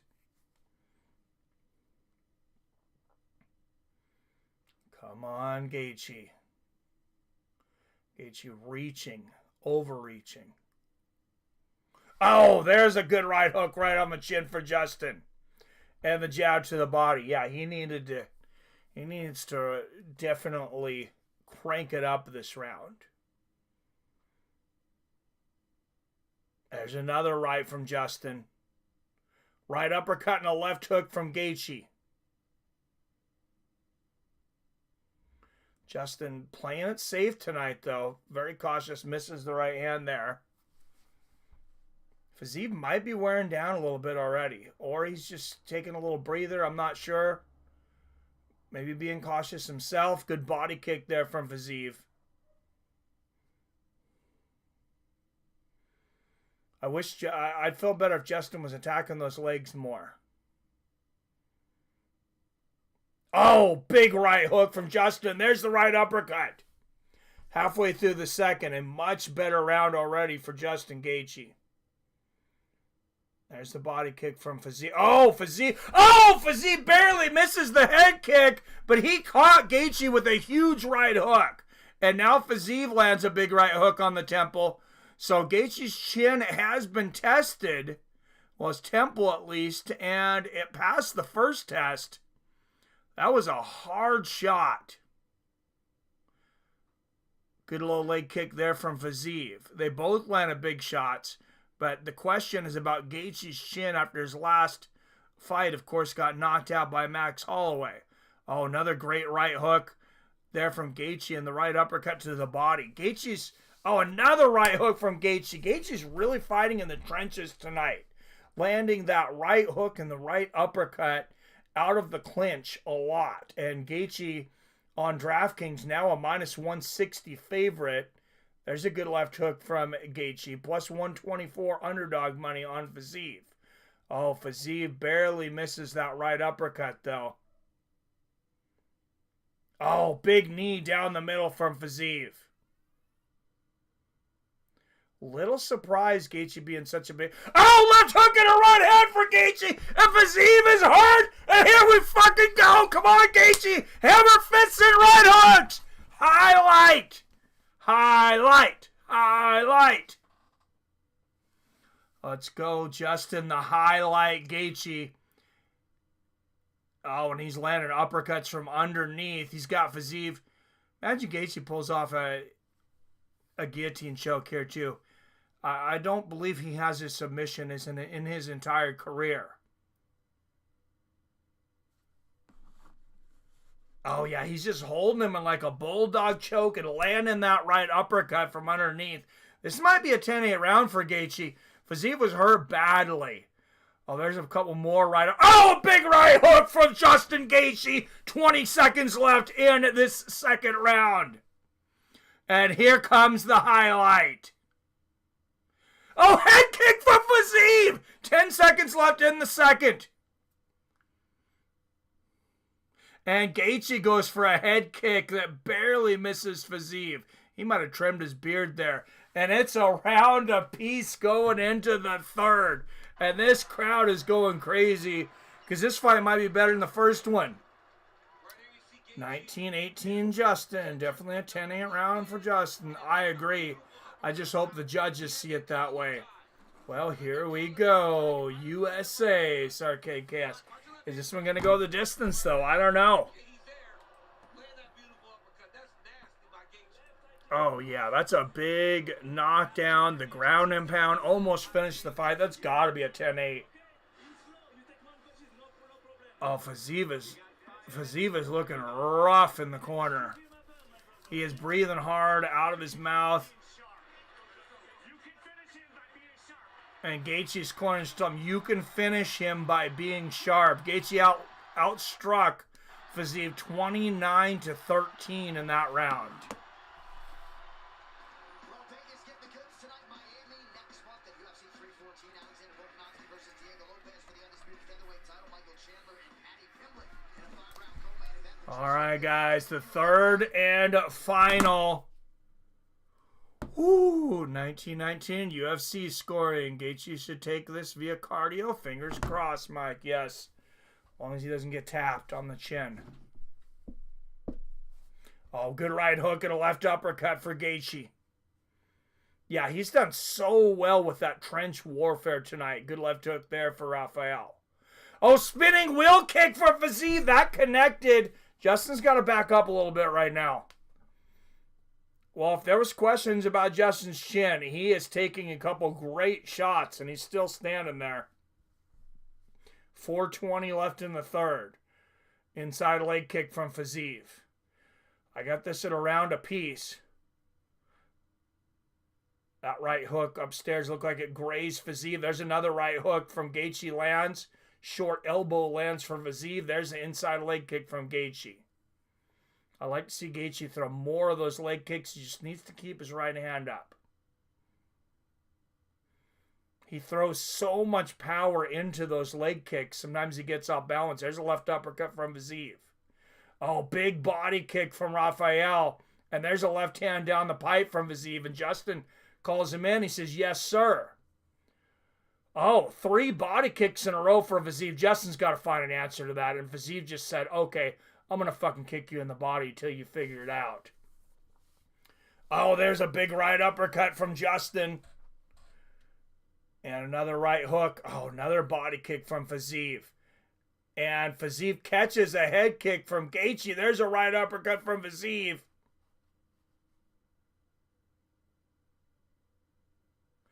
Right hand to the body from Fiziev. Right uppercut from Gaethje. And back in the clinch. Gaethje's done very well here. And there's another big right hook from Gaethje over the top. If I was Gaethje, I would just continue to get back in that clinch. Oh, 4-punch combination from Gaethje. Ends it with a big right hook. And Fiziev holds on. Couple of knees there from Fiziev. Right uppercut to the body from Gaethje. Close to halfway through the last round. Good head movement from Gaethje. Lands another big right hook himself. And there's a left hand from the highlight. Halfway through the third, jab. And 2 right uppercuts from Gaethje. The over-under was 2.5 rounds. So if you picked over, congrats. Good knee to the body and a left hook from Gaethje. This is still... Oh, head kick, Gaethje! And how did Fiziev take that? Fiziev looked like it didn't even bother him. Back in the clinch, though. Fiziev's like, oh, no. Oh, no, because he gets his ass beat every time they get in this clinch. There's a knee to the body from Gaethje. Gaethje pushing Fiziev's head down. Oh, 2 right uppercuts from Gaethje. And Gaethje now minus 230 on the live odds. There's a body kick from Fiziev. Another right hook over the top from Gaethje. Fiziev might be ready to go. Oh, straight right down the middle. Lands for Gaethje. Snaps Fiziev's head back. That right uppercut barely missed for Gaethje. Fiziev. Oh, Fiziev he's ready to go. He is ready to fall on his own almost. He looks so tired. And he's still throwing knees to the body on Gaethje. What a warrior. Huge right hook from Gaethje. And Gaethje ducks under that left hook from Fiziev and lands a straight left of his own. Gaethje hands up, moving forward, but cautious. Right uppercut from Gaethje, and he goes for the takedown. He's got the body lock. Fiziev stopped it, but Gaethje's been so good in the clinch. This is not where Fiziev wants to be. Another right hook lands for Justin. Justin's going to lean in here with his head here for a while. He should have a good lead right now. Right uppercut to the body from Justin and a right hook upstairs.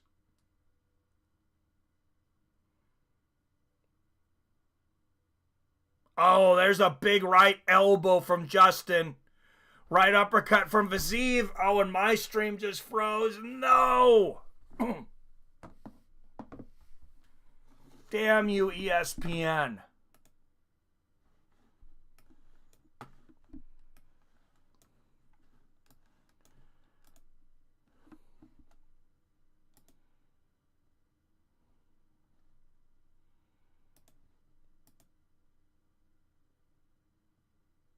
Let's see if I can pick up another one here.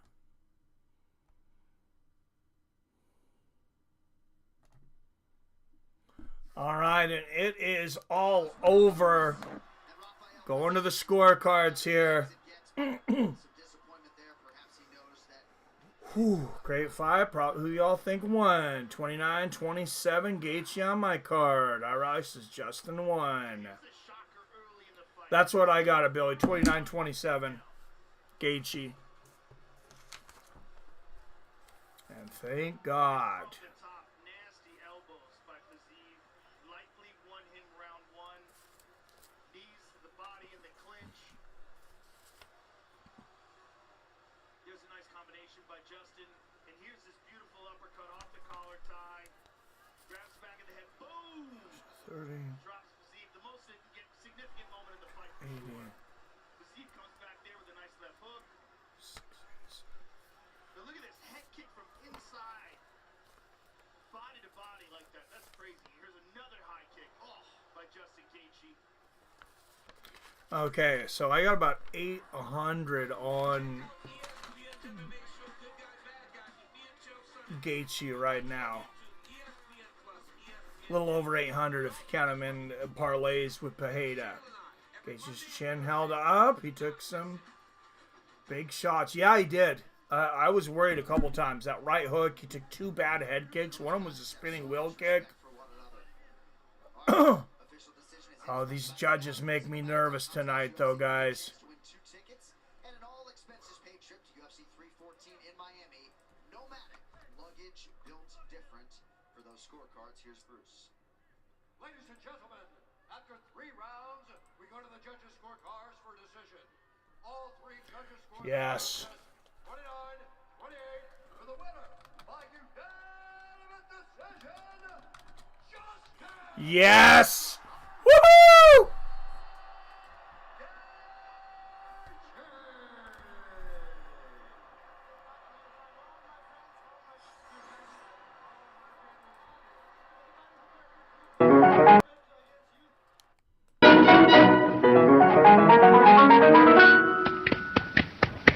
We're in the money. We're in the money. We got a lot of fun. It takes to get along.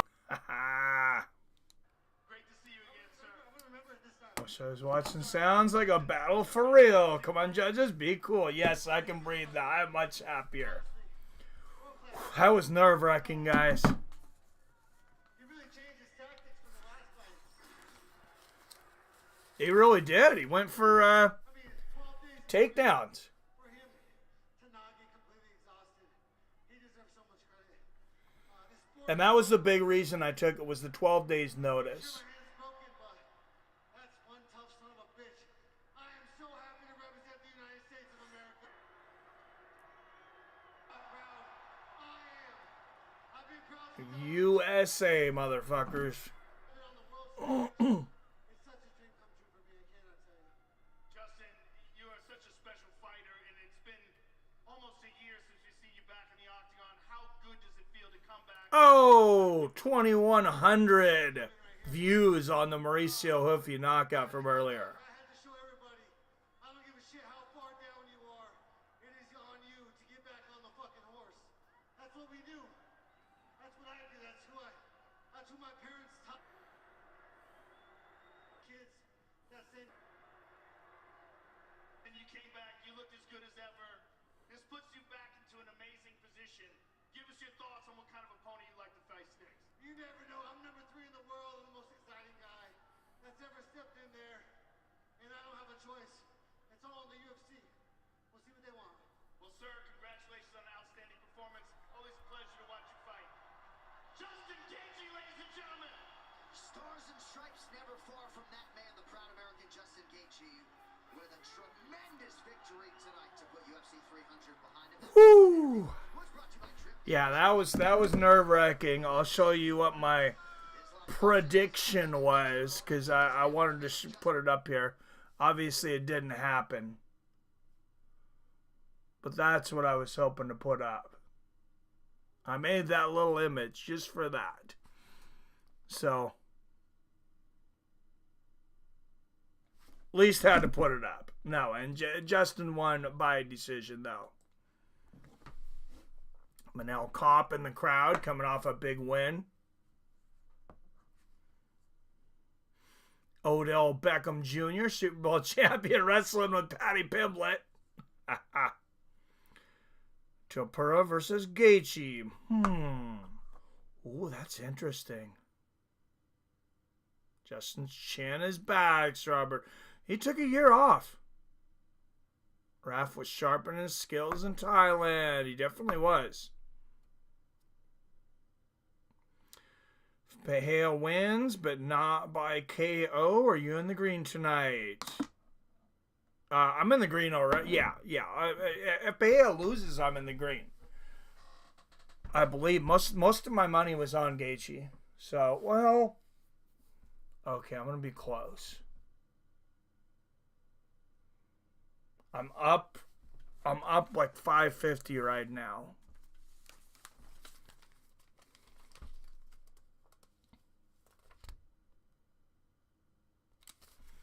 Yeah, it'll be if he wins but not by knockout. Yeah, I'll definitely be in the green though.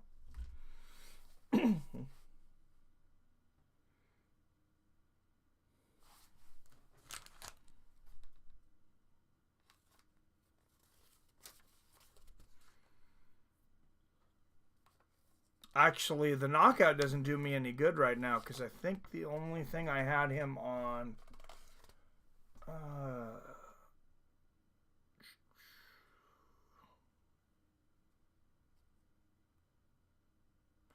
Oh, and I cashed a few more on Justin too. I cashed this one because it's with Curtis Blaydes. My Curtis Blaydes fights are all canceled, of course, refunds. So, yeah, I'm pretty happy. Obviously, I want Pereira to win. Oh, let's get that pull up.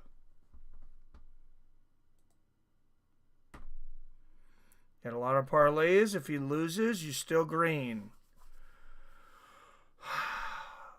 Yeah, I think I am because of all the refunds on the Curtis fight, but it's going to be close. I should at least pretty much be even. Gaethje fight was a workout on my nerves. Nothing compares to watching one of your all-time favorite fights. Favorite fight. I hear you, man. We want win 107 on the tally for Gaethje, Mike. Is Jason still alive? Oh, he might have passed. Oh, yeah, he was supposed to call in. I don't know. I don't know if he made it. He was pretty fucking high.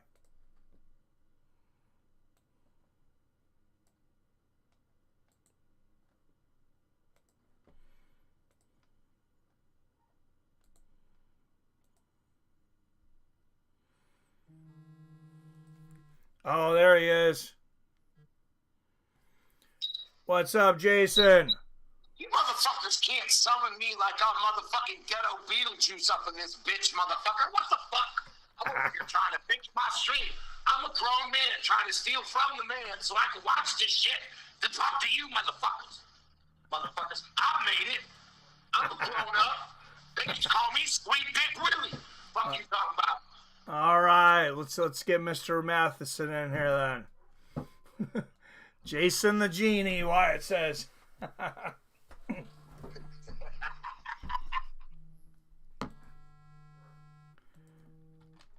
man. Give me just a minute here, Wyatt. I'm calling you back. Oh, yeah, that did kick the stream off for a minute. Jeez, my computer's really a piece of shit.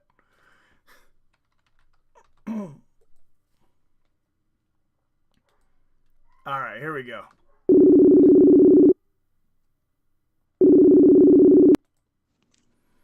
Yo. What's up, Wyatt? Hopefully this doesn't blow my computer up. Jesus, it is holding on by a thread. Jason, are you here, my man? Here, let me turn you up a little bit so I can hear both. Hello. Yep, I can hear you. You there, Jason? Yeah, he's there. All right, I don't hear him. How does it feel to sleep underneath the blanket of freedom that my nation provides? Oh, my God. Oh, is that what you think's going on? Dude, I don't want to talk about fucking politics, bro. I thought we were talking about who's the greatest of all time. That is a fact. We have nukes, we use them, and you are our hats. Oh God, let's do more MMA though. I think that's what people want to hear about. It's an MMA stream. I can't even hear him. GSP cheated the whole time he fought Koscheck. The whole time. Did you hear him He there? cheated the whole... Okay, how's that? How did he cheat when he fought Koscheck? What? I'm listening. I didn't say shit. Right, okay. Mm-hmm. So wait. You actually don't think GSP is one of the greatest of all time? Because I'm an active GSP hater, and I do. GSP left. I think GSP left when the testing got serious. That's what I think, and that puts an asterisk next to his name. Same as John Jones. Same as Silva. Same as fucking Jesus. Everybody except for what? DJ. His max ever popped for steroids. See, but the issue with that is that GSP left after, you are correct, Johnny Hendricks whooped his ass, but he left because they weren't testing. Because he was gone a year before USADA, if not more. Yeah. I mean, we could argue that both ways, but okay, what's the other way? No, I'm here for it. What's the argument? Why? If we were in a court of law, I think I could sway the vote. I think I could. All right, so do it. Well, you got a tough one here, Jason. I gotta tell you, I would not want to be your lawyer. GSP got his ass beat by Johnny Hendricks and left, because they were already in talks with USADA to get those cocksuckers in there. And who was the first person that wanted USADA? His name was George St. Pierre. Well, the GSP, his panties were in a bunch. And his maple syrup was clogging up the hemline. So, yeah, they went and got USADA. But GSP left. He came back one time to fight Mike Bisping about 5 minutes after Bisping got off the fucking bar stool. Are you drunk, man? Yeah, he was fucking drunk. He absolutely was drunk at the press conference. He came down from Mount Olympus and fucking tapped out the strikes from Bisping from the bottom, but the ref didn't catch it, and fucking GSP was able to TKO fucking Bisping. I mean, that's what happened. We all saw it. We were all there. The issue is that nobody saw it because he choked him unconscious, and then no world is at a TKO, so not a single one of us remembers that. Everybody remembers GSP. I want to know what drugs you're on, Jason, because I think you've entered an alternate universe. I mean, your current argument is that GSP had a whole bunch of maple syrup and the color of his underwear is why he ran away. With elbows from the bottom, I think GSP got opened up. I think he was technically knocked out, but the ref didn't catch it.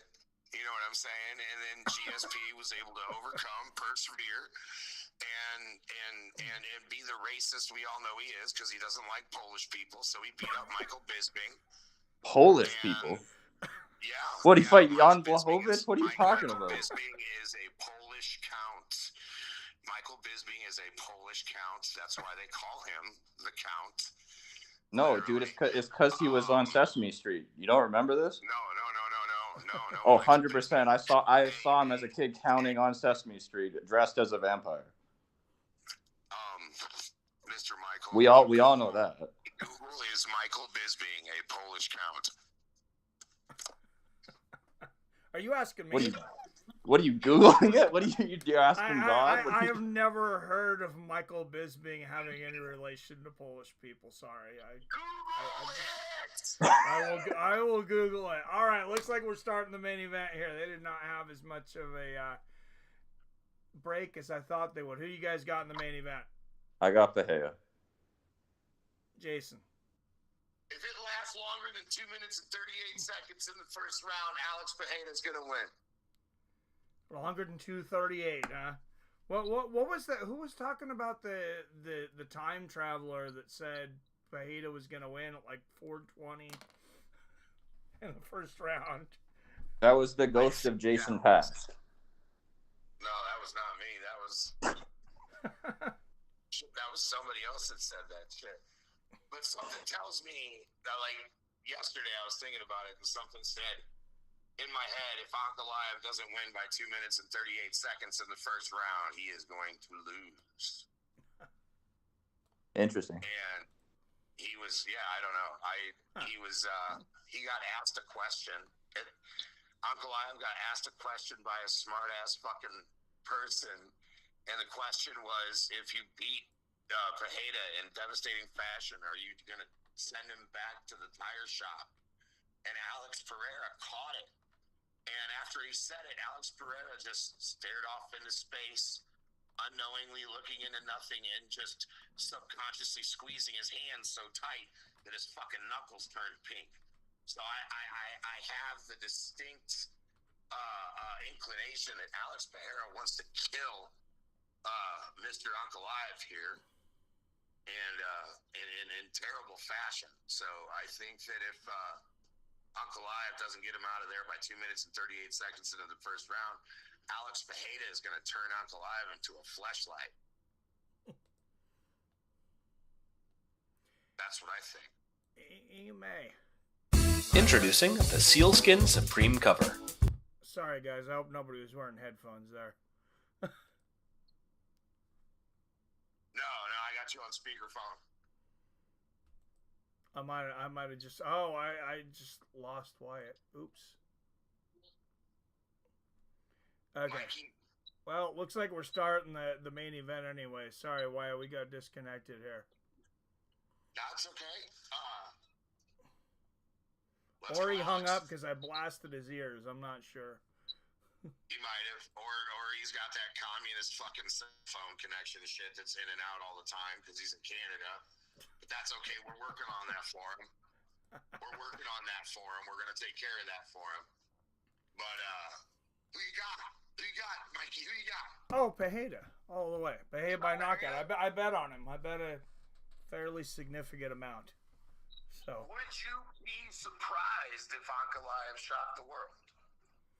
I don't know that it would be so shocking. The odds are pretty even. A surprising amount of people have been saying Ankalaev. I would be surprised, but I know a lot of people wouldn't be. I do think Pereira should win this fairly easily. This has a Derek Lewis odds vibe to it.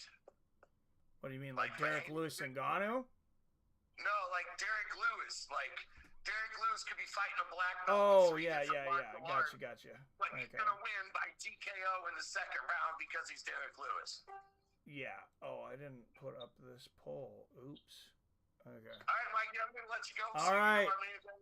All right. Thank you, Jason Kagan, Wyatt Matheson, everybody.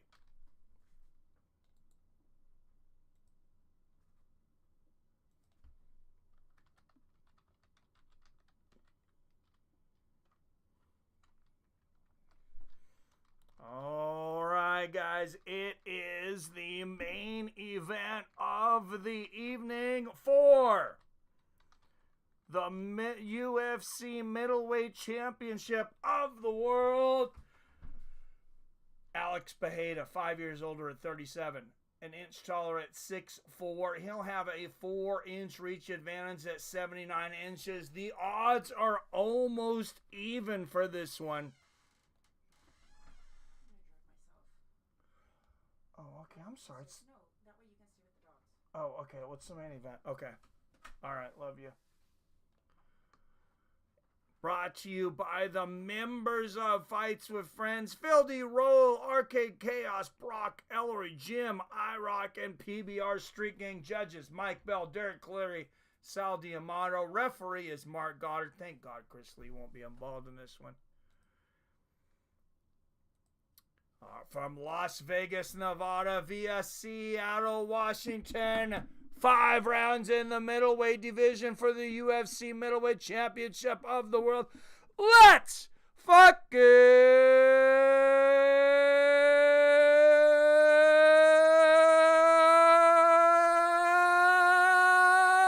go!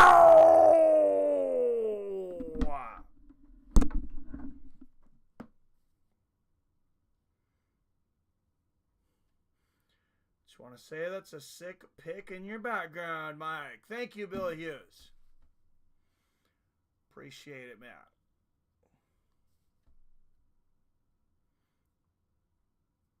Will it be there be a new champion? Will it be and still? Cloud said, just really am only interested in combat sports lately, not football or soccer or basketball is okay. Only because I played it as a kid, but yeah, I don't know. It's the only sport I can watch. I'm going to go with Alex. That solved it. Rob is driving us all home. Oh yeah, where is King James? He might be watching. Sometimes he doesn't have he doesn't have chat. He doesn't have internet because he's out in the frickin' boonies. All right, first the challenger, the Russian, out of the blue corner, a plus 100 underdog out of Makhachkala, Russia, 20 wins against just one defeat.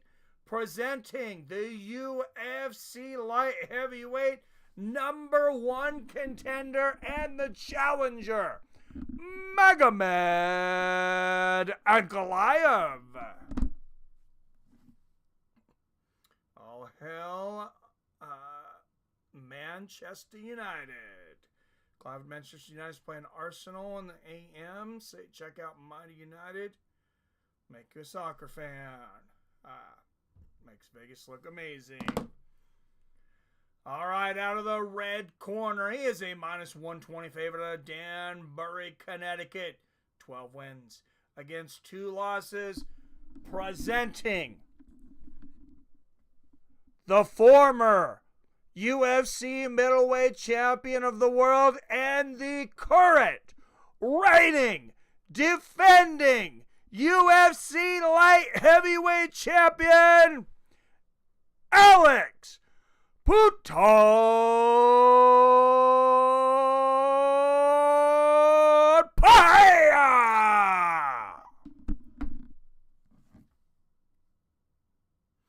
Alex is wearing his Lisa Kelly Trapper Keeper shorts. Load pull clavage. Let you slide for the moment. Do your day, but no, and damn it, Rob, anyone but Liverpool. Butchered his name, but I could watch him play back in the day. Didier Drogba. Yeah, I don't know. I don't know anything about soccer, though. I like heterosexual sports. I mean, not that there's anything wrong with that, but... No, just kidding, soccer fan. I know those guys are in the greatest shape on earth. And here we go. Pereira in the blue and red trunks, I guess. A lot of different colors. Ankalaev in the red and white trunks.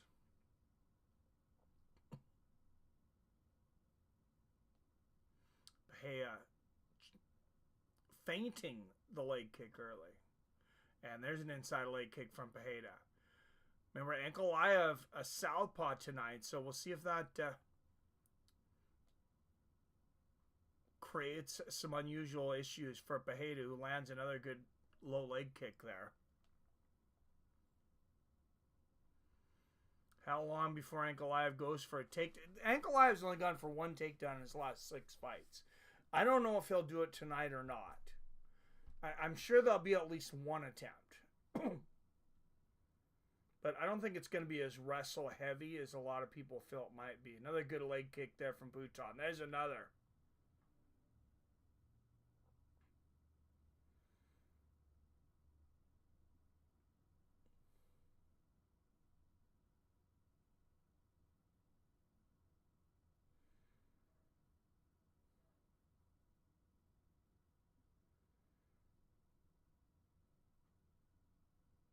Alex, a bit of a slow starter in these. Remember, it's a 5-round fight. Another good inside leg kick from Alex. Ankalaev yet to... I think he's yet to land a strike. I don't think... There's a low leg kick from Ankalaev. Still very early on the fight, though. Especially for a 25-minute fight. Good low leg kick there from Ankalaev. Now, I'm not near as nervous now that I know I should be at least guaranteed even money.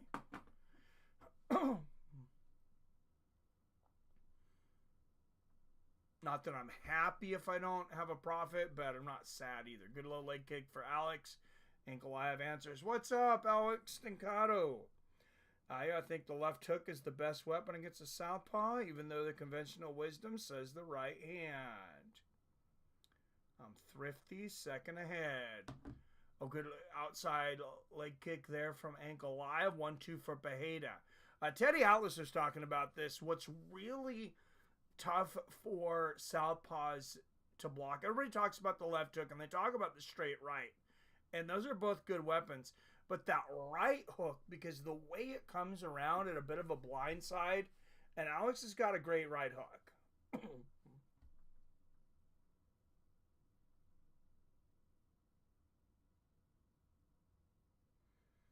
Coming down to the 2-minute warning here in the first. Low leg kick lands for Ankalaev. Not a lot of action here in the first 3 minutes, but Pereira generally takes the first 2 minutes to kind of download information.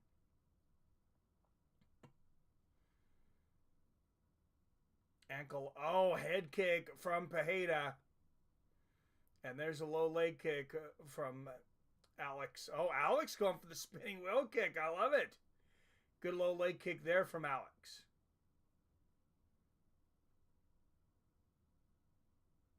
Remember, Alex has just one loss since his debut. He was submitted in his debut, and then he's lost one other one, the knockout loss to Adesanya. Good left hook there from Ankalaev. And there's the knee stomp from Pereira and a body kick.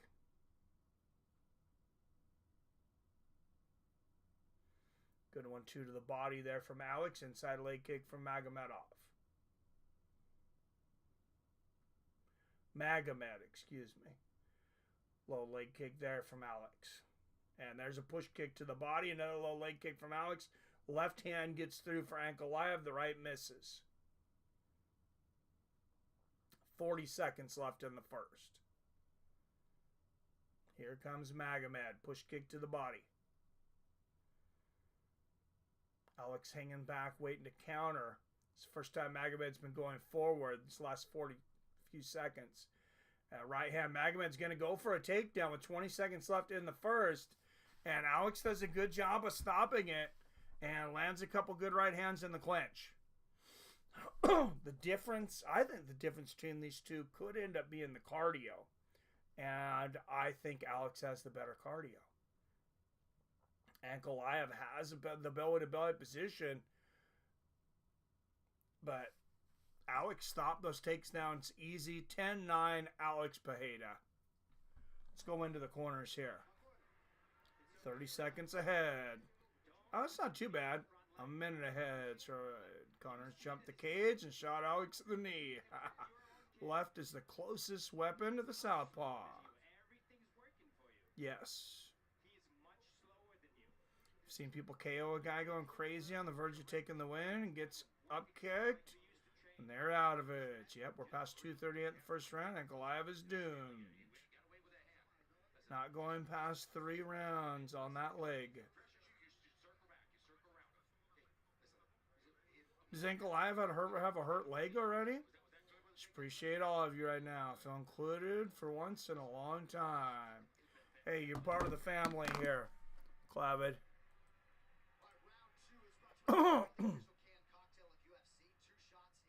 Been part of this community for a long time, brother.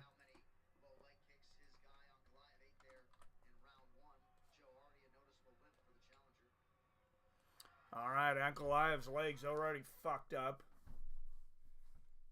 Good left hand there from Alex to start the second. Straight right for Ankalaev on the head and then one to the body. You would think that Vegas had figured this out with making champions underdogs or just barely slight favorites like this. Look at Merab. I won good money on Merab too. Merab was over 3-1 under. Well, was it close to 3-1 underdog maybe? Won that one. Wiley Zhang ended up being about even. I think she was a slight underdog as well. 4:20 left in the second. Good low leg kick from Putan. And my wife is good now. She's got a trip to the hospital and she's not mad at me. She wants me to stay home with the dogs. So if we want to chat afterwards, we can. She's not dying or anything, so I don't think I left my wife dying in the hospital. She had her gallbladder removed a few months ago, and it flared up on her again, which was making her vomit. A couple of good push kicks to the body from Pereira. Good body kick there from Ankalaev. Ankalaev looking to get busier this round, and he better. Good little leg kick there from Alex, and Ankalaev answers with one. Oh, Ankalaev checks a leg kick from Alex, lands one of his own. Oh, that front leg of Ankalaev looks horrible.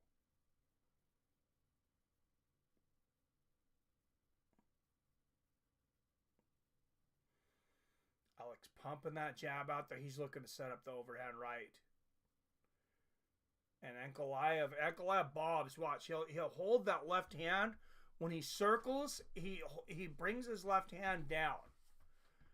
And if I'm seeing it, I guarantee Alex is seeing it. Watch, he has a tendency to drop both hands. Oh, that was a good right hook from Ankalaev. You got to wonder if Alex would like to, would draw him into a firefight a little bit. Good little leg kick there from Alex. And there's another one. Good left hand to the body from Ankalaev. If I'm Alex, I would just continue to concentrate on that front leg. If you can't walk, you can't fight. Good straight right there for Alex. Much better round for Magomed so far.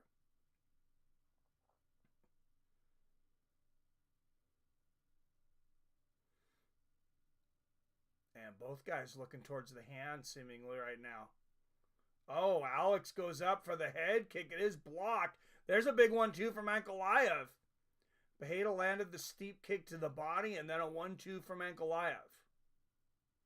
Oh, there's a left hook from Magomed right on the chin of Alex. There's a right uppercut from Alex. Here we go. The filling out process is over, boys. Front kick to the knee there from Pereira. And girls, if there's any out there. Which is probably not.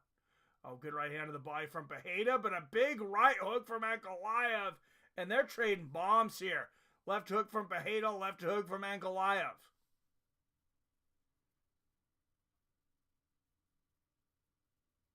Somebody's going out, boys. Good little leg kick there from Alex. And Ankalaev, I mean, he looks good in the second round. His strikes are tight. Good push kick to the body there from Ankalaev. This is a close round. Left hand lands for Alex. And there's a left from Ankalaev. Ankalaev starting to come at him for some weird angles. Twists his body at weird angles when he's throwing shots. Oh, there's a left hand down the pipe from Magomed. You got to wonder if maybe he watched the second Izzy fight a little too. Oh, there's two good little leg kicks from Alex. There's another one. Magomed just changed his stance to a much... Oh, big left hook on the chin from Magomed. And there's a straight left. He just hit Pereira with two big power shots. 20 seconds left in the second. Very close round. Somebody could win it here in the last 15 seconds. Pereira slipping those three shots. Oh, a huge left hook from Ankalaev. And he shook Pereira. Pereira almost fell. Pereira was hurt. Pereira was definitely hurt there. It's a round apiece, guys. 19-19 going into the third. Pereira's not been shook like that since the second Adesanya fight. No choice. I'm scared of heights. Ankalaev owned this round. Yes, sir, Jason. Wow, 19-19. Also got into sharpening knives. All my spider codes can whittle hair. That was close. Calming and fun hobby. 1-1 going into the third. 2-0. Someone's playing favorites or missed 10 seconds to fight looking at their phone. Ha. Expensive, but fun and worth it, in my opinion. Yeah, knives are cool.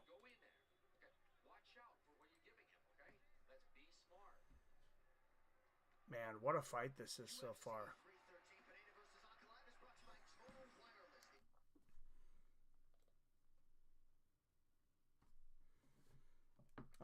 right, 31 up in the chat. Make sure to hit that like and share button. If you can't chat, it's because you're not subscribed. Be subscribed anyways. Come on. Doing this for free. I appreciate the subscriptions, though.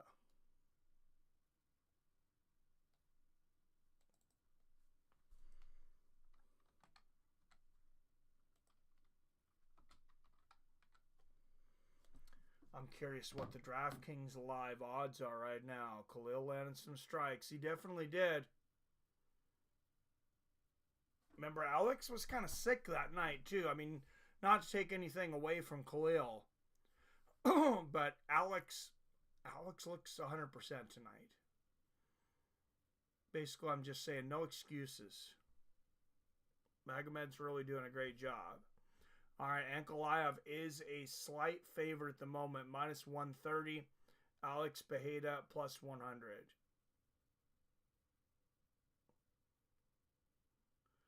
Oh, you can still bet exact method of victory. So if you think there's going to be a knockout by either fighter, it's minus 160.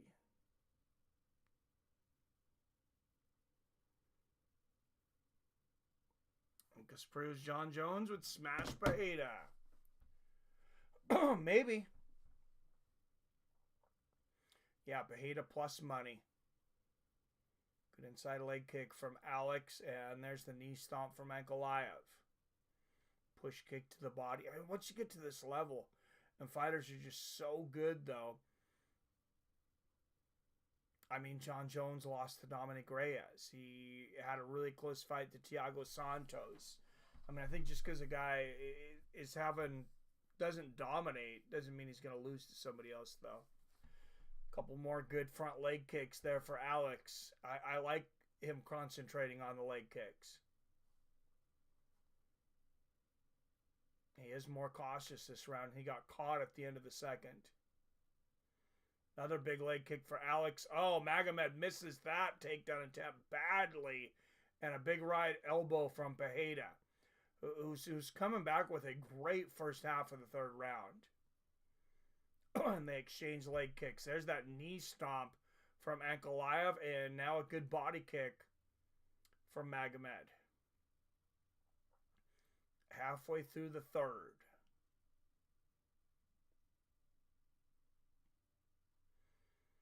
These two seem very evenly matched so far.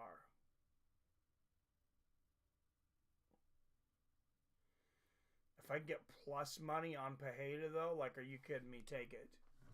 That's you know, not official betting advice, but that's what I would do.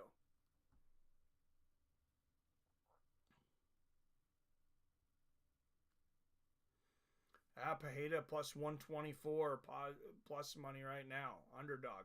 Oh, big knee to the body from Ankalaev. And there's a right hand from Pereira out of the clinch. Oh, good 1-2 from Alex. Magomed goes for the takedown and misses it. He's going for a little sweep on the inside. There's a good right hand from Magomed. Magomed still no takedowns in this fight. There's a good combo from Alex. And there's the low leg kick from Pereira. And another 120 left in the third. Alex has landed 36 leg kicks already. His previous best was 26. Oh, Magomed barely missed that right hand. Pereira had to have felt the wind off that one. Because, I mean, it was... Wow. I mean, it was a hair from his head. 1-2 there from Alex. And it could have floored him. Good left hand on the chin from Ankalaev. Fairly close round here. I feel like Alex has got the advantage up to now. They exchange right hands. Another good inside leg kick from Alex.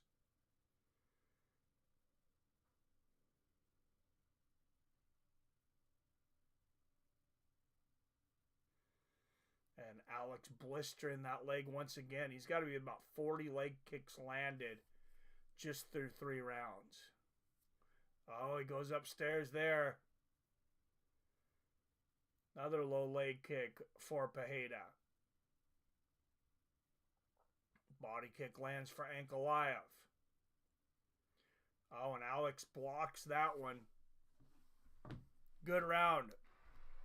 But I got to give that one to the champ. Give me the chair. Give me the chair now. Hey, where's the chair right now? Oh, there's no chair in Ankalaev's corner. What chaos? Who the hell moved the chair? Why didn't you bring the water?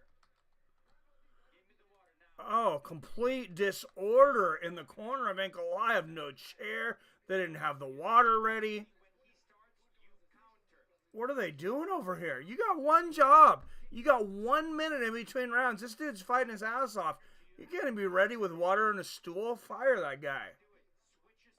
Holy shit. Why would you move the stool to... Well, yeah, you moved the stool, I guess, during the fight, but... Ridiculous. Whenever he touches you and puts you against the fence, you just listen. That you gotta faint like a hero, right? You got it.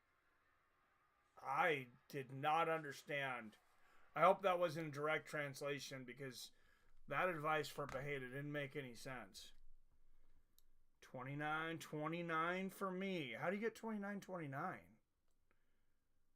Oh, 10-10. That's right. Round 3 is a hard one to score. I thought Pereira won it fairly easily. I mean, Pereira landed, 35% more strikes. A couple of knees to the body there from Ankalaev. Of course, that punch meter's not exactly super accurate, our strike meter.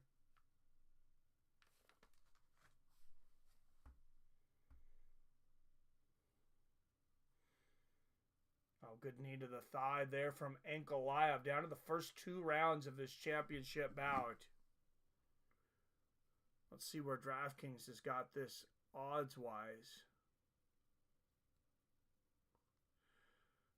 Pereira back to an underdog. Still underdog. Plus 114. Ankalaev minus 145.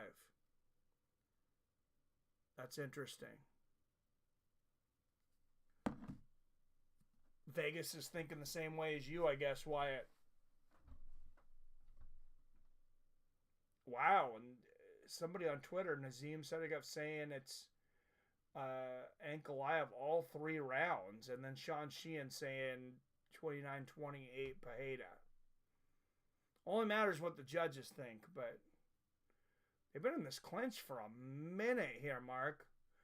Okay, finally break free. There's a good left hand from Ankalaev. And Magomed shooting for the takedown. I don't think he's gotten 1 takedown so far, though. So the takedown defense definitely holding up for Alex. Neither guy looks tired. So incredible conditioning for both of them.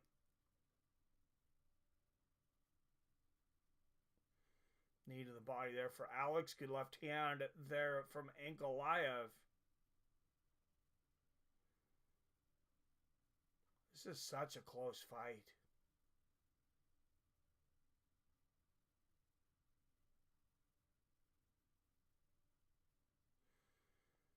Pereira doing a good job stopping Ankalaev from even being able to go for the takedown here. He's trying to drop low. Pereira had the wrist control. Left hook in the clinch for Ankalaev, but it's Ankalaev just little pitter-pat shots here, but he's being the busier fighter. I mean, you can win a round like this. Left hook to the body, one upstairs for Ankalaev. He's just holding Pereira against the fence and pitter-patting.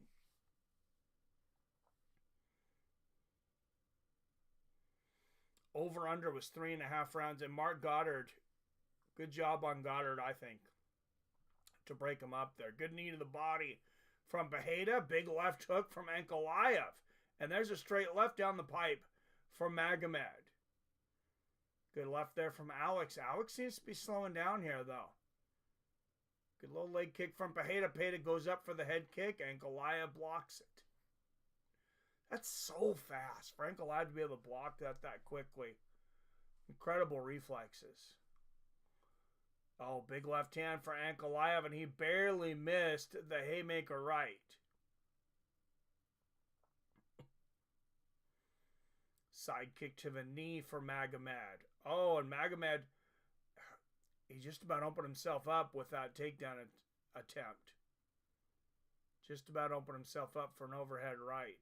And Ankalaev, he's going to push Pereira right up against the fence again. Land these little pitter-pat shots. Like, this is not fighting. There should be a penalty for stalling, to be honest, when you're doing this. Like, you're just holding on to someone.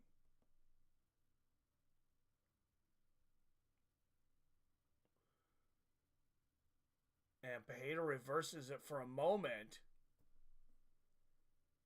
Good left hook there from Ankalaev. I mean, it has been effective. Ankalaev is winning this round. Good exchange of knees. I mean, Pereira could probably land, 5 shots and maybe win it himself if they were good ones.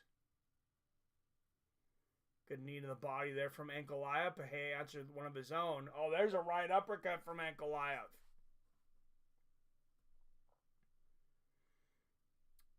Much like Gaethje did earlier, Ankalaev's winning these wars in the trenches. And they exchange knees to the body. Ankalaev seems to have found a weakness in Pereira. Good knee to the body and a left hook from Ankalaev. Oh, and Putin throws him to the ground. Unfortunately for him, it was at the bell. And we go into the 5th and final. I got it 2 rounds apiece.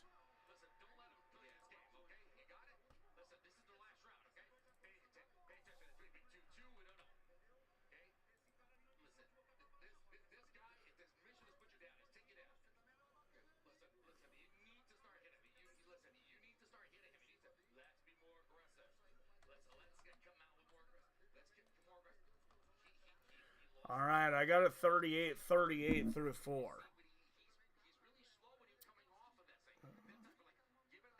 29-20. Oh, I got to go back. 3-1 into the 4th. Ankalaev. Wow, Jason. Alex is 37. 37 or 38. Strong charge. 39-38. Ank says Wyatt. 38-38. Strong charge. I hate how no judges give 10-10 rounds.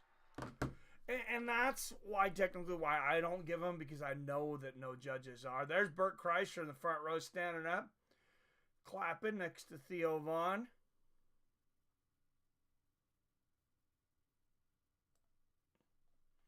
And here we go, 5th and final for the UFC Light Heavyweight Championship of the World. We've seen Alex struggle to be dominant, similarly to this in the on fight. Good low leg kick there for Alex.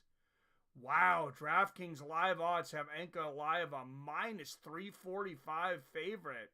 Pereira plus 250. Oh my goodness, a big right hook for Ankalaev. I just can't believe Putin is that big of an underdog right now on the live odds. Good left hand for Magomed. I mean, what do they know that we don't? Good push kick to the body from Magomed. Ayman Sahabi says he's got it 3-1 for Ankalaev. There's a good left hook for Magomed. Yeah, several people on Twitter are saying 3-1 Ankalaev. There's a good left hook upstairs from Alex. And Kevin Ioli says he's got it tied at 38-38.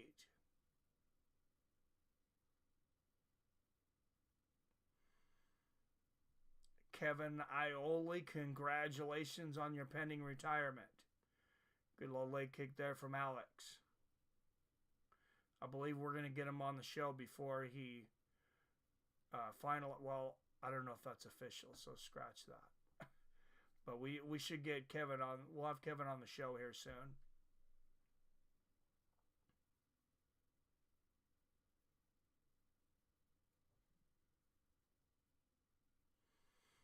Good straight right there from Magomed. I'm queuing up the Soviet national anthem, boys. Down, boys. 4 minutes away from another lay and pray champion. Good right hook there from Ankalaev. I mean, if Pereira can win this round, he might win the decision, but he's gotta pick it up. Good little leg kick there from Alex. Oh, and there's another one, a big body kick. Alex feeling some desperation. He's moving forward now. Good inside leg kick from Alex. Oh, nice left hand from Magomed. He baited him halfway through the 5th. And Alex just continuing to blister that front leg. How much will judges credit him for that? A lot of times leg kicks are not, not given the credit that other strikes are.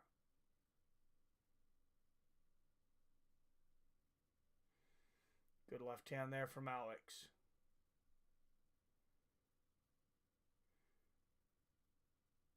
Oh, you got to really pick this up, Alex. Oh, good right uppercut from Ankalaev. I said, I got it 2-2, but I got Ankalaev winning this round right now. There's a good left from Alex. Inside leg kick from Pereira. And we'll try to get a final. Oh, events. Okay. Oh, good push kick there from Alex. To the face. Ankalaev still going for the takedown. I don't think he got one takedown the whole fight. There's a knee to the thigh for Ankalaev, and Pereira desperately needs to break free of the grasp of Ankalaev here. Ankalaev's dominated in the clinch. 1 minute left here in the 5th. Pereira pushing the wrist down. He's got the wrist control, pushing Ankalaev's hands down. Ankalaev's got the body lock. He's doing everything he can to get Alex down. He was really close there. 45 seconds left in this round. 40 seconds. Alex has got to break free and do something big here, I think. 30 seconds. And Magomed still got him tied up. God, I hate this tie-up.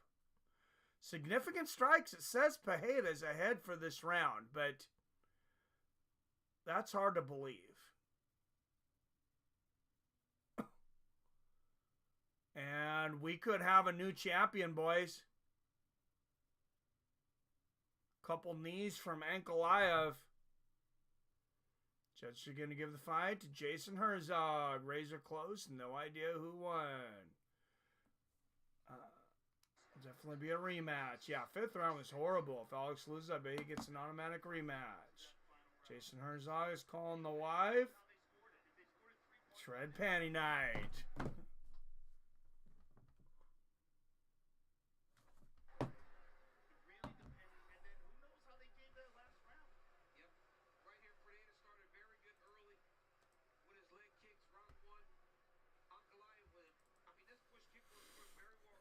All right. I scored at 48-47 for Ankalaev. Obviously, I hope it's different. A very close fight, though. Hey, get the fook out of here, spamming bastard. Thank you, Robert. Ankalaev shocked the world. Win, lose, or draw. I don't give a fuck. Right? Translator is even interpreting the nervous stutters. That's a draw. Rank win, in my opinion. Very close. Oh.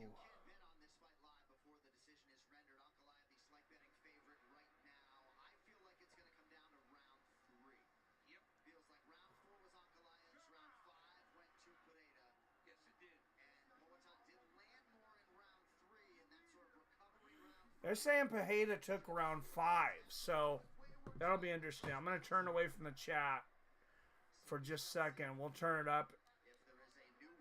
They're taking a second to tabulate these cards.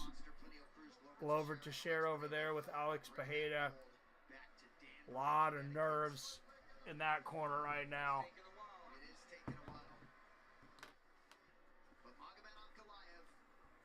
Responded to the early adversity, had a huge land in round 2, and certainly acquitted himself the champion. All right, the official decision is in. It's brought to you by Nomadic. Visit nomadic.com/UFC for your chance to win 2 tickets and an all-expenses-paid trip to UFC 314 in Miami. Nomadic. Luggage built different. You guys picked Pereira on the pole. Ladies and gentlemen, after 5 rounds, we go to the judges' scorecards for decision. The judges score the contest 49-46, 48-47, and 48-47. That's Ankalaev. By unanimous decision,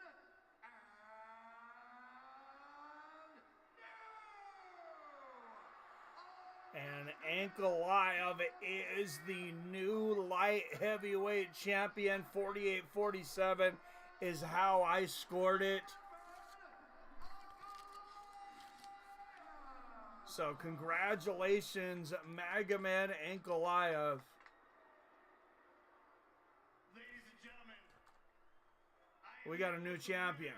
and new UFC light heavyweight champion Magomed Ankalaev. It's been a long time coming. It took so long for you to get this title shot. How happy are you with this victory? Словами не передать. Я так долго шел, и вот моя мечта на мне. I can't even put it into words. It's been such a long way, and here's my dream. It's on my waist. What, if anything, was surprising about this fight? Ничего не удивило. 14 wins in a row for Magomed Ankalaev. Good for the second longest streak in the UFC today. И хочу огромное спасибо сказать своим тренерам. And if you won 14 in a row, I mean, you probably should be champion or at least have gotten the shot, and he did. And he took advantage. I picked Ank, watch Train Spotting again, and choose life. Champs are going to make me do heroin again.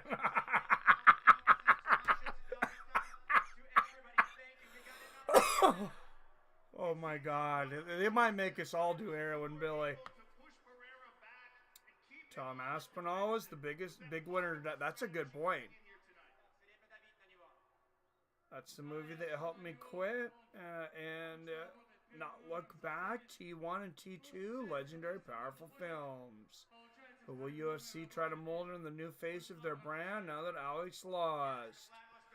Still Alex. He'll get an immediate rematch. I don't think I'm going to bet on it.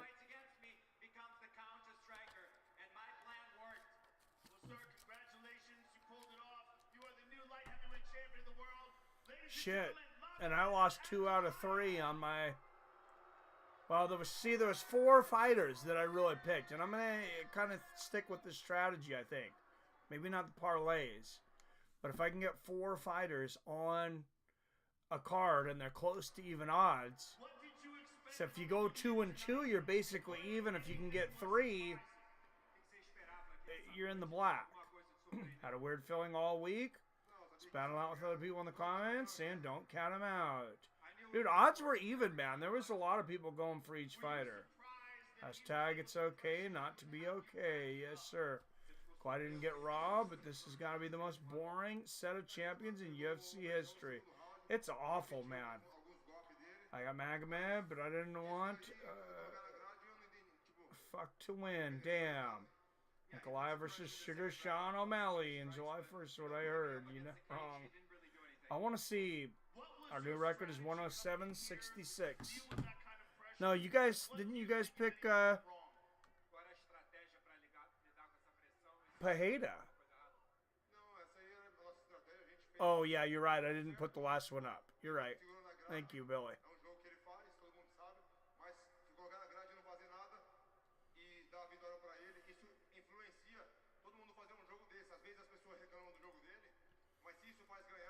Damn good record.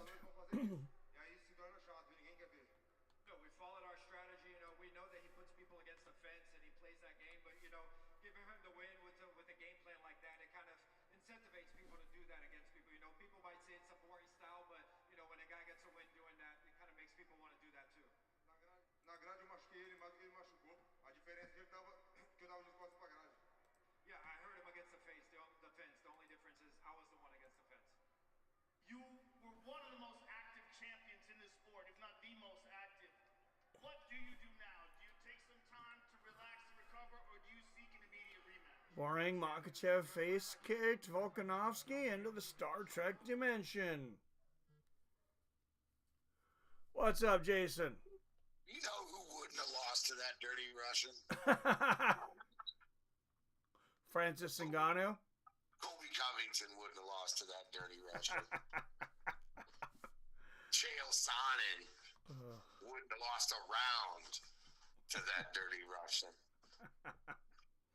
Don Fry, his mustache would have arm wrestled that dirty Russian's beard into submission. Oh, why are you doing Alex like that?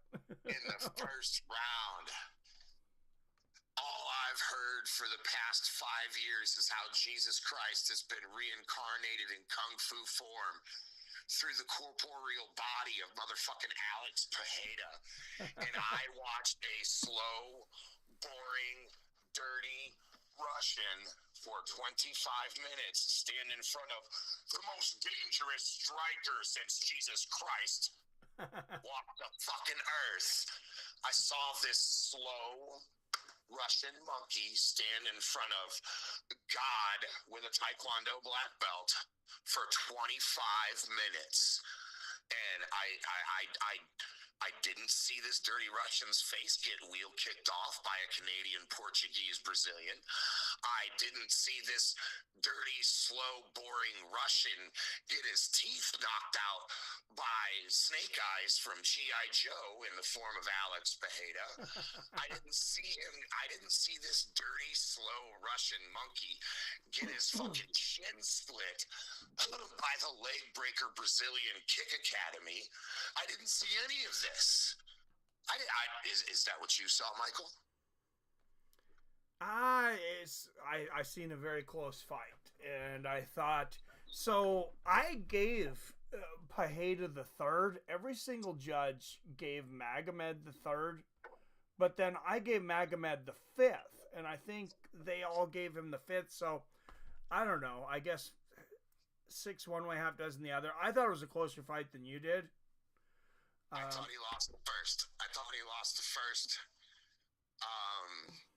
Because he didn't know. I thought he looked a lot better than he was going to at the end of the first. But I thought he lost the first. I thought the second round at worst for Ankalaev could have been a draw, but I thought Ankalaev took the second round. Yeah. I knew for a fact Ankalaev took the third round. I knew that he took the fourth round.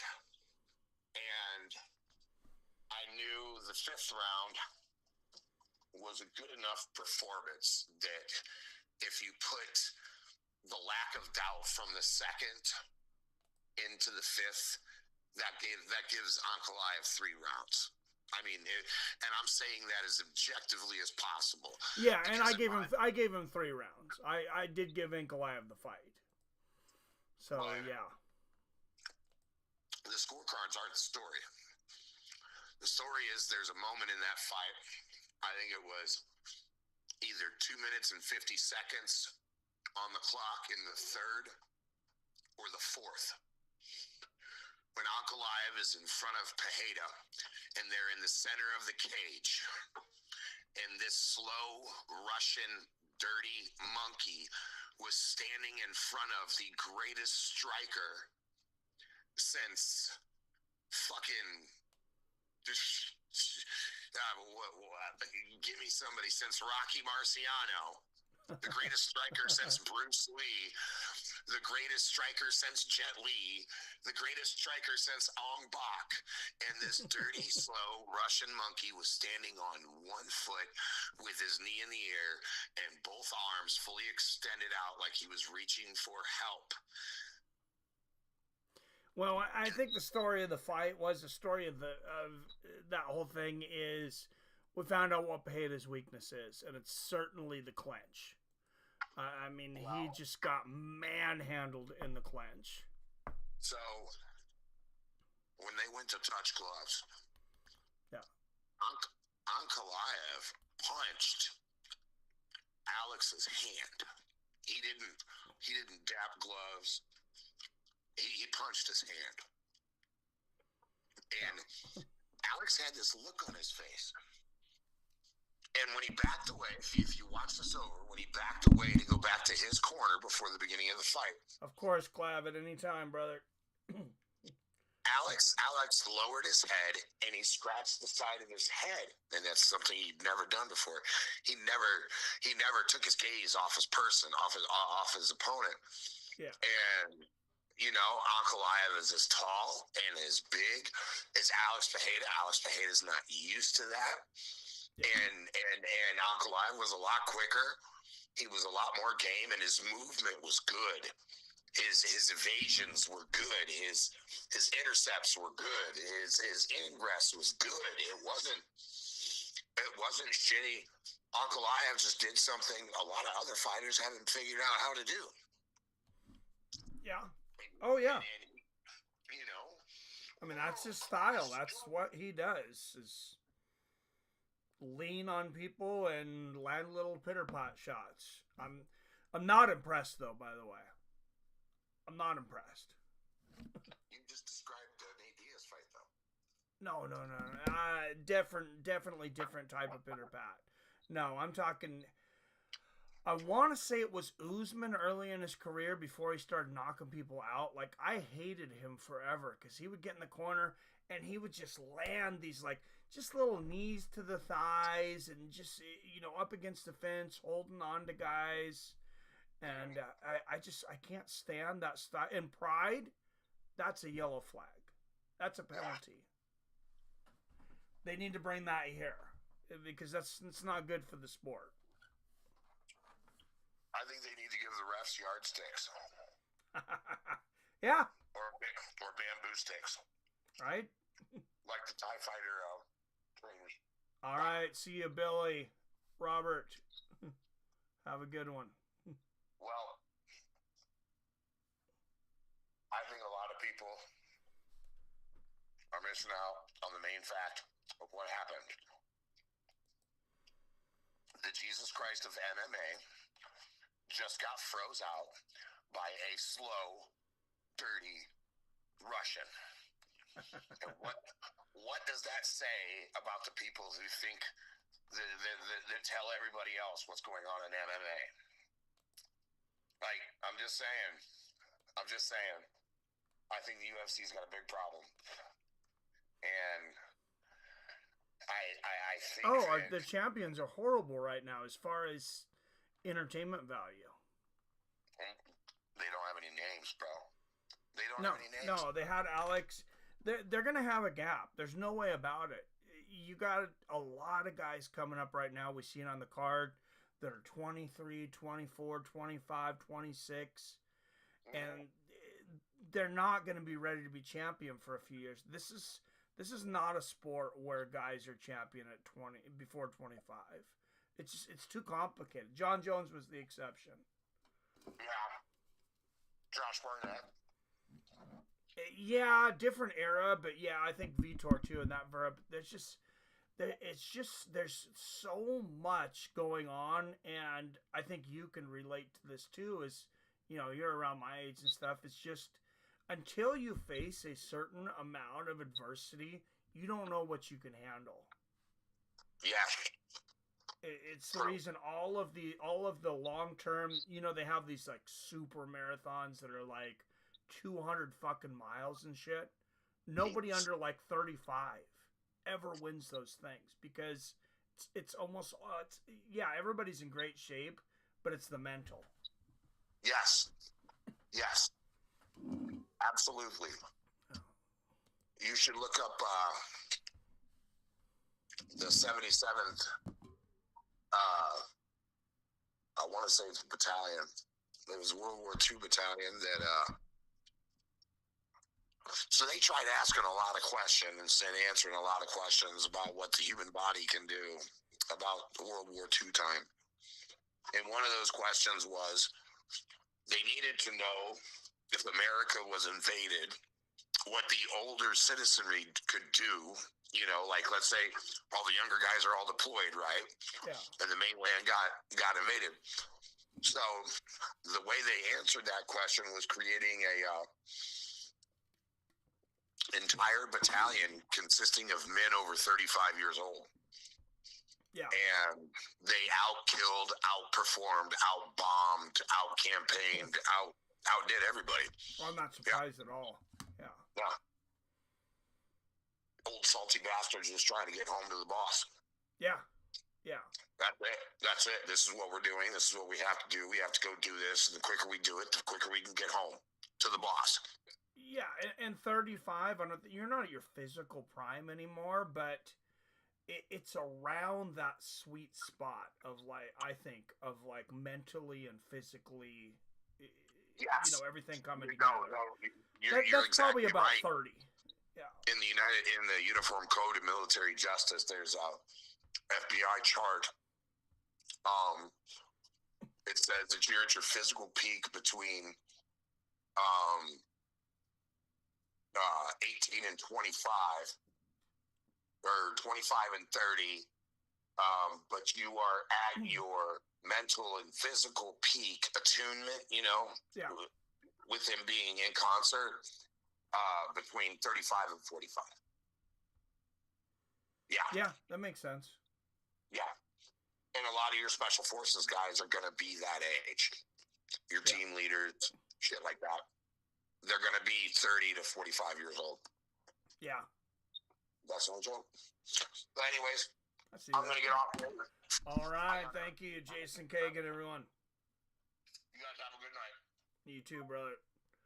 All right. Yeah, I hope you're feeling better, Clavid. Wyatt says, thanks for the healthy banner. Jason, I'm sure we'll have a longer debate in the future. Much love, brother. Best wishes for your wife, Mike. Hope it passes quick.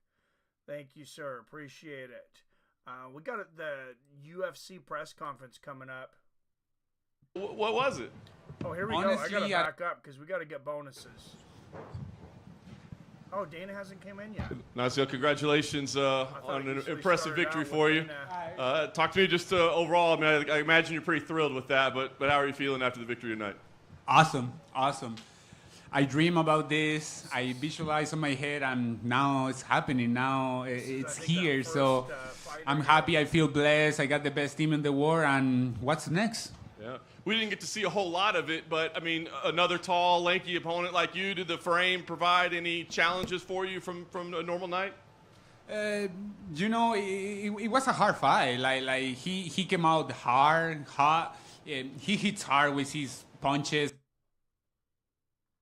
Go on, train some, just to. Ignacio, first of all, congratulations on your performance. Say the bonuses tonight. What happened to si puedes contestar en español y inglés. Mira, la verdad, lo más divertido de la pelea fue que gané.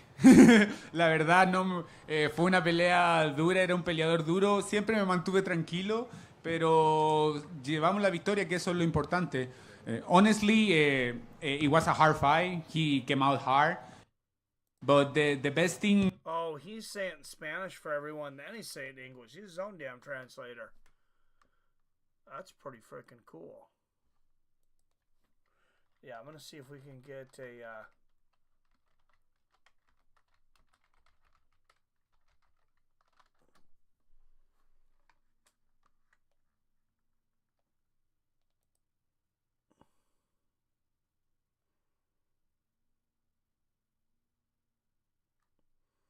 They're already calling that Mauricio Duffy knockout of King Green the KO of the year, which, yeah, we know that's going to be one of the bonuses. Fight of the night, I'm going to say will probably be Gaethje and Fiziev.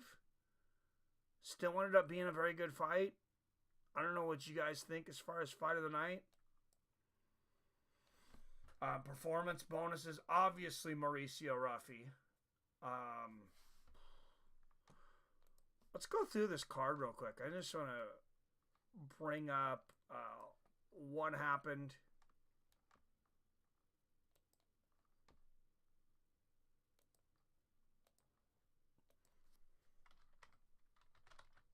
go to the UFC website, and we'll do a recap of this card real quick because I still got some people in here, and God knows I can use the views.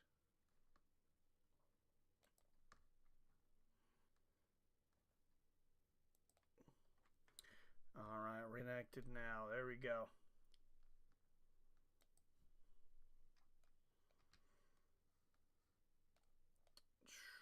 Give me all the results, damn it.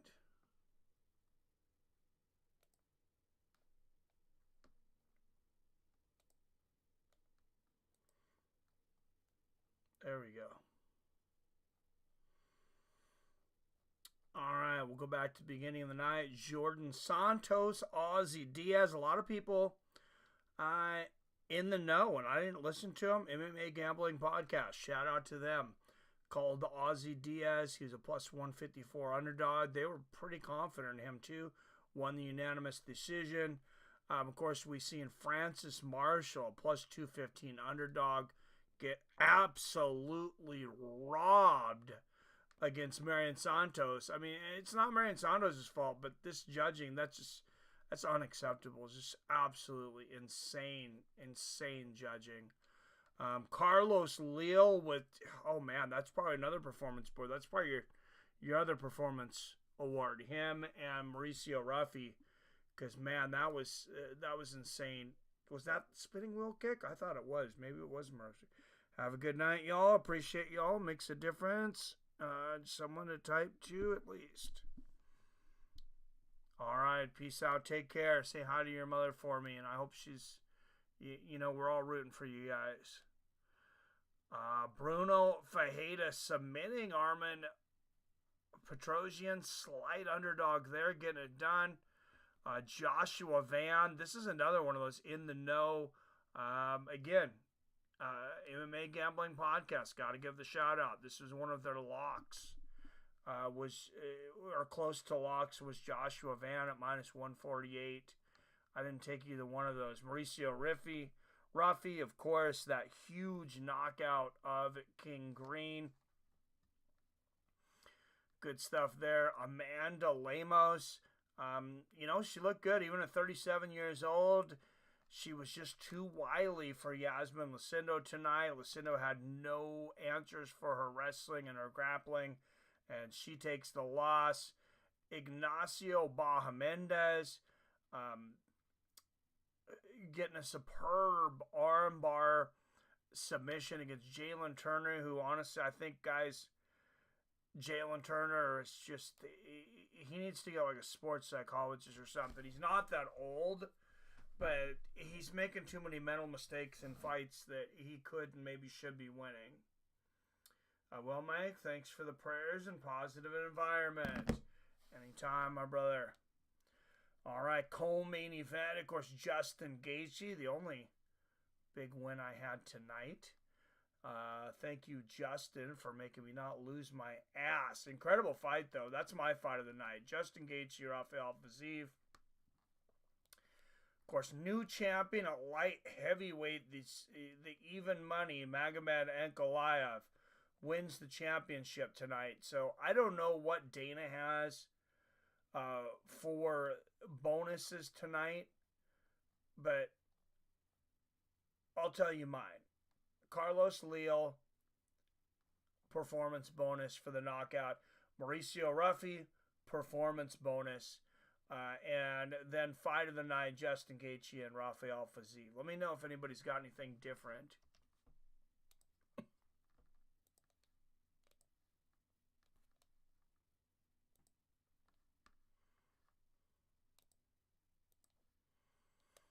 All right, I'm going to go back to the press conference and see if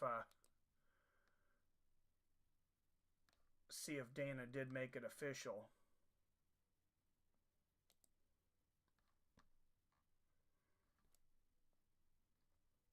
And see if I'm correct.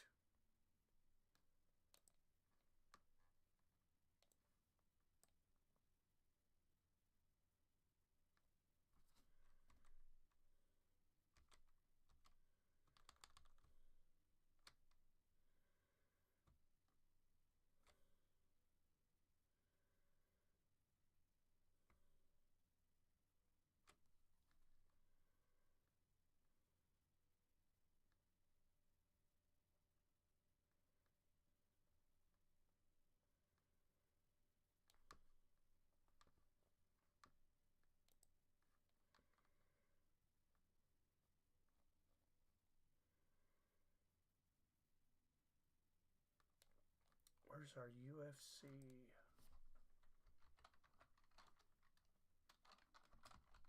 Channel stream. That's the MMA Junkie one. Here we go.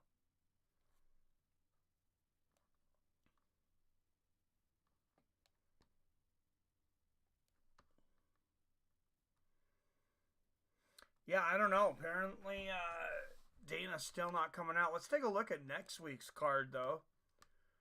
So we're getting more people coming back in here.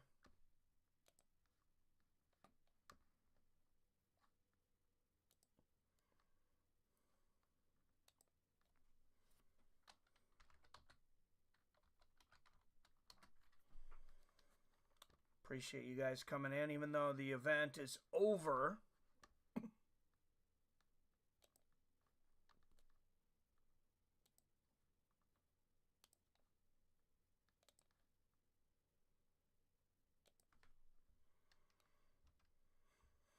All right, a rematch: Martin Vettori versus Roman Dolidze. Not a super exciting main event. It's going to take a lot of sugarcoating for this one. We're going to polish a turd here for about 10 minutes, and then I'll probably bust out of here. I mean, these are not household names right here. Probably a lot of younger names. Sam Hughes, I always want to bet against her.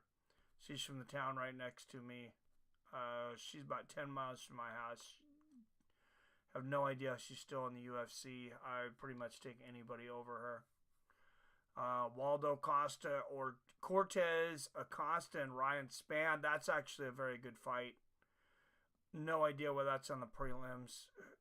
Please, God, move that up. If they don't move that up, they're crazy. Damon Blackshear returns against Cody Gibson. It's like, yeah, okay, I kind of care. Alexander Hernandez, Kurt Halaba. Chidi Waikandi versus Alizu Zaleski dos Santos. That's a fight that somewhat piques my interest, just not as a co-main event on anything. And then Martin Vettori and Roman Dolidze. Really a pretty sad card for a UFC card. If this is what they're doing, just my opinion, they need to have way less cards, because that's a horrible card. Like that's not good. It will probably get good fights, and for a lot of the hardcores, it might end up being a fairly good fight or a good card. We get a lot of those sleeper cards where you get to learn some of the young and up and coming fighters. I'll enjoy them a lot of the times. If they're looking to get viewers, though, that's a horrible card. The name recognition value is just absolutely garbage.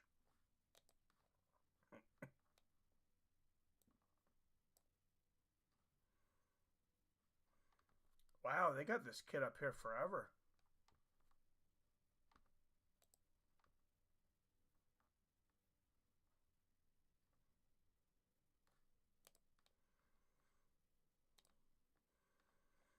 Trying to remember who this kid is. Con ustedes, siento que ya mismo él tiene una pelea el 10 de mayo. Obvio.